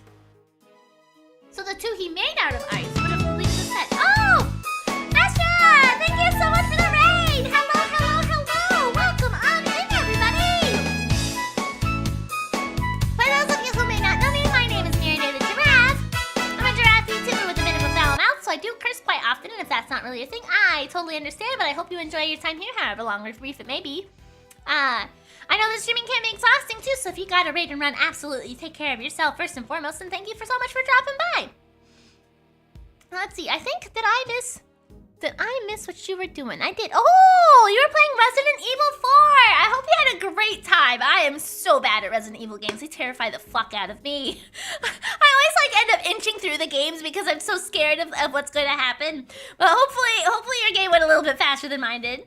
How's investigations? Good. We are in the second game. Yeah, when I was a little giraffe, my brothers played Resident Evil on the PlayStation. Resident Evil 2 specifically. And I had nightmares about the zombie arms coming through the windows, like for a long, long time. So I never actually played any Resident Evil games myself until I became a streamer. And then I was like, I'm gonna conquer my fear. And so I streamed them, and that was the only way I was able to get through them, is with positive reinforcement. It was bad. It was so bad. Zayna Zara, thank you for the follow. So I had a really hard time with them. This deranged ferret has us trapped in the basement. Help. But we are working through the second Ace Attorney Investigations game. We are on case 3. So if this is a game that you want to play in the future and don't want anything spoiled for you, I totally get running for that reason, absolutely. Because basically I feel like when you play these sort of games, if you figure out who the killer is, you lose a lot of, you know, mystery and stuff. That's crazy. I played it a long time ago. I think even the brother that played Resident Evil 2 that terrified the shit out of me as a kid bought me Resident Evil 4 on the GameCube.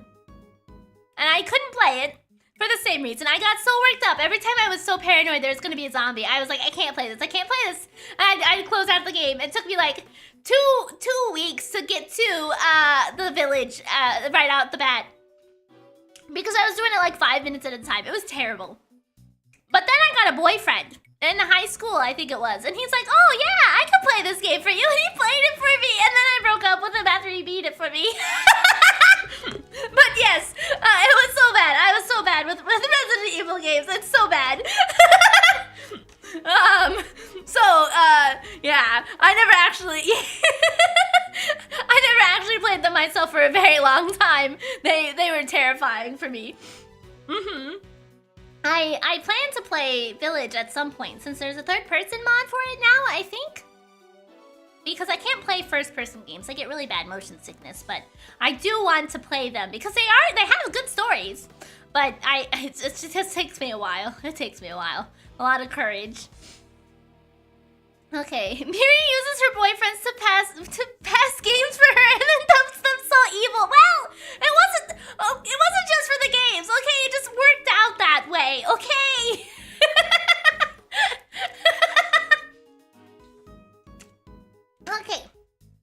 Okay. So the 2 he made out of ice would have completed the set. Yeah, and now they're nothing but puddles. What a bummer. I'm so sorry. Oh, no, Miss Bound, I wasn't blaming you. Use them to beat the game. Hey, you know, I like to watch people play games. That's why part of why I became a streamer is because, you know, you watch people play games and not have to do it yourself. So I was all about having other people play games for me when I was a little giraffe.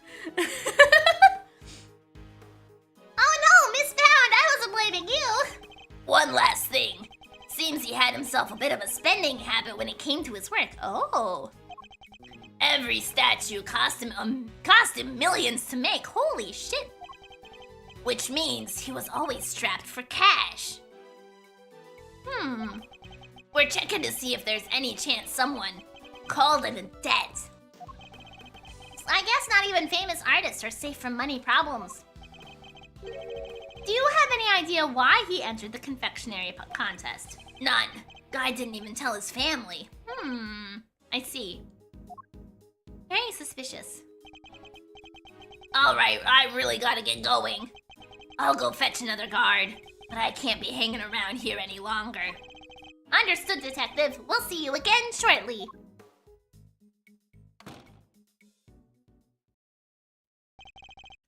He's a good man. He certainly is. And an uncompromising one. Somebody who can be trusted to stand up for what he believes in. And to scare the pants off of anybody he knew he meets. Heh, now you were going to tell me about what you learned yesterday. Of course! Allow me to give you a full report. All right. Thank you for that, and allow me to apologize on Judy's behalf. I'm so sorry. It's fine, Mr. Tangaroa. As I told her yesterday, the important thing is that we learn the truth in the end. Now, would you mind if I asked you a question or two? By all means. I'll gladly share all that I can. Thank you for the hydrate. Hand to stretch.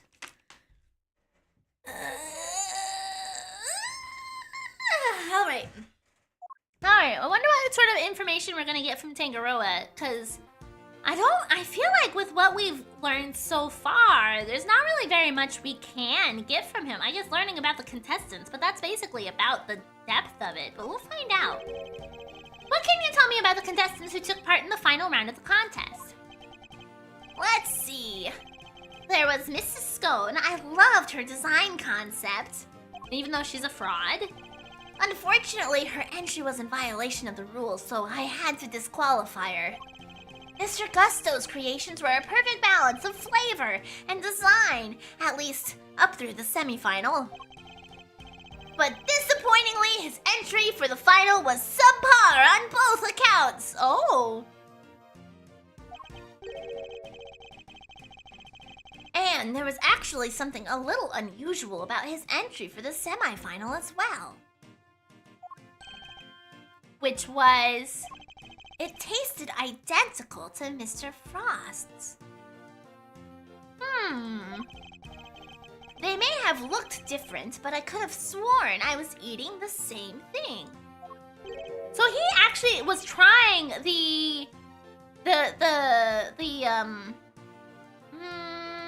what's the word I'm looking for? Submissions? He was actually trying the submissions. Okay. Nice, buddy. What does this look like? Oh, there should be a photograph back at my mansion. I'll show it to you later, Mr. Edgeworth. Much appreciated, Miss Bound. But Mr. Frost's entry for the finals was truly sublime. So you were able to finish judging it. Very interesting. Even though his body had been discovered in the meantime.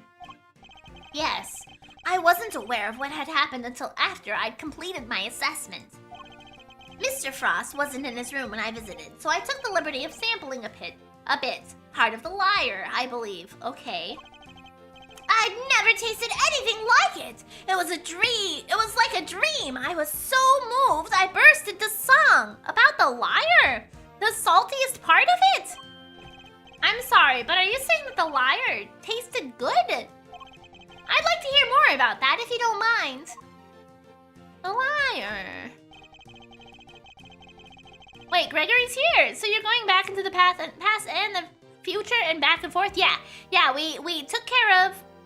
While you were gone, Facundo, we did the present time section, where we investigated in current times, and then we got to a cliffhanger, and it put us back in the past. The cliffhanger of what happened to Lang, of course. Well, Miri, guess what? I miss Miles. You should go back to the future, but it's not technically the future, Facundo. It's the present. You're quite sure it was the lyre you tasted when you sampled Mr. Frost's work? I'm certain of it. It was part of the Gemini sculpture, which was the only sculpture in the display case.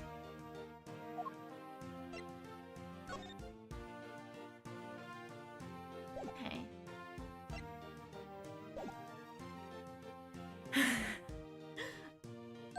Mr. Tangaroa, would you mind taking a look at this photograph for me? So the part you tried was the lyre. The one showed here without any strings. Oh, there were strings originally. That was the part I ate. Okay, so he ate the strings too. So one string was salty and the rest weren't? So the strings were missing because Mr. Tangaroa ate them all, and he enjoyed them. Since sensible time continues to pass in the present while you're in the past, the present that you would refer to may well be the future from the perspective of when you left it.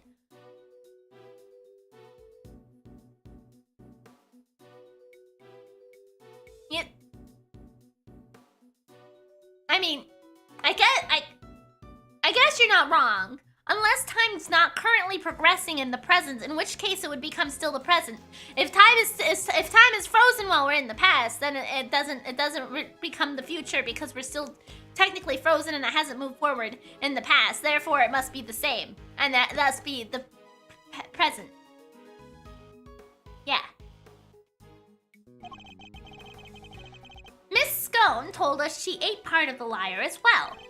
But she said it was far too salty for her to finish.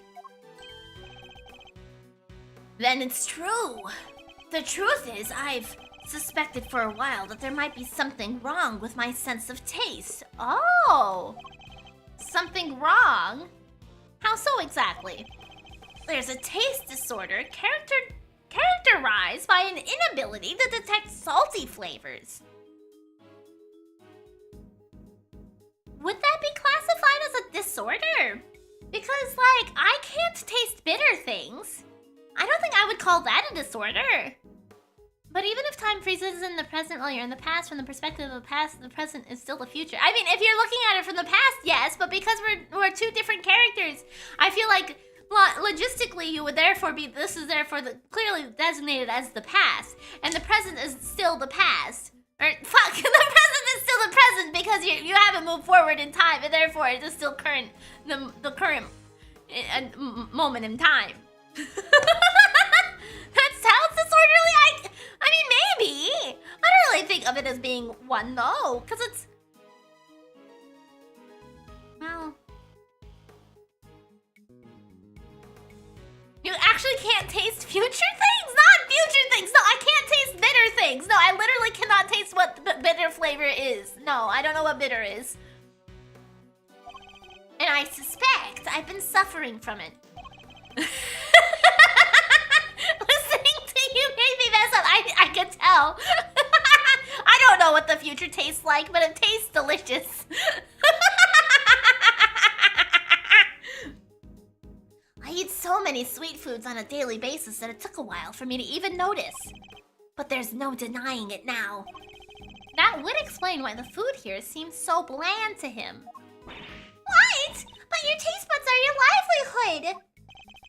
And even if there were some long-term treatment option, I highly doubt a total cure for your condition exists.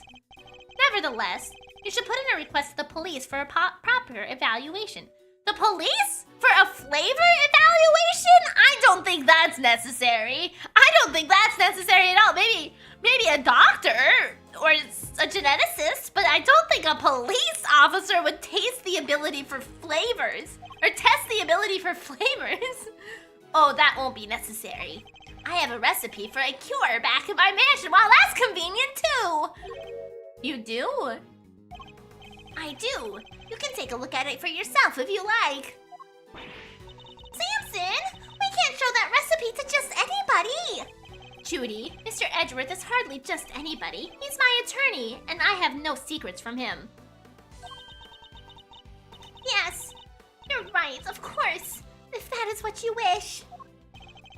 What on earth is a secret recipe for a miracle cure that they've been hiding?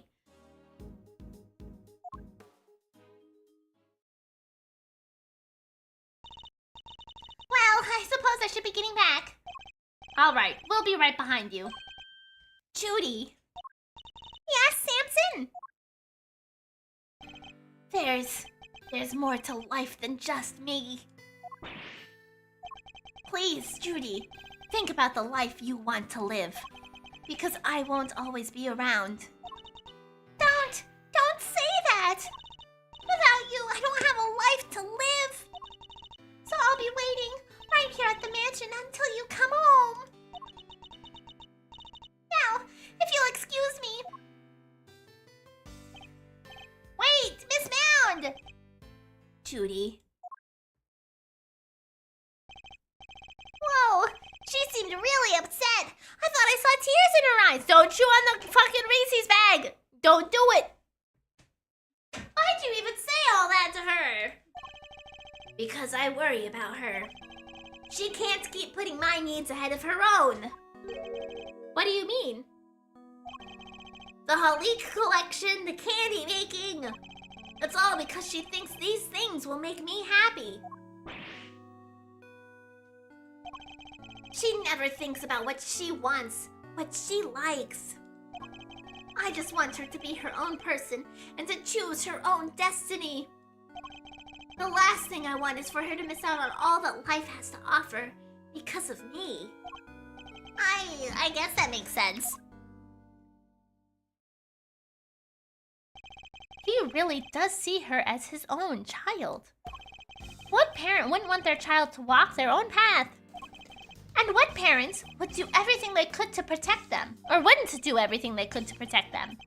I know exactly how he feels in this moment. I think I've asked of you everything I can for now, Mr. Tangaroa. We should be getting back to the scene of the crime. Oh, you're leaving? I see. I suppose I'll be going back to the interrogation room for another session. Ah, yes. We'll have to do something about that. Gregory, you failed! You got stuck in an elevator! Ouch! Damn! Damn! You'll speak to the police for me. That too. But I'll be putting something else in place as well. An ace up our sleeve for when the time comes. Heh, I look forward to learning more. I'm counting on you, Mr. Edgeworth. We'll be back to brief you, Mr. Tangaroa, every day. And Judy, too. Thank you, Eddie. I look forward to it. Mr. Tangaroa, your interrogator will do everything in his power to to extract a confession from you. I hate to see an innocent man suffer like this.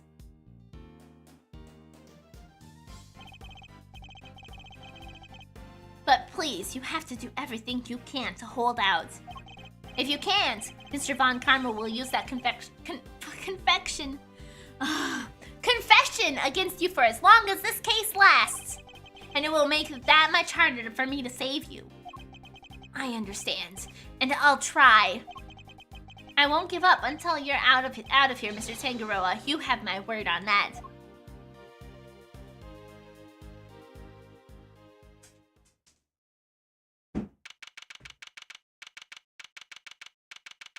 Clover? What the fuck? I turned around to look at Clover because I think she's knocking food out of the bowl because she's being a picky eater. And I look back and there's just a fucking guy on the fountain like that. December 25th, 11:03 a.m. Contest venue, fountain room.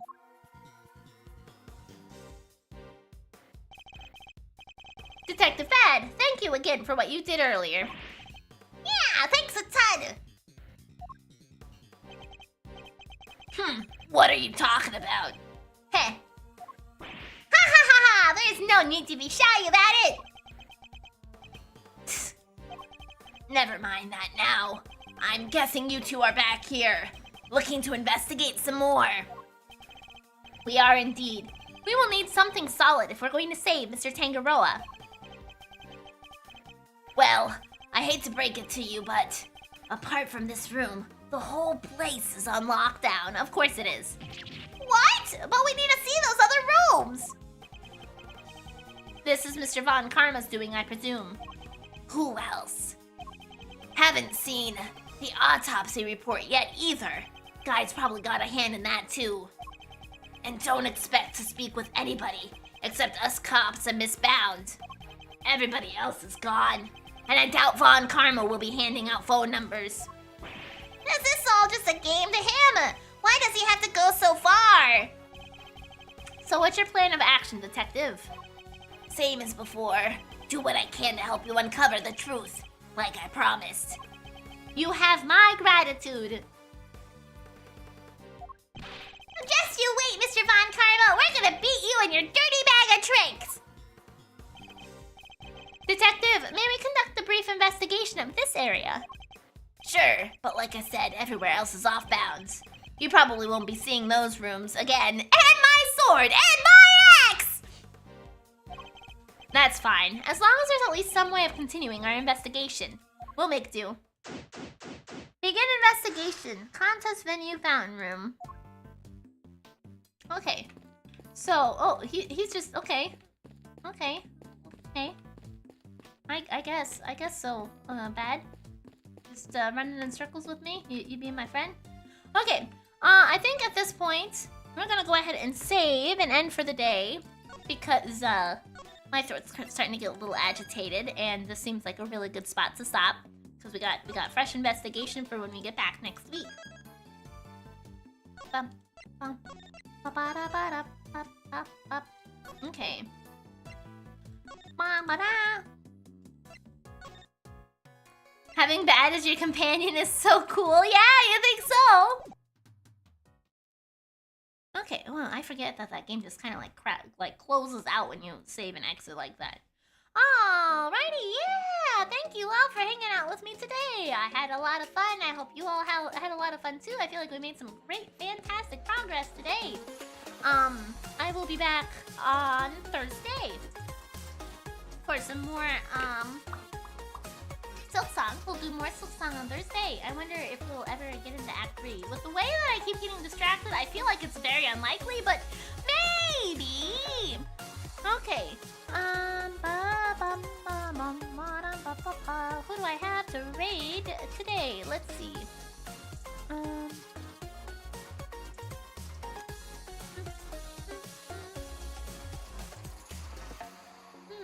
I have a lot of people that are streaming right now. This is perfect. I got lots of options.